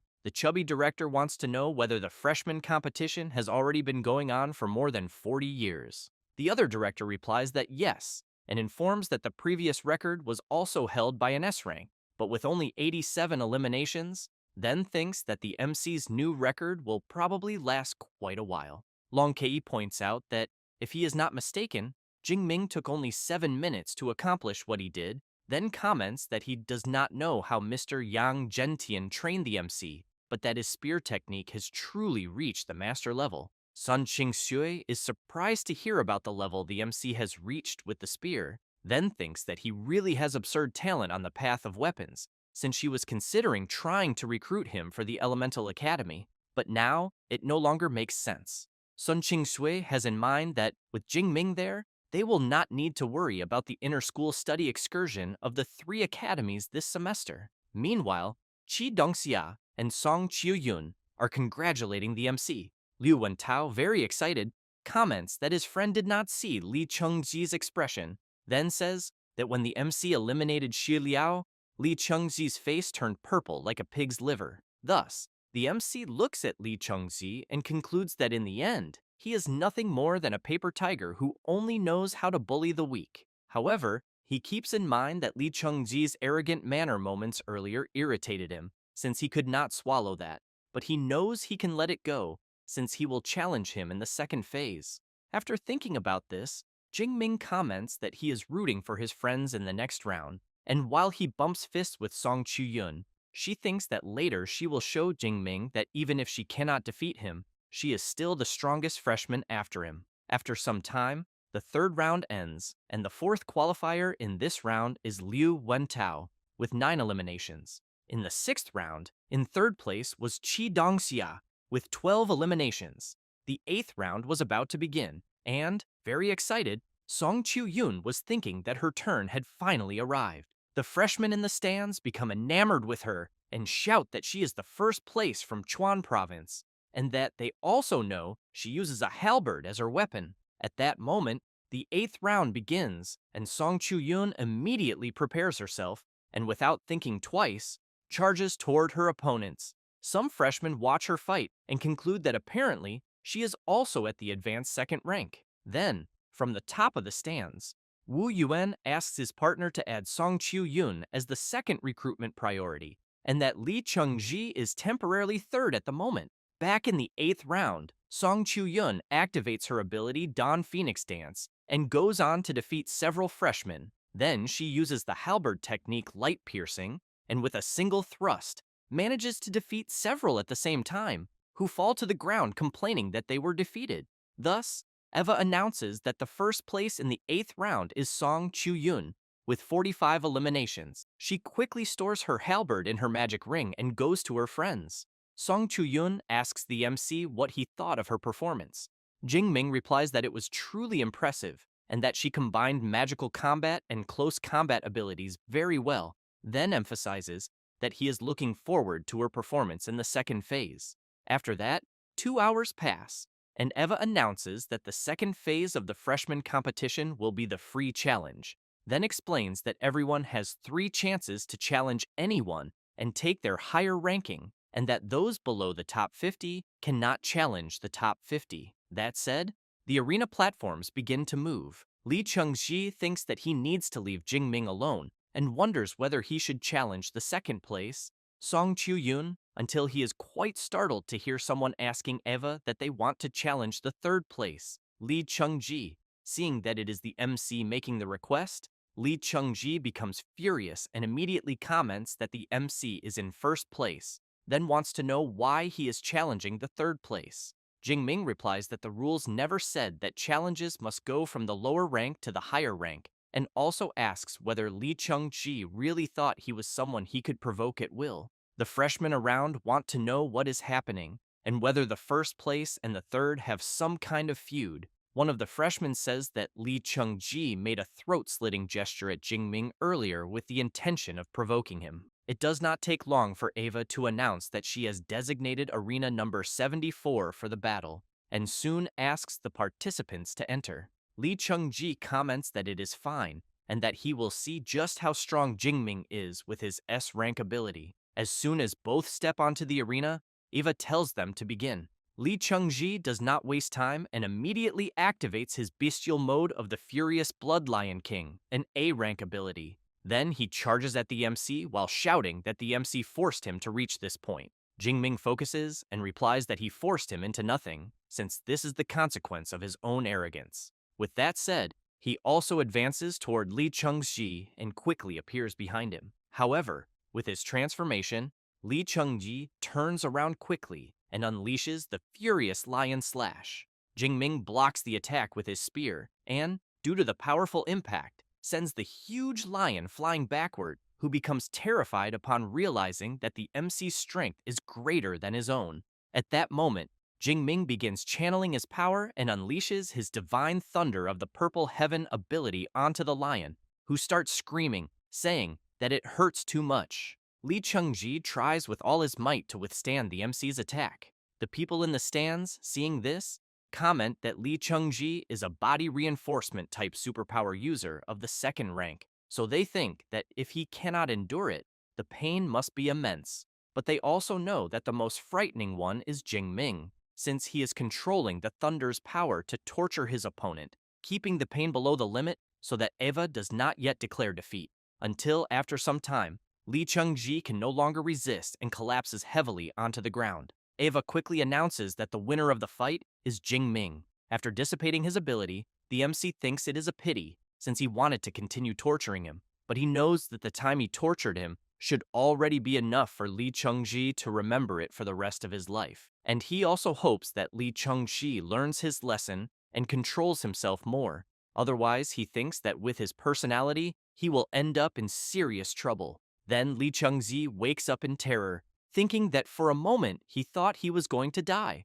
And when he looks to the side, he breathes a sigh of relief upon seeing that the MC has already left. However, Song Chu-yoon calls Eva and comments that she also wants to challenge the third place, which leaves him unable to believe what he is hearing, since he has just fought and was almost killed. And, after some time, Lee Chung-ji, with his bestial form active, is being brutally struck and thrown far away, and as soon as he crashes heavily to the ground, Eva announces that the winner of the fight between the second place and the third is Song Chu-yoon. Lee Chung-ji is quickly placed on a stretcher, and, while being taken to the medical wing, Song Chu-yoon runs to her friends and asks the MC if he saw how she finished off Lee Chung-ji. He replies that he did, and congratulates her on the great fight. She bumps fists with him and laughs a lot. The freshmen, seeing this, begin to get nervous, wanting to know what is going on between them, because they can see that there is something in the air between the two, until one of them tells everyone to shut up and keep their voices down, because he does not want to end up like Lee Chung-si, getting beaten up by a couple fighting as a duo. After that, 4 hours pass, and Sun Qing announces that time is up and that the great freshman competition is officially over and that she will now announce the final results. It does not take long, and a big screen shows that Jingming finished in first place, Song Chu-yun in second, and Lee Chungzi in third. And below that, in 26th place, Chi Dongxia, and in 39th place, Liu Wentao. Then Sun Qing asks everyone to access the school's official website and fill out their academy selection. Song Chu-yun becomes curious and soon wants to know which class Jingming ended up in. He shows that he is in the Weapons Academy, freshman class 2, then wants to know which one she got into. Song Chu-yun says that she is in the Elemental Academy, freshman class 3. Chi Dongxia sees the MC and her friend, and laughing, comments that they are getting very close, and that she is already even calling the MC just Jingming. Liu Wentao emphasizes that Song Chu-yun calls his friend that today, but in the future, he thinks she will already be calling him love. At that moment, Sun Qing informs that the academy distribution has ended and that the opening ceremony and the great freshman competition are officially concluded.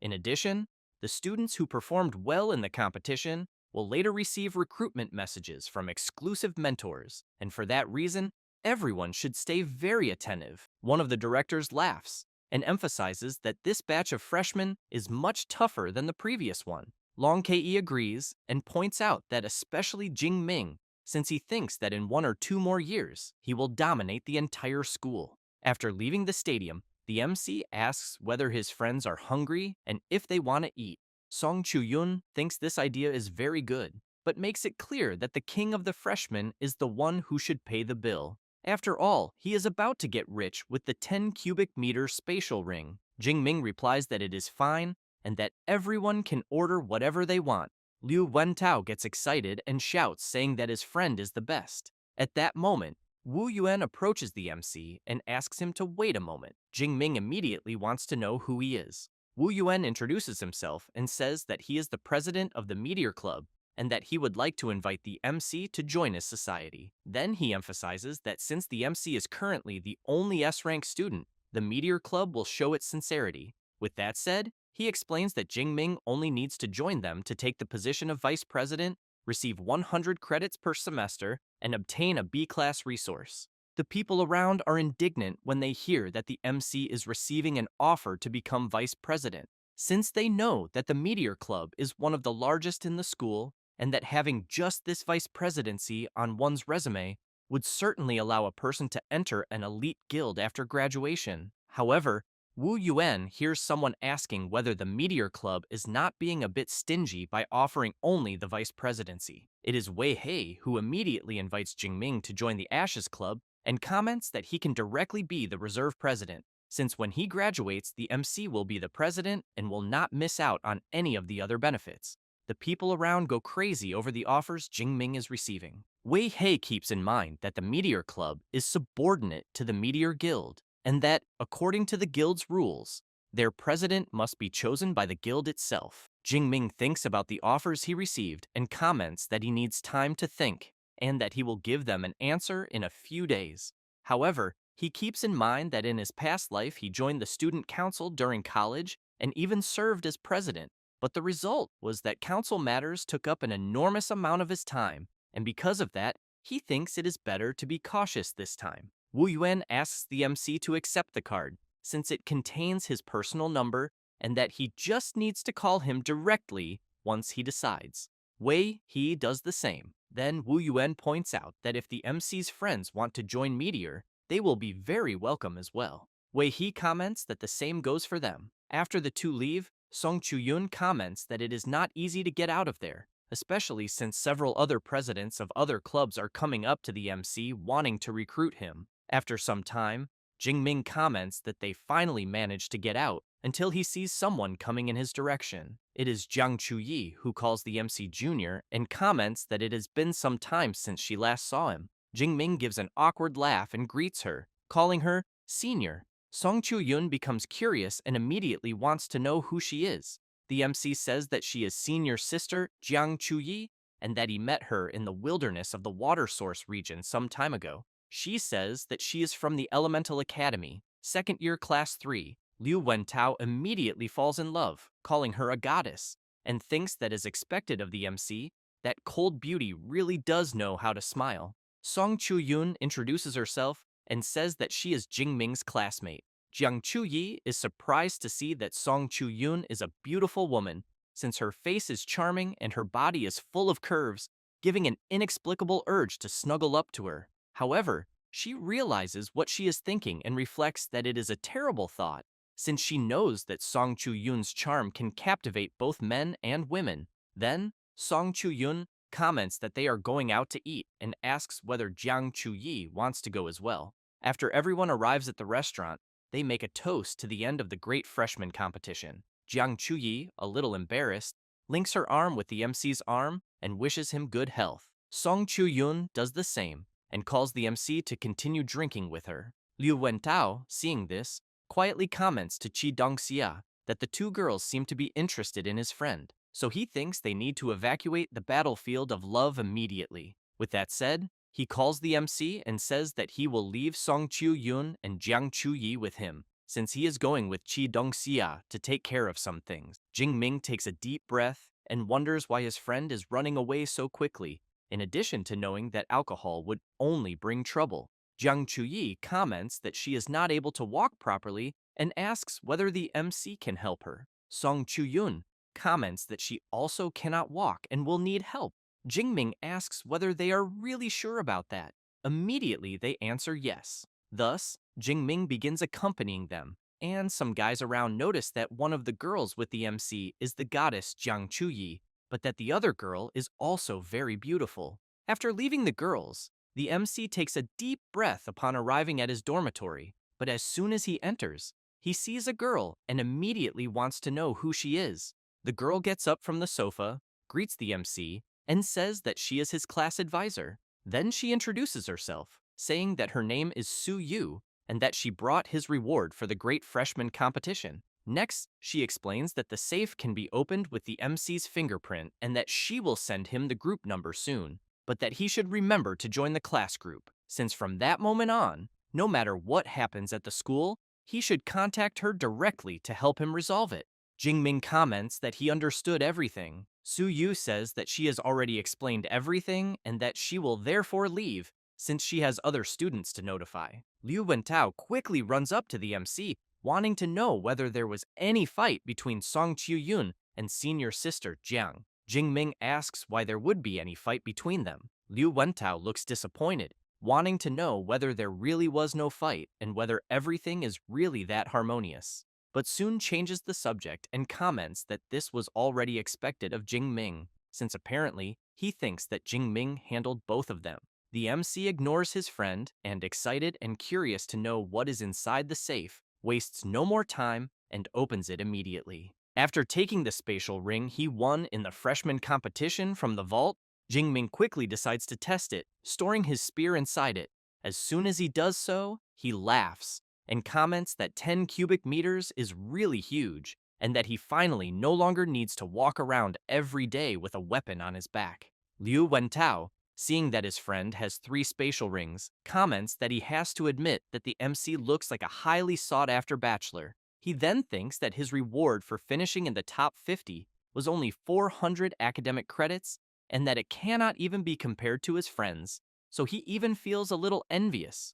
Jingming comments that he thinks he really has too many rings and that the next day he will go to the equipment department to see if they accept buying one of them back. However, he is also intrigued by the pill he received, so he wants to know what it does, since there is no instruction manual. Liu Wentao comments that identifying a pill is quite easy, so he asks Eva to appear. She quickly begins scanning the pill in the MC's hand. After analyzing it, she informs them that it is a 5th-grade mental condensation pill produced by the alchemy department of Magic City University, and that it is effective for superpower users of the 5th rank or below, and after consumption, spiritual power increases significantly, making it an A-rank cultivation resource.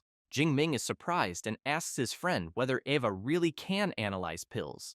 Liu Wentao replies that she can, and not only pills, since Eva can also identify beast materials as well as rare flowers and herbs. The MC stands up and comments that artificial intelligence is really convenient, but that it is a pity he cannot take Eva with him out into the world. Liu Wentao says that he thinks similar products probably exist on the market.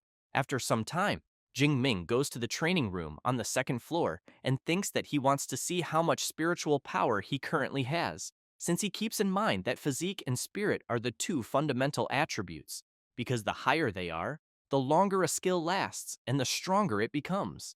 But that, on the other hand, increasing them is extremely difficult, since exchanging skill points for spiritual power is getting more and more expensive, as it started at 1.2 and at the moment has dropped to 1.1. Thus, while swallowing the pill, he hopes it brings some kind of surprise. After consuming it, its effect soon begins to emerge. Jingming opens his status window and realizes that his spirit increased by 50 and surpassed 1,000, and he also saved 500 skill points, so he thinks the pill's effect is really excellent. Then he takes his spear from the spatial ring and concludes that, since he is full of energy, he will train for 2 hours before sleeping. The very next day, somewhere in the city, Jing Ming is thinking that after selling the rings, his assets easily surpassed 100 million, and he has already reached a small goal. So he realizes that superpower users really make a lot of money. After taking a ticket from the machine, Jing Ming hears Eva calling number 14 and asking the person to go to alchemist number 3, so he thinks that he is still at number 43 and therefore believes he will have to wait at least an hour until it is his turn. Thus, he starts walking around the place, and just as he is about to sit down, he hears Jiang Chuyi calling him and wanting to know what he is doing there. Jingming laughs, greets his senior, and asks if she has already sobered up from last night. A bit embarrassed, Jiang Chuyi replies that she sobered up a long time ago. However, she wants to know if Jingming is there to sell the rare flowers and herbs they found in the cave last time. The MC replies that not exactly, and emphasizes that if he finds an alchemist to refine them, he thinks that would be better than selling them directly. At that moment, Jiang Chuyi laughs and asks whether the MC is really looking for an alchemist, and whether, by any chance, he does not feel that there is an excellent and beautiful alchemist right next to him. Jing Ming is surprised and asks if she is not just an amateur alchemist. She does not really like being called that, and explains that she has a second-grade alchemist certificate, and that refining a few second-grade pills is a piece of cake. Next, the MC is surprised to hear Jiang Chuyi saying that she no longer intends to go into the wilderness to record content, because she will work as a full-time alchemist.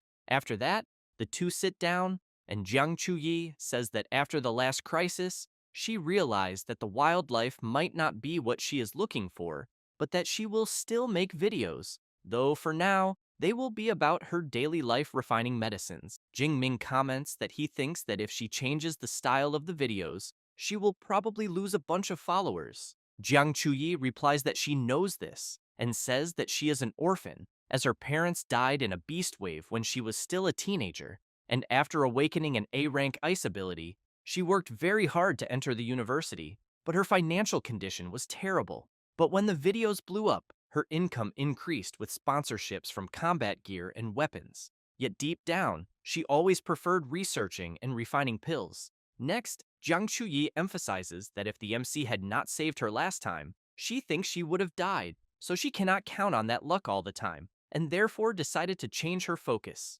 Jingming wishes her good luck and comments that he will be rooting for her transition. However, he wants to know if a superpower user of ice can really become an alchemist. Jiang Chuyi laughs and comments that apparently it is clear that the MC does not understand much about alchemy. Thus, she explains that there are enchanted cauldrons and pill furnaces that convert energy abilities into flames, and that, for example, the MC's lightning element also works for refining medicines.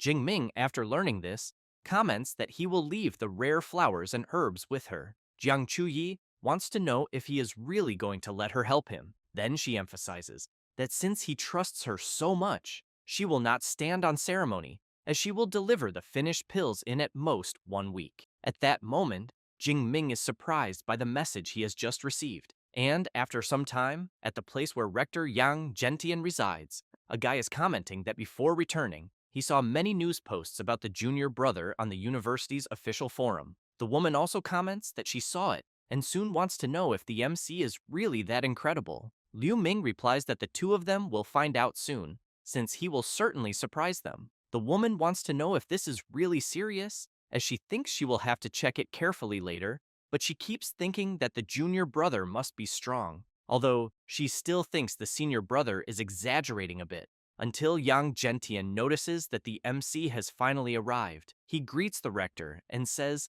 that as soon as he saw his message, he came right away. However, he is quite surprised to see Liu Ming all bandaged and in a wheelchair, so he wants to know what happened to him. Yang Gentian says that it was the 8th rank Grandmaster, Wang Lin, since to lure monsters, he used the Ashes Guild as bait, and in the end, the guild suffered huge losses, and Liu Ming was seriously injured, and that he also fought with Grandmaster Wang Lin, but even though he did not win in the end, Wang Lin did not come out unscathed either. Next, he says that this was precisely why he was unable to attend the Grand Freshman competition. Jing Ming becomes nervous upon learning the story, since he knows that an 8th rank Grandmaster is capable of moving mountains and filling seas, and that he never imagined there was someone so despicable at that level. The MC starts thinking about an 8th rank Grandmaster, since he has in mind that he is still only at the 2nd rank, and that if he considered avenging his senior brother, he thinks he would become cannon fodder immediately,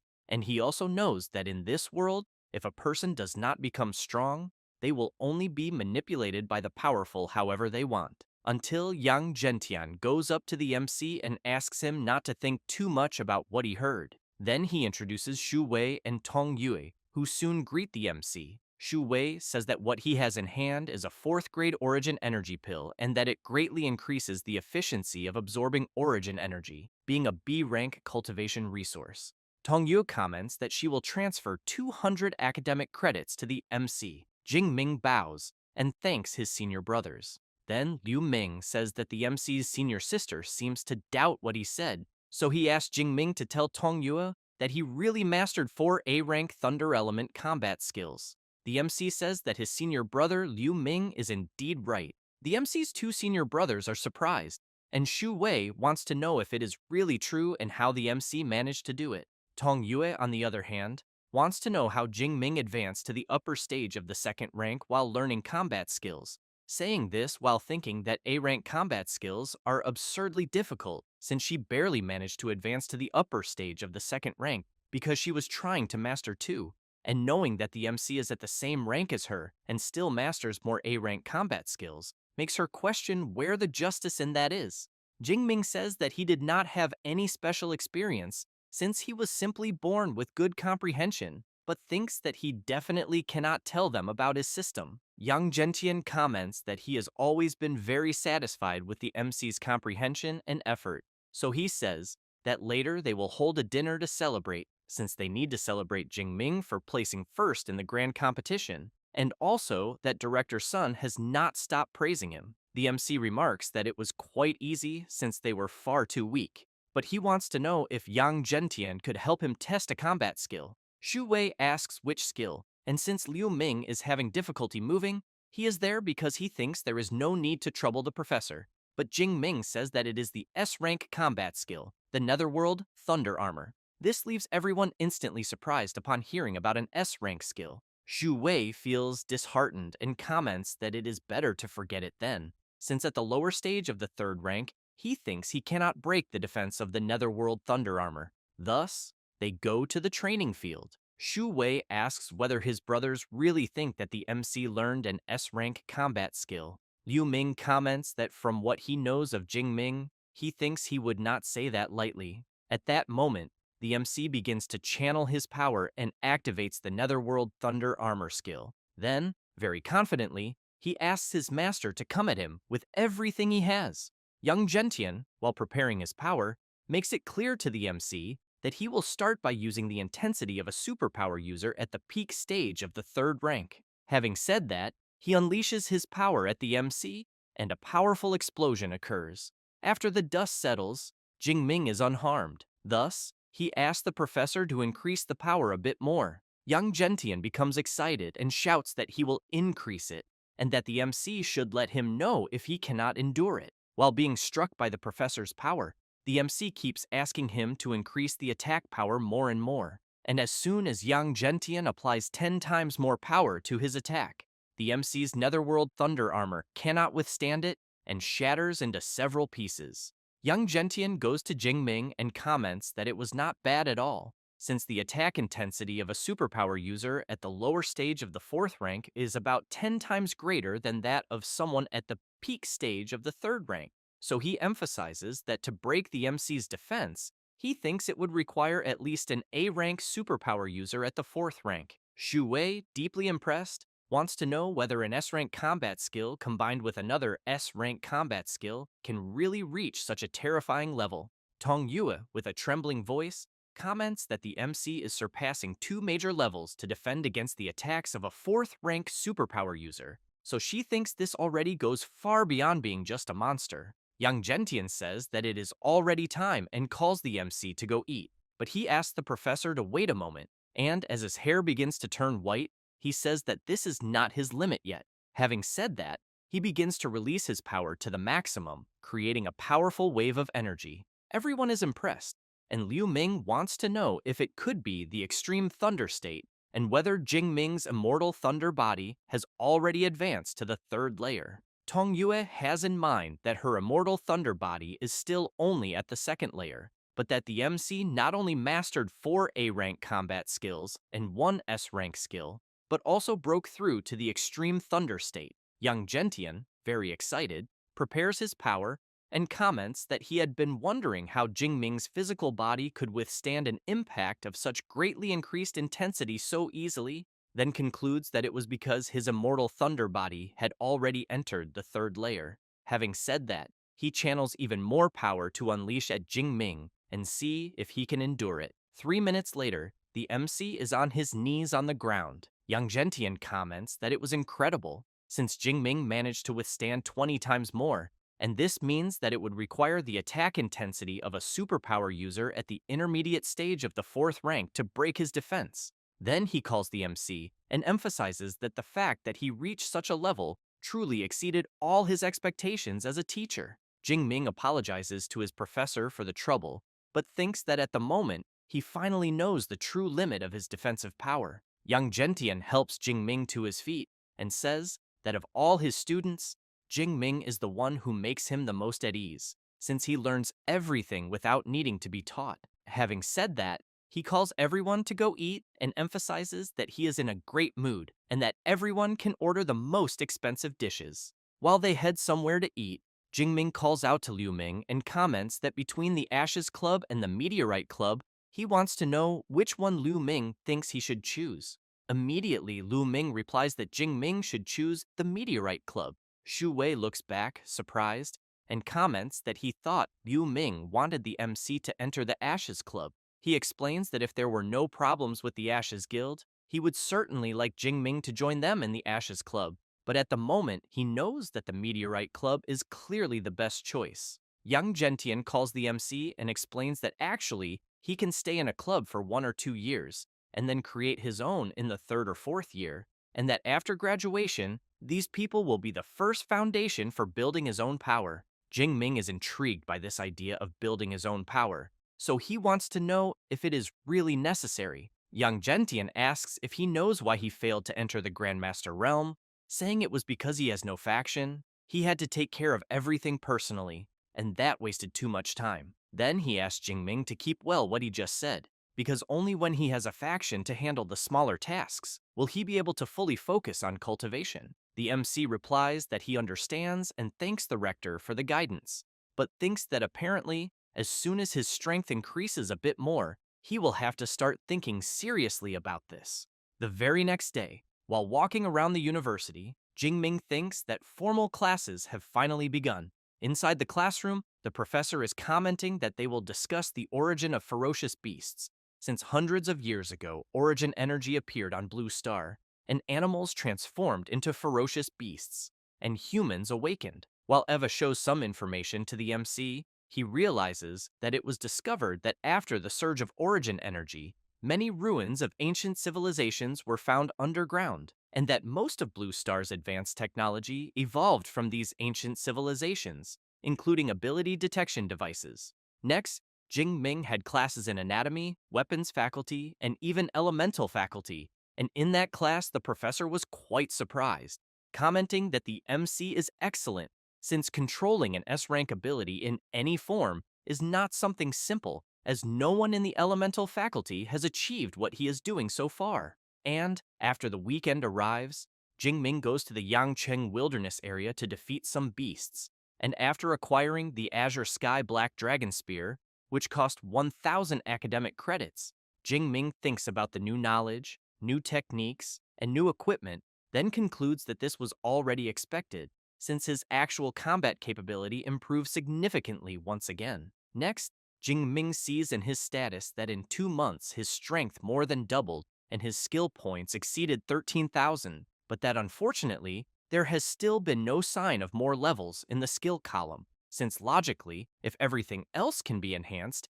he thinks the skill should also be able to. However, he knows that he will not hoard them, since he will use them to strengthen himself as quickly as possible and maximize efficiency. And as soon as he does this, he believes that one day his Purple Heaven Divine Thunder will become an SS rank skill. And on the very next day, at the university, Song Chu-yun discovers that the MC learned skill control only a few days ago, but that he is already stronger than her after a whole month of training, so she thinks that comparing like this is really frustrating. Jing Ming comments that he just had a sudden epiphany, but thinks that he has the system, and obviously that cannot be compared. Song Chu-yun says that next week the joint study excursion of the freshmen from the universities will begin, so she wants to know if Jing Ming will participate. He replies that he heard the destination is a wilderness area, so he will clearly participate, since he has in mind that it is a great opportunity to collect skill points,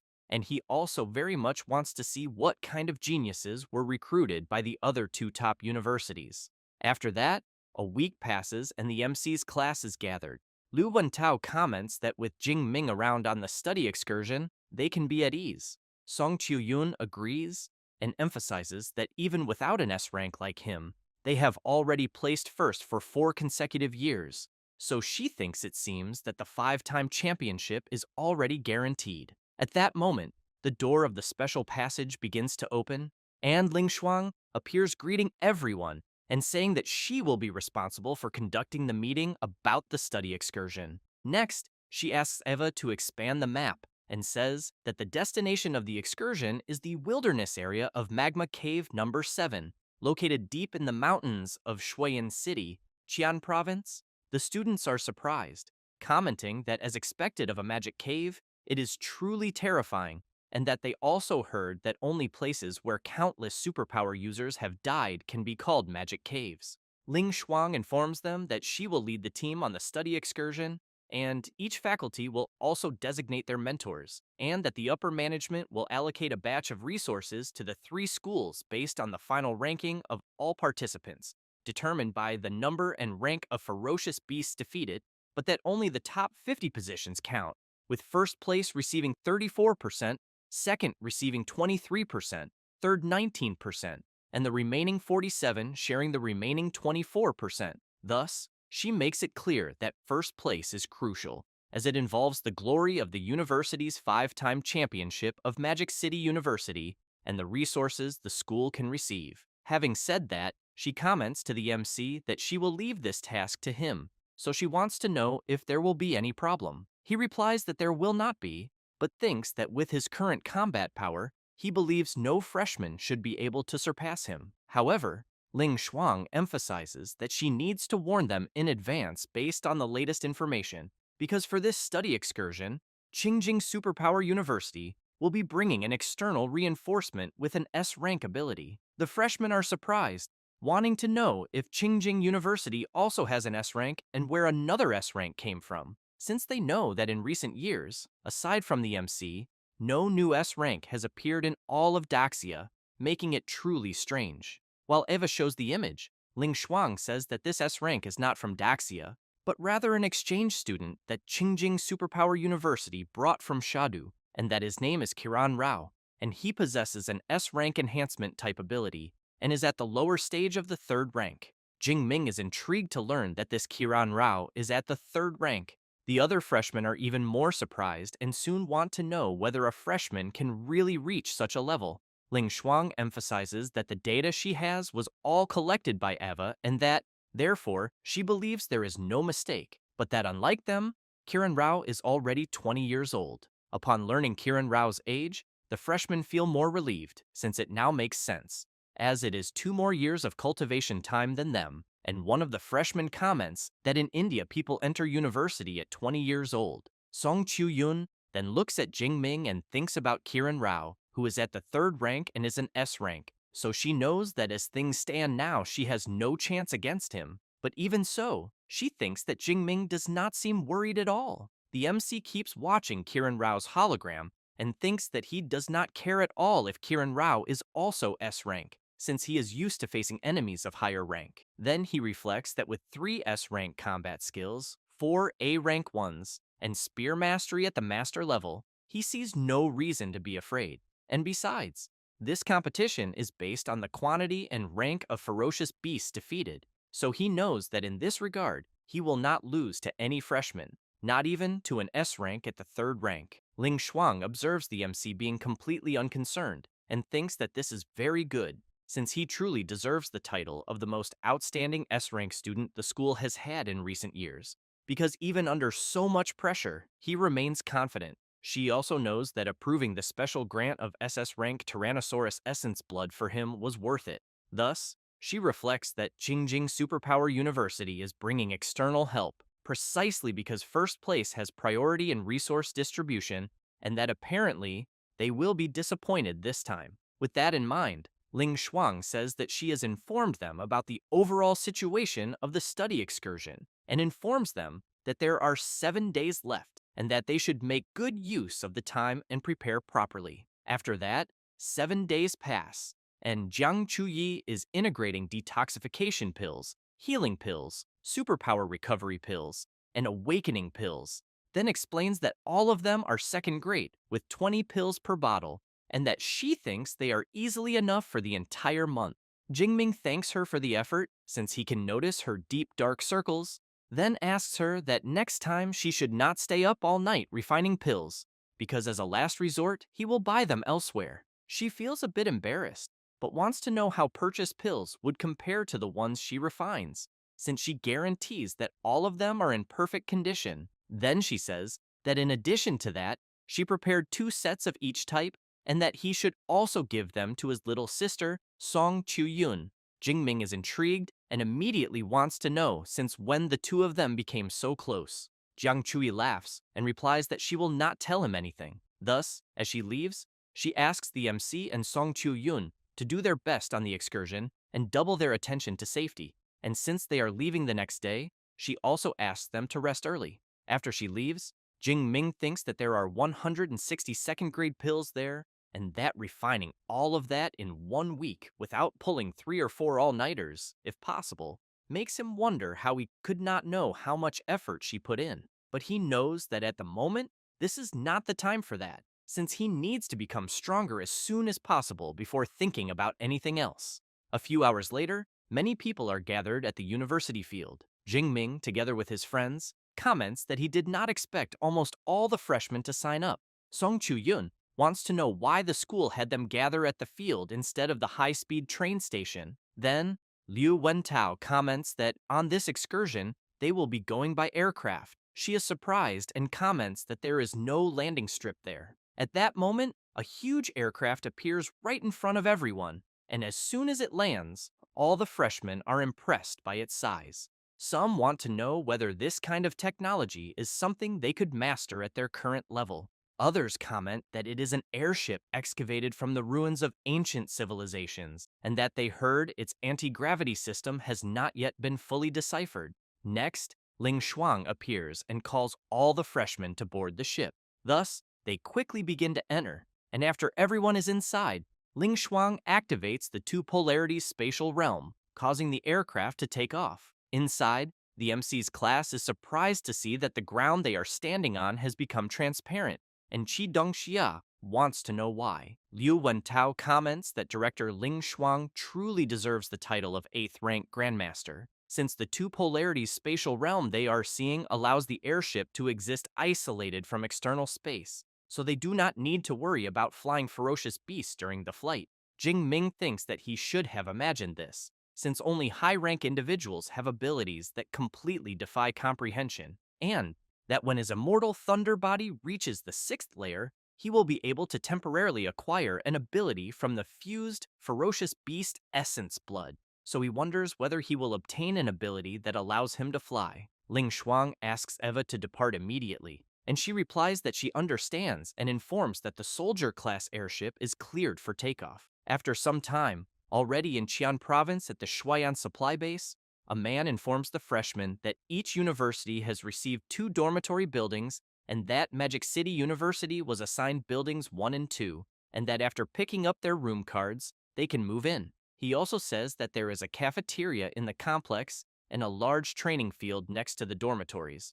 After picking up the cards, Qi Dongxie says that she got room 402 on the 4th floor. Liu Wentao says that he got room 203 on the 2nd floor. Jing Ming comments that he got room 504 on the 5th floor. Song Chuyun laughs and says that she got the room next to the MC. Jing Ming comments that since he has a large spatial ring, he will not even need to go to the room to drop off his luggage. So he says that he will go straight to the training field. Song Chuyun says that she already expected that from him, but that she will go along as well. As soon as they arrive at the large training field, Song Chuyun points ahead and asks if the guy they are seeing is not the S rank from Qingyun's Ning University. Kiran Rao is training, while several people are impressed by his training, wanting to know how much weight he is lifting with each dumbbell, until Kiran Rao notices the MC and wonders if it is really him. Then he quickly drops the dumbbells on the ground and runs over. Where the dumbbells fall, due to their enormous weight, they end up cracking the ground. Kiran Rao goes up to the MC, introduces himself, and emphasizes that it is a pleasure to meet him. The people around are intrigued, wanting to know if the MC is the #1 freshman of Magic City University, since they even heard that he is already at the upper stage of the 2nd rank. Jing Ming reflects that he did not expect the foreigner to be polite, so he extends his hand and greets him. However, Kiran Rao ignores the MC and goes straight to greet Song Chuyun, but because Kiran Rao is training, he is very sweaty and giving off a bad smell, which makes Song Chuyun quickly cover her nose, until the MC firmly grabs Kiran Rao's arm and comments that apparently the foreign student understands a bit of Eastern etiquette, but only a bit, then asks whether he does not know that it is extremely rude to approach a lady reeking of sweat. Kiran Rao does not like the tone Jing Ming is using, and both release their powerful auras, leaving the people around frightened, wondering whether they are really going to fight there. Jing Ming releases Kiran Rao's arm and recommends that he respect local customs and learn the etiquette and traditions of Daxia. After Jing Ming and Song Chuyun leave, Kiran Rao keeps thinking about the absurd strength that the Magic City S rank has, since he did not even move a centimeter, and wonders where a lightning element user gets so much physical strength. However, he knows that the girl from the Song family of Chuan province is truly extraordinary, so he wants to know what her relationship with Jing Ming is. But he knows that even if there is something between them, he will win her over, and thus will never again worry about cultivation resources. She, for her part, thanks the MC for helping her, since she could no longer stand the smell of that place, but wants to know if they will look for another place to train a bit. He replies that yes, because he really feels like training. 1 hour after training, the MC and Song Chuyun eat something, and she comments that food tastes much better after intense training. At that moment, a man comments to other people on the street that the beasts are destroying the world and that the final collapse is approaching, and that only the supreme celestial god can save humanity. Jing Ming thinks that he has heard this speech before, because ever since ferocious beasts appeared, religious fanatics have been preaching this end-of-the-world talk, and that the Magic Cave region gathers many superpower users and all kinds of people, so he knows it is not strange for religions to thrive there. The man then begins to get nervous, wanting to know why people always refuse to believe what he says. Thus, he takes a knife from his clothes and comments that now he understands, since he thinks it must be because the price people have paid has not yet been high enough. Next, He starts shouting that only by feeling pain will they be able to understand the greatness of the celestial god. Then, he lunges at a woman and a child. Jingming notices this and with his incredible speed, manages to completely take down the religious lunatic.